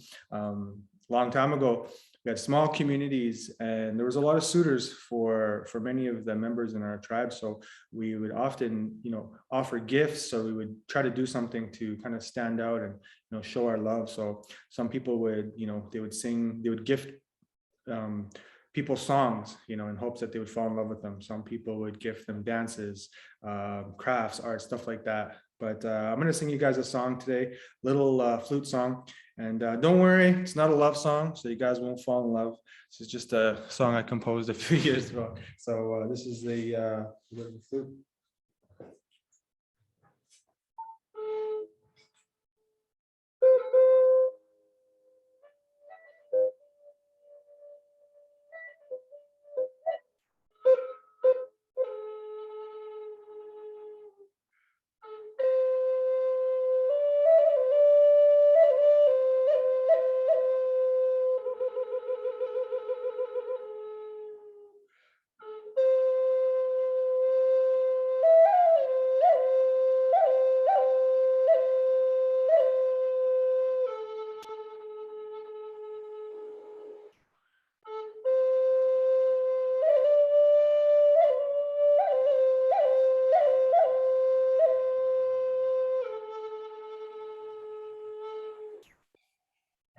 So that was a little bit of a flute song that I've been doing for a few years. I have quite a few of them now, but I just wanted to share a bit of a song with you guys to start off the performance.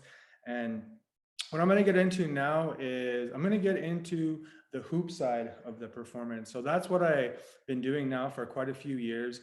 And to me, the hoop dance, it's one of my favorite dances of all time, personally. Of all the dances I do, the power dances and everything like that, it's one of my favorite dances. And the reason behind that is the meaning behind the dance. The traditional hoop dance is a healing dance. Originally, it was done in a healing ceremony. Originally, it was done in a healing setting. And a long time ago, in times of war, times where a lot of my people were going through a lot of inner turmoil due to displacement, due to war, diseases, stuff like that, we would have healing ceremonies. So our communities would have healing ceremonies, and hoop dancers would be asked to come down and attend these healing ceremonies and bring their hoops and dance for the people, dance for those who are in need of good, we say good medicine, which is good energy, good,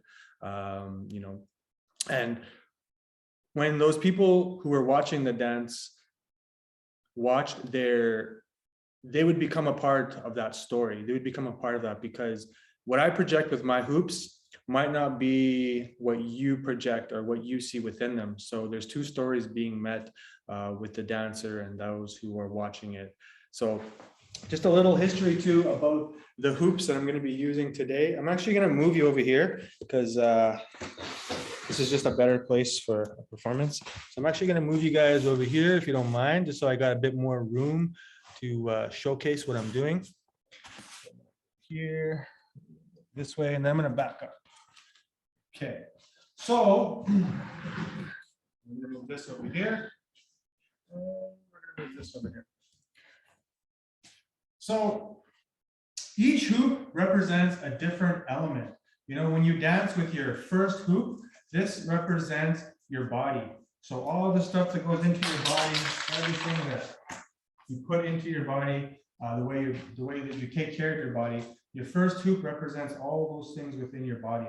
And when you dance with two hoops, and you take two hoops and you put two hoops together, you add that to your story. These two hoops represent your mind. So all of the things you feed your mind, your thoughts, all those things that help you get through the day, those two hoops represent that. And when you dance with three hoops, this represents your spirit. So this represents your spirit, the way that you take care of your spirit and everything you put into, using your spirit as a tool, as a good thing to guide you through this life. These three hoops represent that spirit. So some of you might have a Mickey Mouse spirit, as you can see. And then 4 hoops. So when you're dancing with 4 hoops now, you pick up 4 hoops. This represents your ancestors. So it represents all those ancestors, those ones who are watching out for us, those ones that are not here anymore, but they're still with us. Those 4 hoops represent your ancestors. And when you dance with 5 hoops or more, these 5 hoops represent your mind, your body, your spirit, all coming together and telling that story. So this is the hoop dance, and I hope you enjoy it. I hope.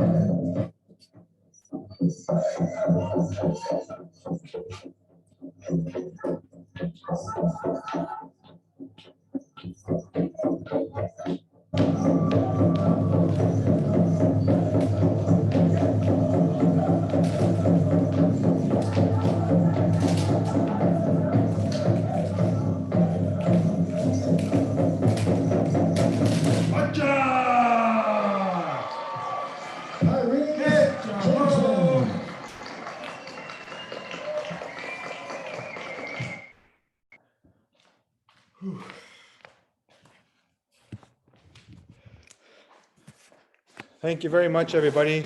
Thanks for joining, and thanks for having me here today. That was the traditional hoop dance. And like I said, always remember, within a lot of these dances, a lot of them are done in healing, not ceremonies so much, but with the intent to heal. So as a dancer, when I put on these hoops and I dance, I'm always thinking with intent of those who are in need of that good energy, that good healing. So one thing I want to say just before we get out of here today is a little teaching that given to me quite a few years back. And it's a teaching of what we call the two-legged tribe.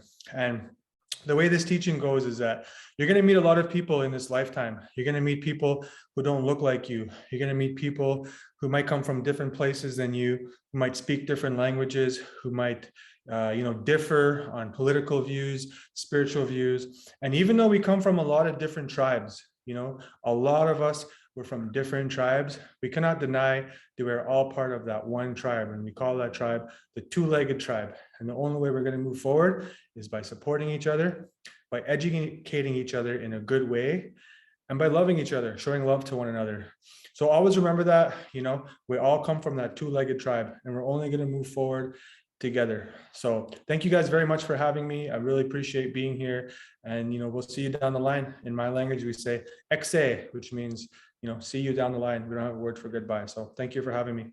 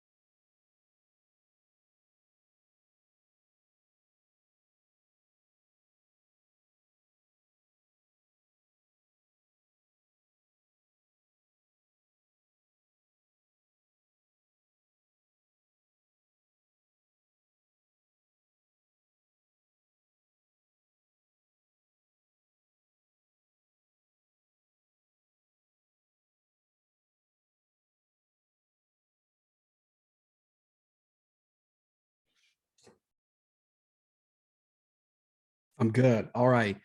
Thank you. Thank you so much, James Notorious Cree, for that. Thank you, everybody, for sticking around. Hey, we're not done yet. We're not done. I just wanted to jump in here. I'm not saying goodbye yet. Don't make me cry yet. I'm not saying goodbye yet. But what I wanted to do is just kind of connect with the chat a little bit. I really liked what we did earlier. When I got to sit down and talk to you, I don't have my glasses. I went to try and find them, and they're gone still. Yeah, I would love to just kind of see what's going on, see how everybody is doing. Any questions or reflections on what we've seen so far. We do have another panel coming up. So that Living Indigenous crew, we're coming back together. We're going to have that conversation, a little fireside chat. reflect on the day, reflect on the past year.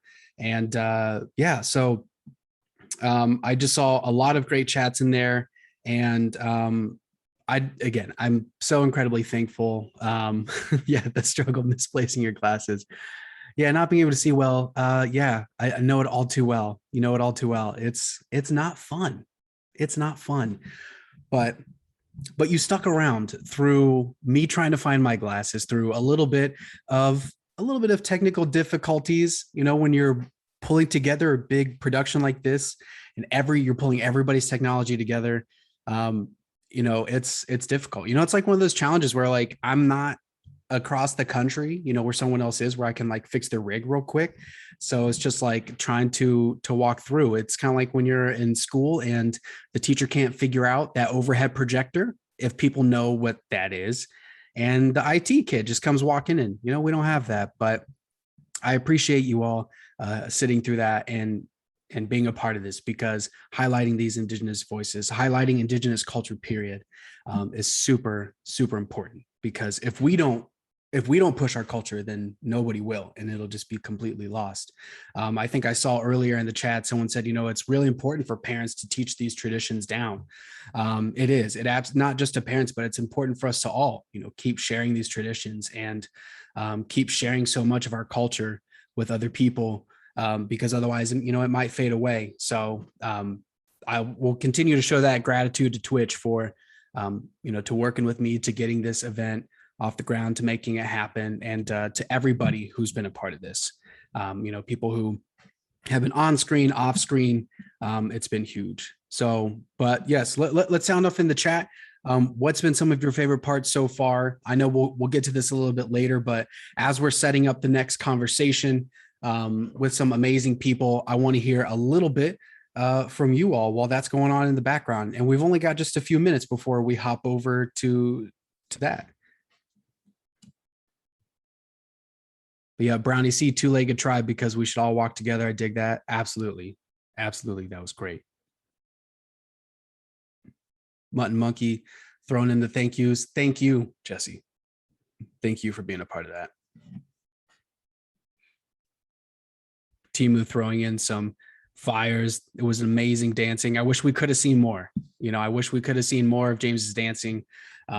You know, like I said, those technical difficulties, sometimes it's hard to get past some of that. But yeah, make sure you go check out James Notorious Cree, especially on TikTok. I know that's where he puts a lot of his content. You can see he's got a lot more dancing stuff there. He is truly a dancer, incredibly talented.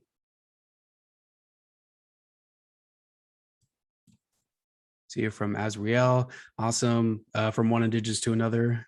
Booze who. Thank you. Thank you. Waving from Denmark.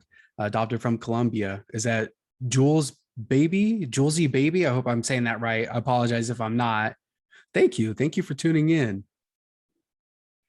Of course, that Mario Rivera. Love you too, buddy. Thank you. Thank you, brother, for jumping in there. You know, if you're in the chat, make sure that you go and check out all of those Indigenous artists that you see that we posted in there. Make sure that you check them out. Support them. Support Indigenous artists. There's amazing stuff out there. And I'm just pulling from the chat because I want us to be able to get some of that. Yep. Keep those promotions coming. Keep pulling that stuff in there. Spam the chat with cool Indigenous people. Any other anything else we want to pull in here before we move to the next little break as we set up? I've been asked to dance. I can't dance right now. If I dance right now, I'm not going to be connected to you. You got to think about that. 2 out of 5. You got to think about that.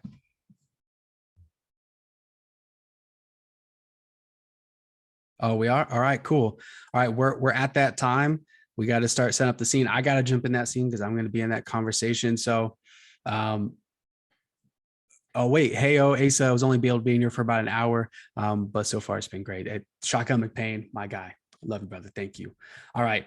Thank you for hanging out with me. I'm about to come back in a little bit with some amazing people, so you won't be stuck with just me. You're going to have Lexi Graves. What are you doing? What are you doing? Lexi, get in there. Get into the thing. I'm about to see you in a little bit. It has been incredible, and it's about to be even more incredible. Get in there. All right. I will see you all later. I'm not going to say peace because I don't want you to leave. I'll be right back.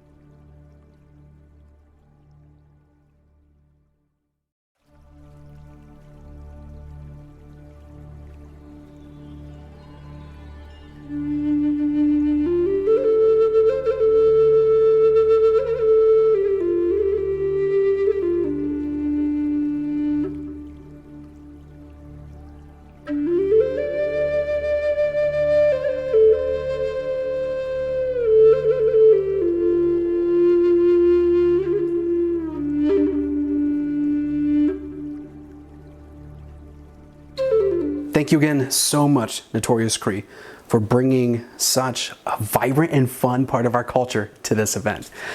Well, friends, we're coming towards the end, but that doesn't mean that we're done. We still have another great discussion that I can't wait to share with you. Now, last year, I held a couple of different conversations online, especially on this channel. One called Growing Up Indigenous. It was a conversation with my sister and I, and then Living Indigenous. It was a follow-up conversation with other Indigenous people from across the video game industry, where we talked about what it was like to live as an Indigenous person, especially in video games. Well, I've brought back all of my friends, and we're gonna have a reunion conversation right now. So join me as I sit down with Noah Watts, Shannon Baker, Miranda Dew, Lexi Graves, and none other than my guy, Baron J, as we talk about what it's been like a year from now, but then also what do we see on the horizon, and how about this event? Let's talk about that too. Take a look. I'm scared. We're live.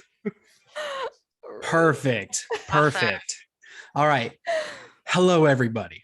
As I told you, we weren't done yet. I've got a fantastic group of people here, kind of here with me. We're going to throw a little bit, well, Noah, I understand. We're going to throw a little bit of, not shade at Shannon. We're just going to tease her a little bit because she's not here yet. So, but I do have, as you can see, all right, so it's over here. I've got Lexi Graves over here. Oh, gosh. Hi. I've got Baron J down there, and then Miranda Dew right here. All right, I've got amazing people here with me. If you didn't catch in the transition segment there, I did a panel discussion last year called Living Indigenous with some amazing Indigenous folks from around the video game industry, and I brought them back, kicking and screaming, clawing, trying to get away. I brought them back, and we're here to hang out. I know. Listen, you know, these are some of the coolest people that I've ever met, and I'm happy. Really, this is just going to be us hanging out, connecting. How's it been since the last time that we spoke, especially on Indigenous stuff within the video game industry, within our personal lives? How have we felt? And then we'll reflect on some of what we saw earlier today within the conversations and the panels that happened there. But before we get into all that, let's just kind of rewind, because of course there's going to be some people who haven't heard of any of you, which is literally a crime. Yeah, it is unfortunate. I get so it, though. let's educate these fools, okay? And I'm gonna try my best to come up with some cool descriptors here. But to kick things off, I want Miranda to introduce herself. All right. Hi, everyone. I'm Miranda Dew, and I am Pawnee and Cherokee.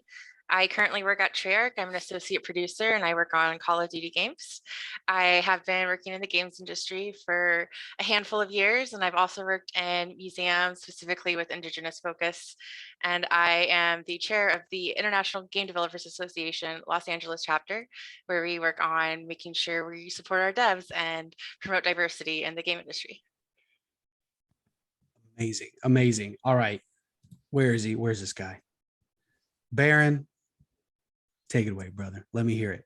All right. Hey, how's it going, everybody? I am Baron Jones. I go by Baron J67. I am the communications director over at Level 1 Gaming, a minority-owned and operated gaming news site. Please get all your news from LV1 Gaming.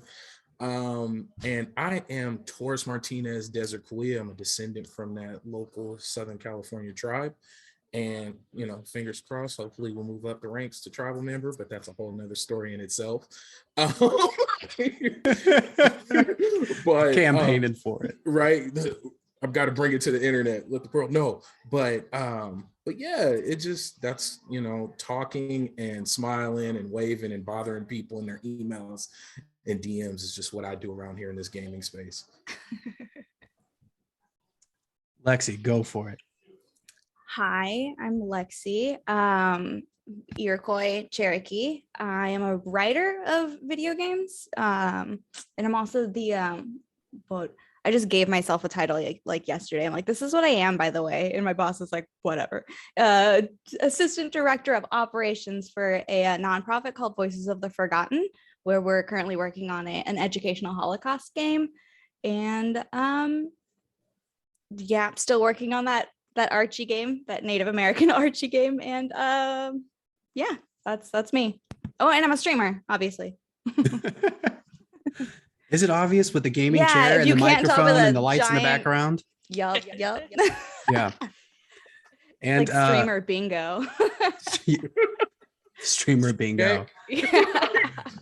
And then we have two other people that there's a chance they were hoping to make it. Hopefully they can still make it. We'll see what happens, but we at least want to make sure that we get their names up there and maybe their faces in a bit. We'll see. But I'm going to give some light introductions to them because if they're able to pop in, they're going to introduce themselves so much better.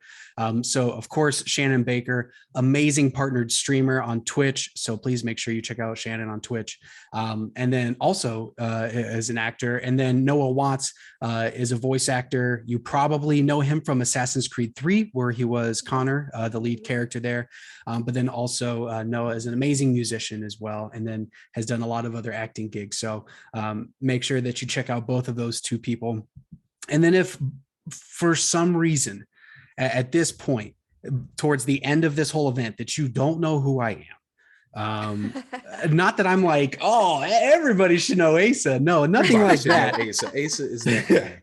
No, nothing like that. I just mean like I've been talking in your face almost this whole time, like boring you to death. I'm Asa. My full name is Asa Nanica. I am Kwahari Comanche. As far as in the gaming space, I do a handful of things. So I do stream and make content that way.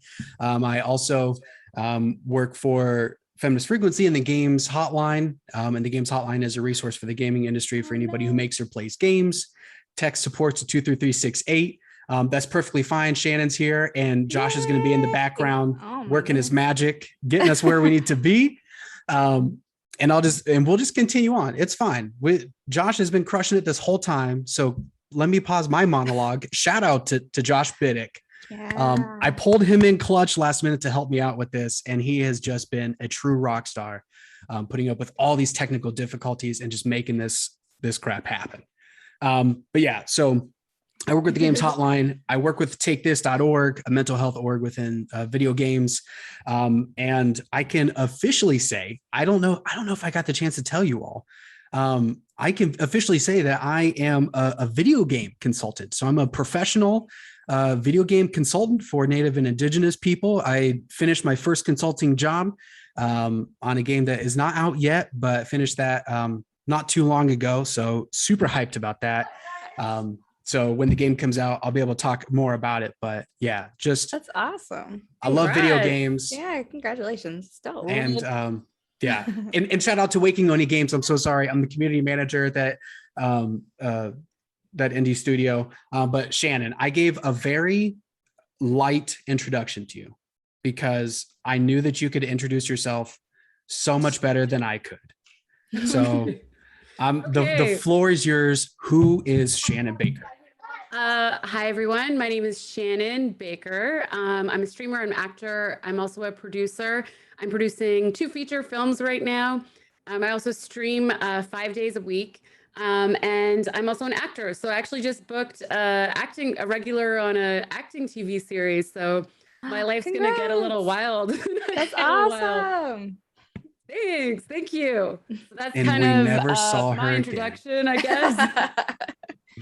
It was nice while it lasted. TikToker Yeah. / Instagrammer / everything that a lot of social media influencers do. I do all of that. Well, Shannon, when you hit that red carpet, remember us. Oh, Remember us. A small foe. Awesome. Well, I appreciate all of you. Thank you so much for being on this. I purposely, as I said before we got into this, I purposely did not send these people what we're talking about today because I just want us to be off the cuff. I want us to be natural and just have a good time and hanging out. So to kick things off, it's been almost a year since we were all together last and we all talked. That conversation, Living Indigenous, was about us, about our lives, our experiences, what it's like in the gaming space for Indigenous people. And so let's talk about how it's been since then. So Miranda, if you wouldn't mind kicking us off, Sure. in the past year, has anything changed? What's it been like for Indigenous gaming spaces? Yeah, I mean, I think it's hard to say. Like, I think in the entertainment world, a lot's changed in the past year, and that definitely has reached us into the games industry.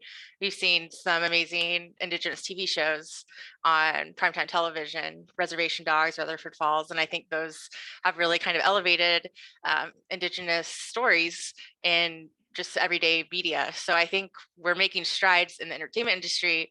I don't know if the gaming industry is quite at that level yet, but I am hopeful. I know the games industry has also been going through a lot of turmoil with a lot of different allegations of sexual harassment in studios and just diversity issues. So these things are boiling up and coming to the forefront. And I think it's, the time is now. We're ripe for change. We're ripe to really force these companies to acknowledge us as Indigenous people and to have them fund our stories and let us tell our stories. So I think we're kind of on the cusp of big changes.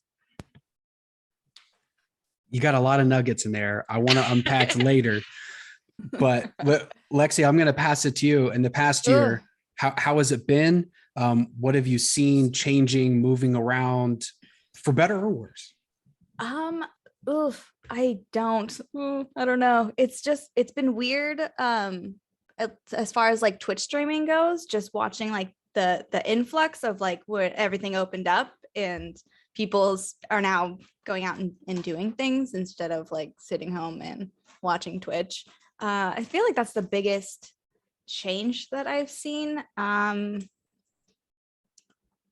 Yeah, I had to put my game on the shelf for a little bit just because we felt that the Holocaust game was more important to bring to the forefront and like get it finished and stuff. But that's it for me, I think.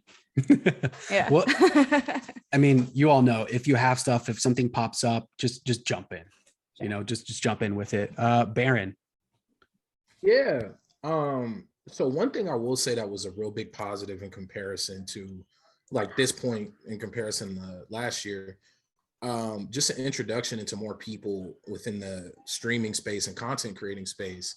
Like this platform last year introduced me not only just to you folks, but just a bunch of different people like Little Arcanine, like it just, there's a bunch of creators that I wouldn't have, Shan Fam, like just all those folks, I wouldn't have had any major interaction with if it wasn't for this platform and shining light. And like it hasn't been any wild, like at least from my perspective, any big negatives. We haven't seen, any video game as of late try to come out and do anything crazy.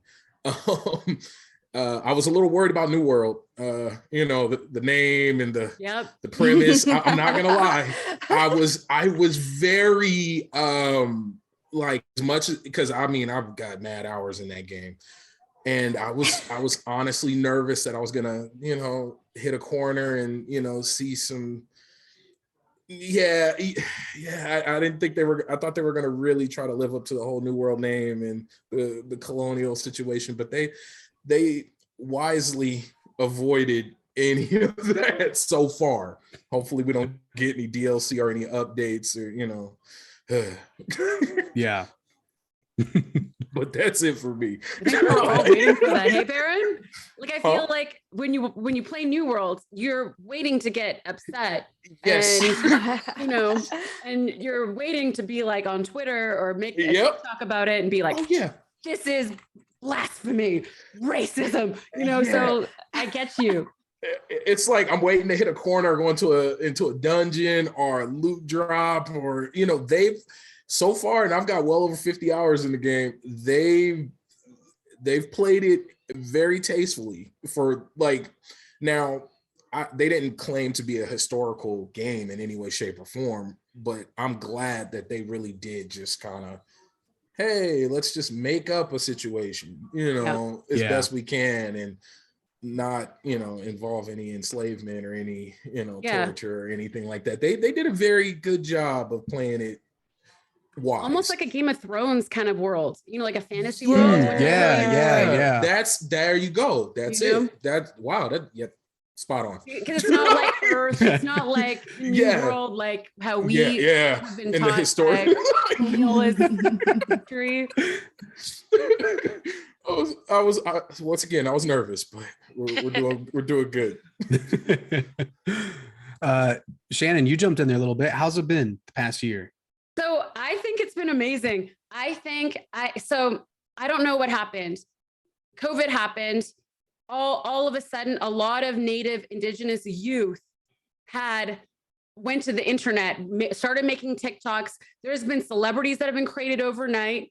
One of my friends, James Jones, is one of them. Everybody knows him as Notorious Cree. And he was just on a little bit ago. Yeah, I know. That's why I mentioned him. So the thing is all of a sudden, all of these celebrities have been created in the Indigenous. All of a sudden, it's been given. Indigenous people have been given voices, and all of a sudden, now I'm seeing all these Indigenous youth coming and visiting my stream because they saw me on TikTok, and we now have an Indigenous platform on tag on Twitch. We have a First Nations tag and an Indigenous tag. All of a sudden, I'm seeing more Indigenous youth showing up on Twitch and TikTok. Like TikTok has been huge. I know we're not talking about TikTok, but TikTok has brought so many Indigenous creators over to Twitch. So for me, I feel like the pandemic has given our Native youth so much voice. And for me, it's amazing. I'm just sitting here and I'm so freaking proud of all the Indigenous youth that decided to see other Indigenous creators on all these platforms because of the pandemic that are like, hey, wow, they could do, Noah Watts could do it, Miranda, Lexi, all of you guys, Baron, every one of you guys has been, we've helped, create this world. So the thing is, I am feeling very optimistic.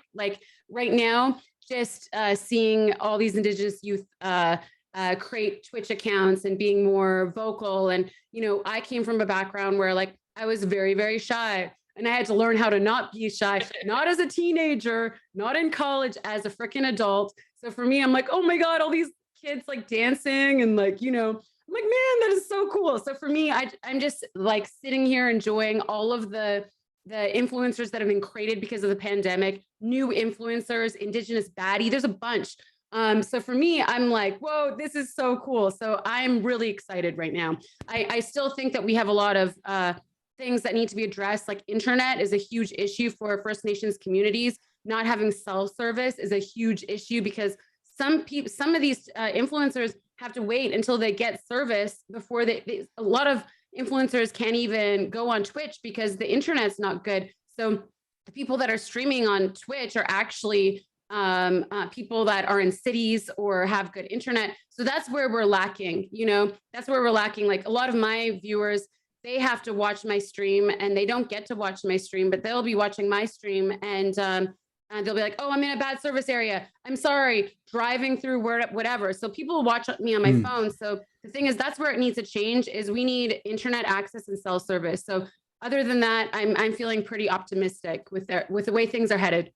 Yeah. Sorry, that was a long answer. No, it was a great answer. Yeah, it was really great.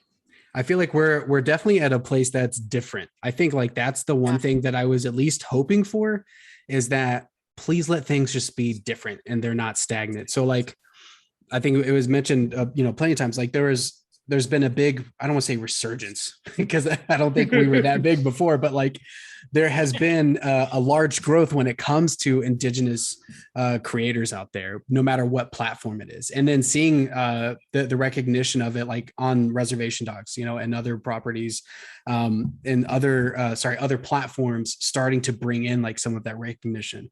I agree. We still have a long way to go. And I think that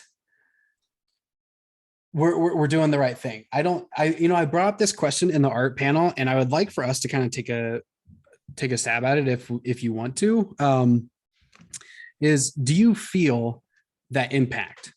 Shannon, you brought up we're part of that movement, whether we choose to recognize it or not. Everybody who was a part of this panel a year ago is a part of that movement to inspire people. After that even though there was a drop off, it did get quiet after we had that panel. I still had people coming up and saying like, hey, I watched this, I listened to that conversation that you had, and that made me like, I'm being reintroduced into my tribe. Like I'm getting reconnected with my past. I'm getting reconnected with my family. And that was so important for me to hear you all share your experiences with everything. And like I literally heard specific call outs to everybody, like all of you.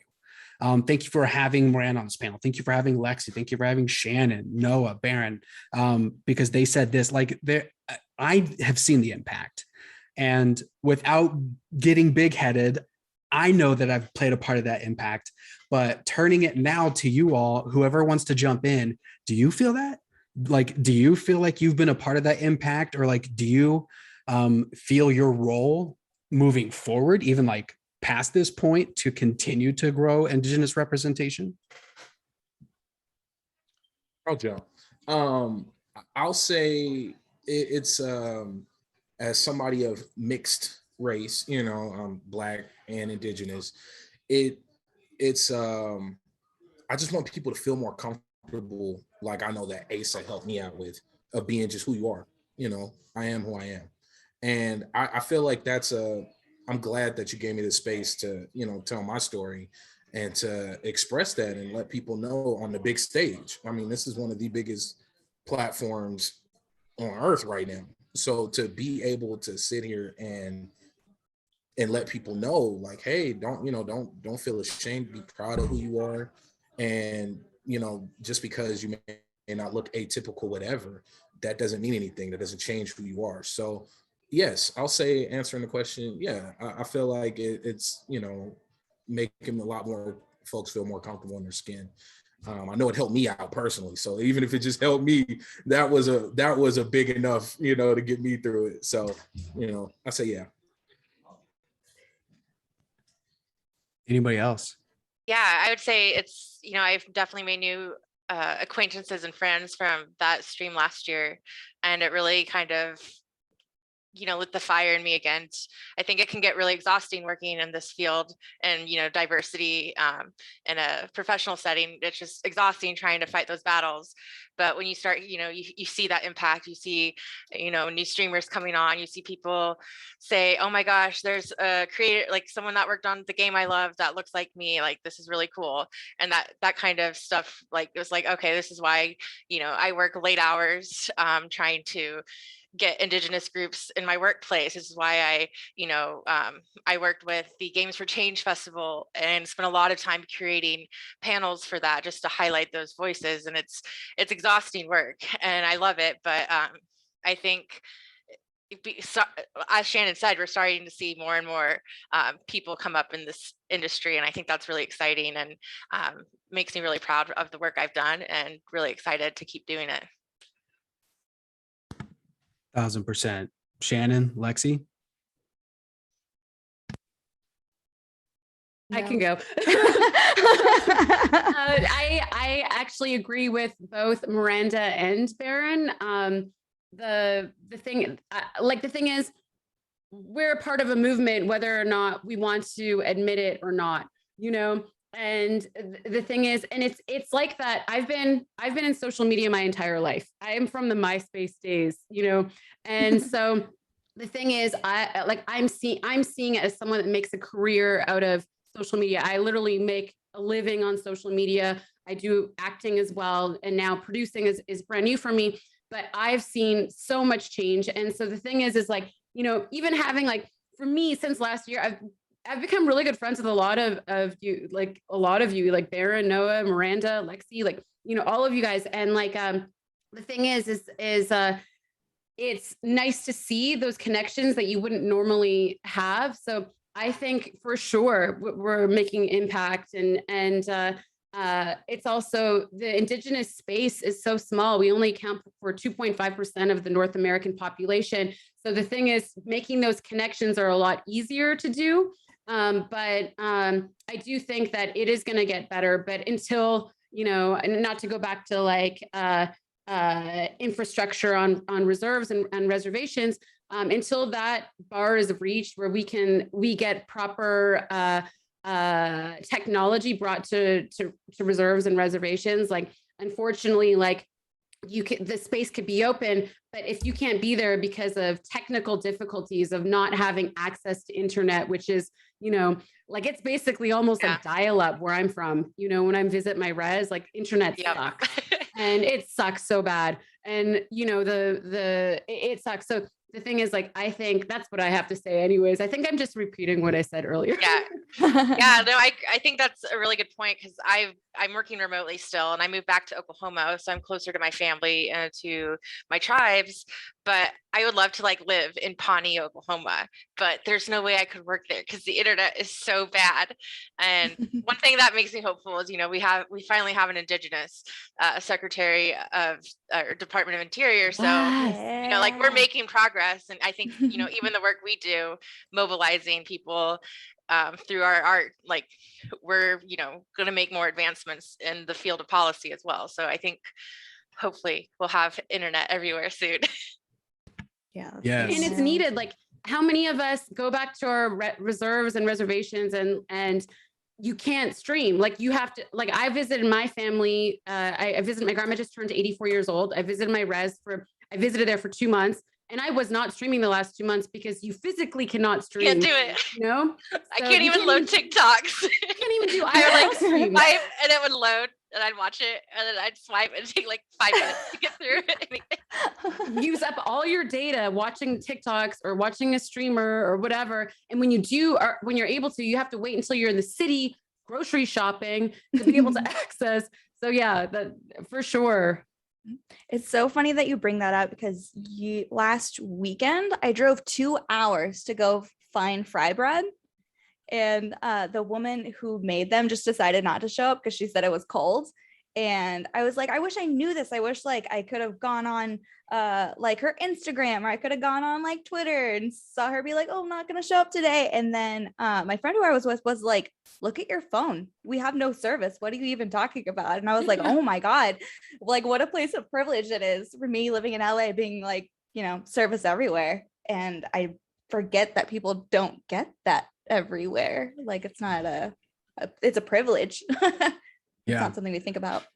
It definitely is. And I think, like, Lexi, you bring up a good point to me that I want to bring up to everybody. And I saw it in the chat, someone had, brought up exhaustion. And I'm not going to pander to the negative comment at all, but I just want to talk about, how exhausting it is to have to continue to educate, like to continue to inform people. And talk about like you said, like Lexi, people just don't know, like you just don't know what you don't know. And I think when it comes to the importance like of our culture and the struggles of our culture, like people need to know those things. And I'm glad that now we have people in the government. I'm glad that, what was it? It was just, I'm now forgetting all the details, but like that Biden signed it the other day for Indigenous Peoples Day, just officially recognizing it. Like that's such a huge thing, but honestly, that's such a small step, because there are still people that are like, no, it's Columbus Day. And I'm like, you're stupid. Like it's exhausting to have to come to completely just re-educate people all the time, but it's what we have to do. Okay. I want to kind of pivot off of, we'll get back to some of these conversations. I want to pivot to something a little bit more fun, a little bit more lighthearted. And I want to talk about food. And this is where I'm just going to kind of bring the showcase that we've had today, and we'll just kind of like jump through everything. So at the beginning of this event, we had Indigenous Kitchen on, and there Mariah, she made squash and bison lasagna, made sunflower maple cookies, and it was incredible. It made me so hungry, and I finally got to eat something just a little bit ago, but like Indigenous cooking, Indigenous food, and not just in the past year, but let's just say as a whole, what are some of those recipes that you're missing right now? If you could have your ideal meal right now of Indigenous cooking, Indigenous food, what would it be? What do the people need to know about? Because I already had to tell people what Wajapi was earlier. Like, what do these people need to hear about in this chat? Feel free to salivate. It's okay. I'm hungry too. I'm hungry too. Seriously. Go ahead. I Oh, talked as well. I went to the Tulsa State Fair a couple of days ago, and they have there's a new Native American restaurant in town, and they were at the fair. And so it was really cool to like see, hand pies and grape dumplings there at like in front of everyone in this in Tulsa, which is really cool. But then I was talking to the chef, and she's like, "What do you want? What do you really want?" And I was like, "I really want corn soup. Like I only have corn soup when I'm in Pawnee with my family or at ceremony, and it's just so good. And it's not something I like make normally. So my answer would be corn soup." Mine Baron, would what be were you? stew. Moose Ooh. stew. Wait, what kind of stew? Moose. Moose stew? Listen, moose are love dangerous. moose. Let's make Moose is that my moose stew. favorite. What goes into that? Because I've never had moose stew. Me neither. It's just moose. You slow cook it in a stew. You add the things like potatoes, carrots, things like that. You let it cook all day, and like by the nighttime you can make dinner time. Your grandma usually makes you my grandma does. Actually, I learned how to make bannock, all that, but also nawus for dessert. Nawus is made out of nawus is our language. Soap berries. Soap berries are these pink berries that you whip up. And if you ever want to make a grandma happy, a Decaf grandma where I'm from happy, you give them nawus. And it basically is called Indian ice cream. And that's what they say in English, Indian ice cream. And basically it's full of vitamin C. We actually saved settlers with it because it's, when they were getting scurvy and stuff, we would give them that. But it has so many cool healing properties and all that, but it does taste like soap.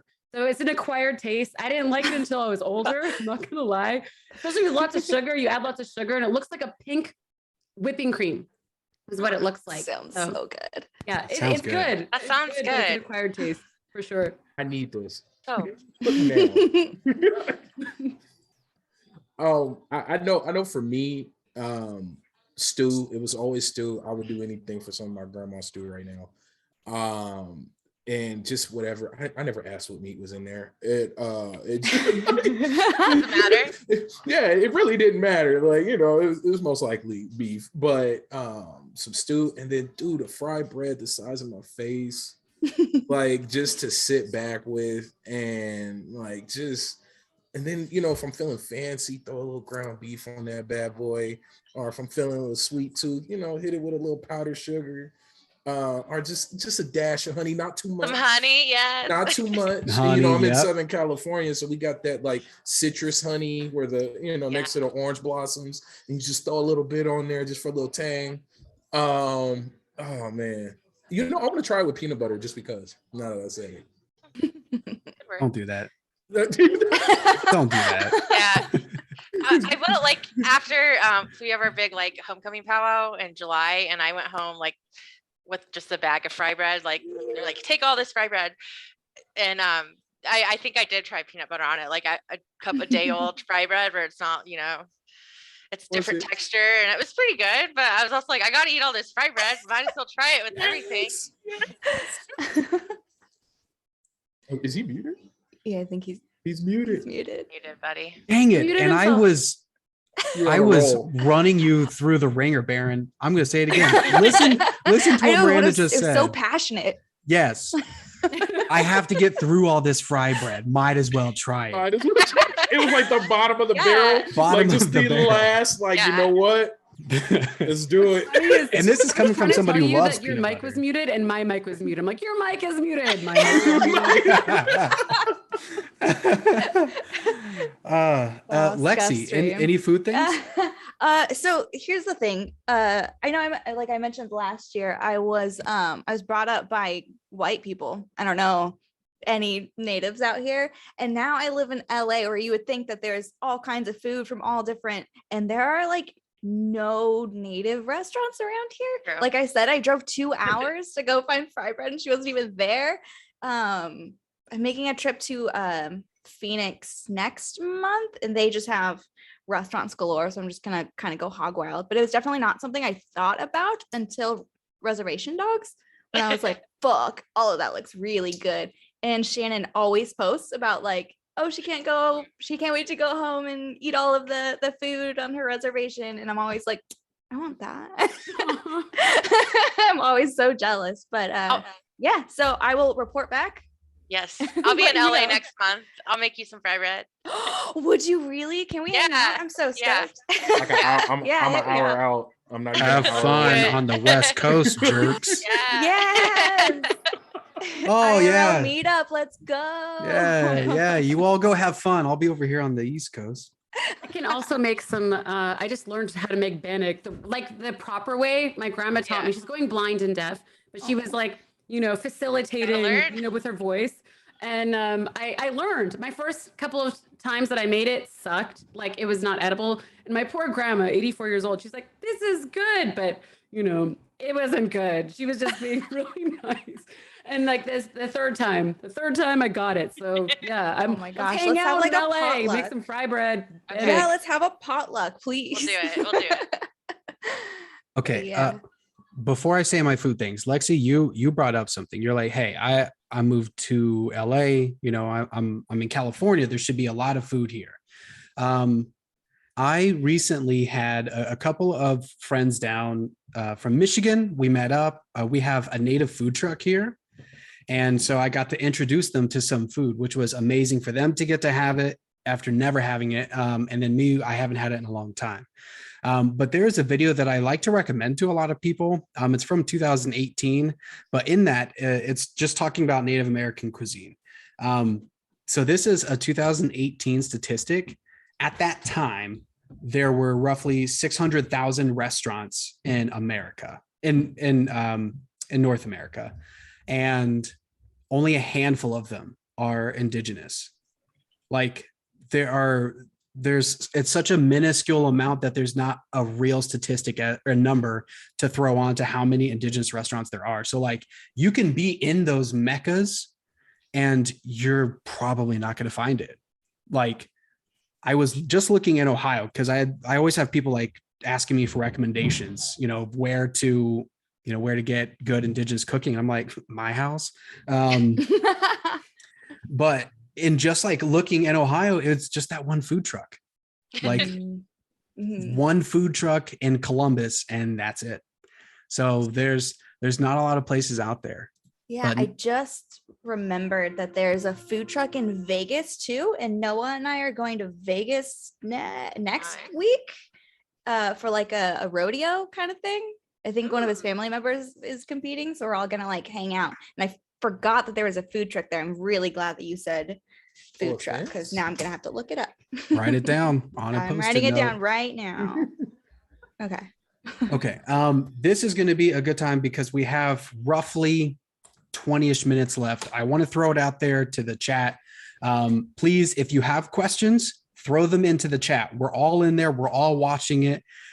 So I'm going to try to really find it to pull some of these questions in. But of course, any of us can bring these in as Baron just like walks away. Yeah. But let me preface it with, if you put a question for the panelists into the chat, please highlight it. Use those channel points, highlight your message, because otherwise it is like virtually impossible for me to find it. It's very difficult. But okay. All right. We're coming back. So IndigiKitchen started things off. And then we came to the montage where we showed off a lot of other creators. That was amazing. Shout out to all of them. But then we came to the art portion. So of course we had Clay and Rain doing a demonstration, and then we had that art panel. So I want to talk about Indigenous art. How important is it to you all? Like, do you, and I don't mean to put you on the spot, do you care about Indigenous art? But like, do you make it a point to only like buy your jewelry from Indigenous artists? Do you cover your walls? Like, what does that look like for you? Like, how important is Indigenous art to your life, like right now? I'd say like for me, it's very important that I support Indigenous artists. I just bought a house this year. So I'm really excited about that. And like one of the things I want, it's so cute too. It's hot pink. One of the things I want to do is like make an effort to really support Indigenous artists. And so I have a couple of, I'm starting to like buy pieces It is expensive, but you know, it's worth it. So it's a slow collection. And then I was like, oh, I'll just get these framed. That is so expensive. Framing stuff is so expensive. But I have a lot of artists in my family, and I just love seeing their interpretations of the realities of life. One of my cousins, he's working on a mural here in Tulsa. It's about all the tribes that came to Tulsa and their, where they came from and their removals, as well as the Black Wall Street and Black communities. It's bringing those two communities together in this mural. And I was out there watching them paint last night. It's just really cool to like see these stories come to life through art. And so that's why I support Indigenous artists. Who's jumping in here? I'll jump. Okay. Oh. Go, Lexi. Go, Lexi. Go. Okay. All right. Well, now you threw me out. No. So with, I don't know, with the whole, I feel like it's been reservation dogs really that I'm like, wow, I really should like work hard to get back to like my roots. Like you guys definitely kicked it off, and like you guys have been my tribe, I guess. But I've been really trying to like just represent it in any way that I possibly can. I went to like a gala kind of thing last week, and I was like, I really want something that like, everyone's going to be dressed all nice and with like name brand this and that, but I really want something that like represents my heritage, I guess. So Noah's mom actually made these. It's the first like Native American, Indigenous thing that I've bought, and it's kind of hard to find people. Like you can find them on Etsy, but like I don't know if it's like go to Native legit. Twitter. Native Twitter. Sell That's out what so fast. That's what I heard. On the last, or the art panel. But it's been hard. But I really love these, and I can't wait to get more. Art. You're out there. I'm telling you, it's not that hard. There's so like Native Twitter, and everybody has their own like Venmo, like ways to pay. Instagram is also a good way. Sorry, I don't mean to like take over. But, like, no. Please educate me. I There's need so it. many. And like, I feel like a lot of Indigenous people, when we do buy, especially creators, I feel like we have a responsibility to shout out the artists that make our jewelry, to like keep on giving. So I would just recommend like even jewelry that you see of like Indigenous creators or people that you look up to, message them and say, hey, where did you get your earrings? And they're like, oh, this artist she's Cree from Alberta, she accepts PayPal or like whatever, but yeah. So just if you are interested, there's tons I'm online. so interested. Yeah, yes, absolutely. I feel like they're always sold out when I try it. Like I see one, they're like, oh, these are going in the shop in like 2 minutes. And then I'm there like 5 minutes later, they're all gone. Oh no. But I mean, that's exciting that their work's getting sold. And yeah, that is awesome. Also, one cool thing, Lexi, is especially being in the LA area, surprisingly, we have a lot of gatherings and powwows.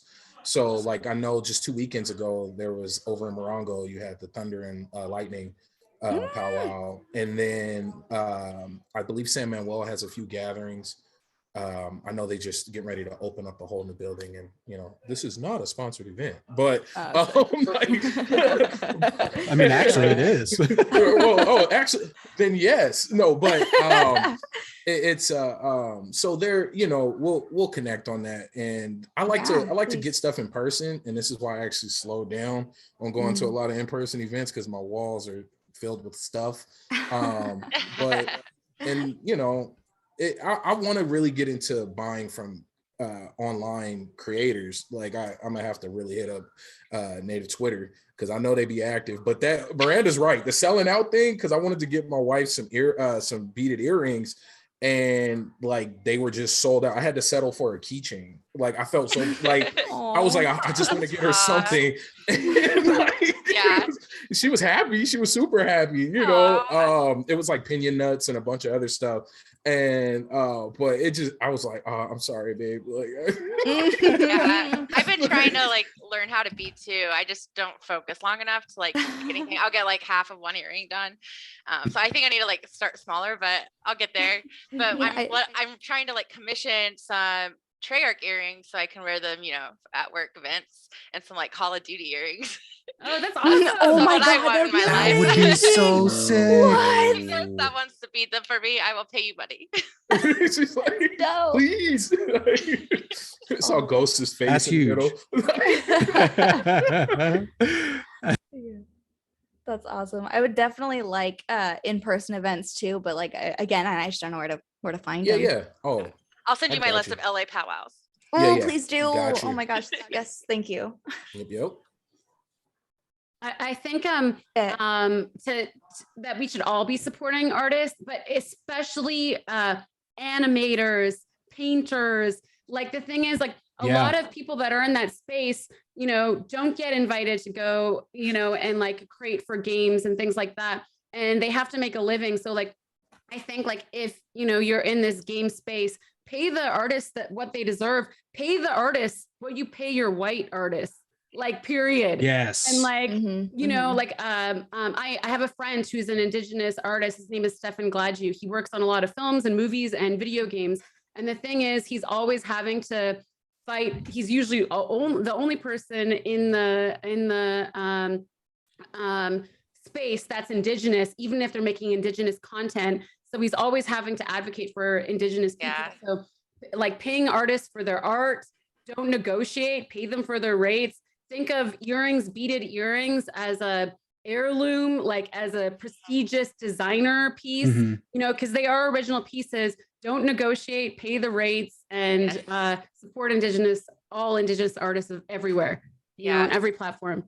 I think like I was even in the film industry. So this past year, Killers of the Flower Moon, it's a movie being done by Scorsese. They're shooting in Oklahoma, and someone contacted me and was like, hey, like we're looking for people from Oklahoma, Indigenous people to come work on the movie. And I was like, okay, like I'm interested. I have a full-time job, but I'd take a hiatus to work on this. It sounds really cool. And they were like, oh, okay, cool. Like the rate's $10 an hour. And I was like, $10 an hour. Like I am a professional with a degree in film. I need to pay I have things to pay, like bills to pay, and that's not going to cut it. Like, and he's like, oh, well, Oklahoma wage is $7 an hour. It's like, well, you're specifically looking for Indigenous people to work on this. You clearly find value in that. You should be paying them more. So I turned that down, but I was very mad at them because like, that's, huge budget movie, and they're not paying Indigenous people to work on the film, like decent Hollywood rates. So we still have a lot of work to do, people. Yeah, and stop hiring Native people as token natives and hire us for our skills and our level, and and pay us what everybody else gets paid. Yeah. So I feel like a lot of Indigenous people on films and movies, and they get paid the least. They get taken advantage of, but they get to fill that quota to get funding. So yeah. I have a lot to say about it. It makes me so angry. That quota is so panel. And that quota is so real. All right. We're coming close to time, but I want to make sure to at least get one question from the chat. And I think that this is probably a good one to pull up. So let's try and keep it as tight as possible. I know it's hard. Let's try to keep it as tight as possible. Don't worry, if I need to rein us in, I'll rein us in. But this question comes from the indie boy from the chat. What is one or two things white folk like me really should know about your life? I want to learn. So Baron, I felt like I cut you off a little bit there. I want you to jump in. You know what? One, we're not a myth. We're not in the past. We're here, present, current, real humans. We're not set pieces. We're not props. We're not historical things you read about in textbooks or watch a documentary about. We're people. So what you would want for you and your family, that's what we want for ours: health, safety, quality, comfort, love. It's that's keeping it, is core, at its core. We just want to exist in peace, like most, and be able to practice who we are, and that's it. Lexi. I think I'm not sure, but I do want to bring attention to like the missing Indigenous women, as well as like the children that have been found in these like horrible schools, you know? I feel like we all need to like pay attention to that. Like they went on that manhunt for that what was she, a YouTuber, TikTok or something like that? And then there was all these Indigenous women being like, but there's so many of us that are missing and no one cares. And I really hope that that white people treat us the same way that they would, you know, another white person. Absolutely. Miranda. Yeah, I guess, you know, I just implore everyone to really do the research of where they're at, what land they're on. Every square inch of land in this country belonged to Native people. It's our land, and there's stories there that you need to learn. So many of us are descendants of survivors of genocide, survivors of, you know, the boarding schools. My great grandfather was at Carlisle boarding school. We carry a lot of that trauma in us, and we're doing all we can to, you know, build our communities up. And we're, you know, we're making great strides, and it's really hard, but I'm very hopeful for our future as Indigenous people. And I think we need all the allies we can. So take the time to learn about the people around you, the people that were there before you. Yeah. Shannon. I would say do research like Miranda was saying. A lot of Native people are exhausted, especially right now. All my family, my aunts, my uncles, my mom, my grandma, all went to residential school. My grandma went to the school, Kamloops Residential School, where the first kids were found, the 215 kids. My grandma went to that school. So, you know, and there's a lot of things that are happening right now. Like I recently learned that my uncle was, you know, badly like sexually abused, and a lot of my family members, you know, it's coming out. So I would say during this time, do your research. Don't demand answers for Indigenous people. But if we have something to say, like listen and learn. But don't interject your opinions if you're asking, and like just be really, really sensitive, because right now a lot of us are grieving. A lot of Native people are grieving. A lot of wounds are being opened.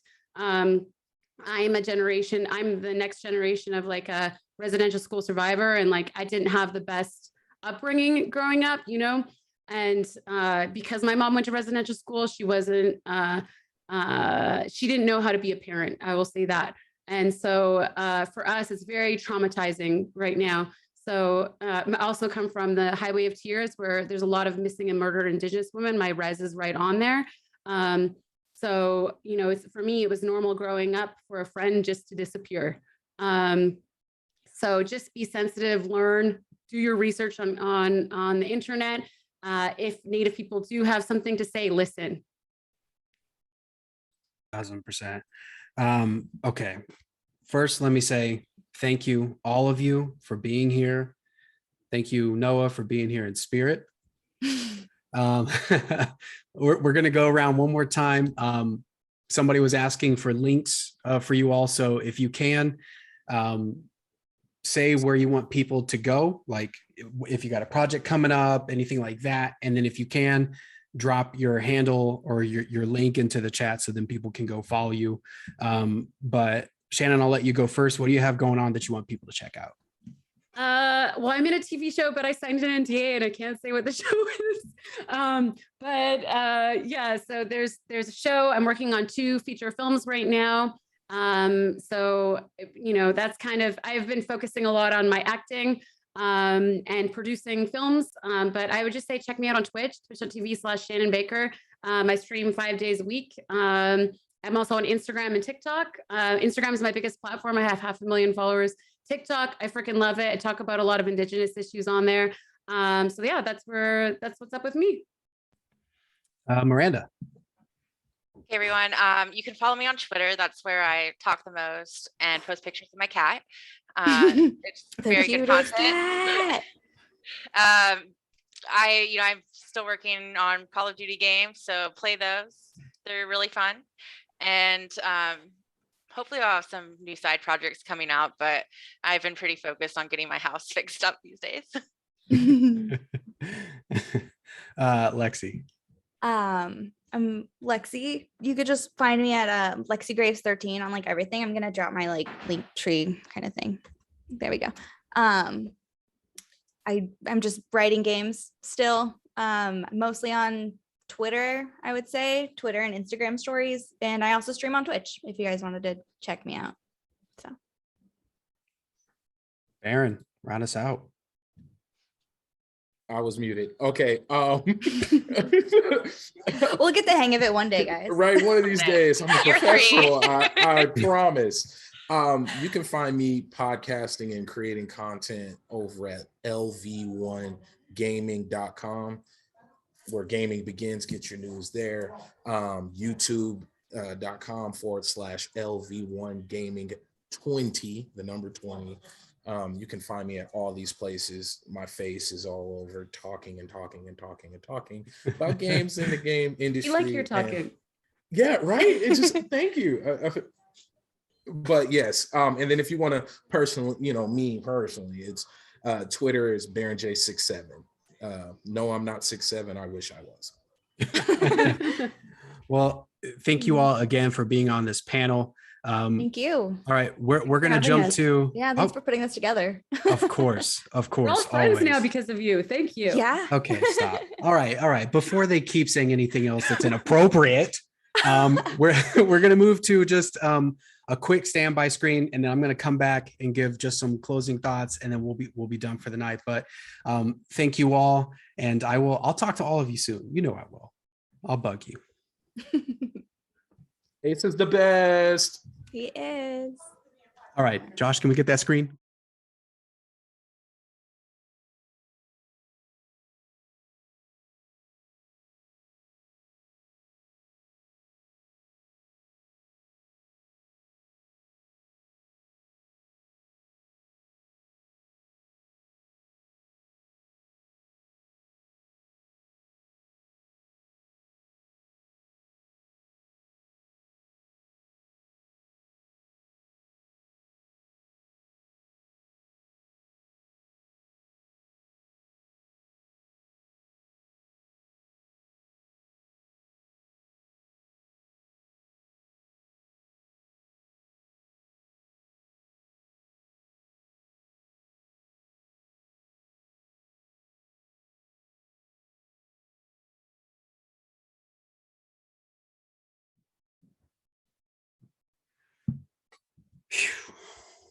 All right, folks. We had an amazing event, and I'm gonna try really hard not to get emotional. You know what I mean? Like I just said goodbye to everyone that was on the panel. They've become such good friends of mine.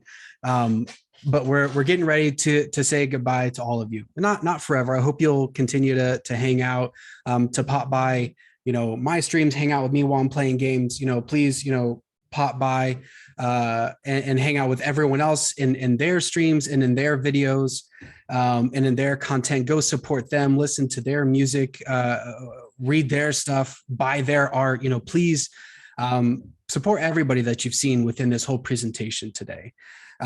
This is going to be, I think, one of the things that's going to be really special for Indigenous culture moving forward. And I hope that, from this, we can continue to boost those voices, that we continue to make Indigenous culture strong and powerful. And I just, man, I'm so thankful to Twitch for partnering with me, for working together to put this up, to put us on the front page, to shout out those Indigenous voices.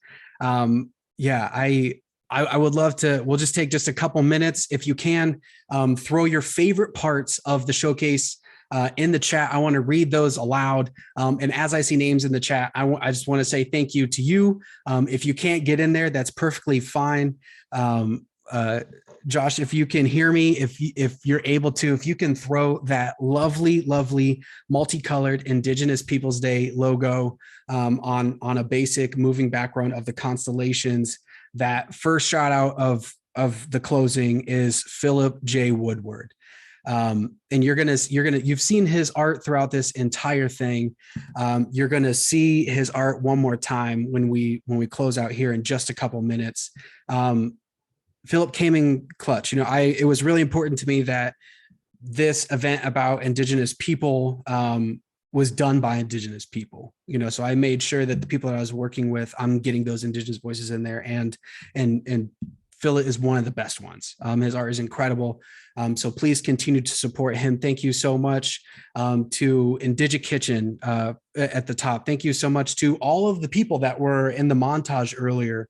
Juby, Birdman, Dodd, Senpai 90, Roy Yank.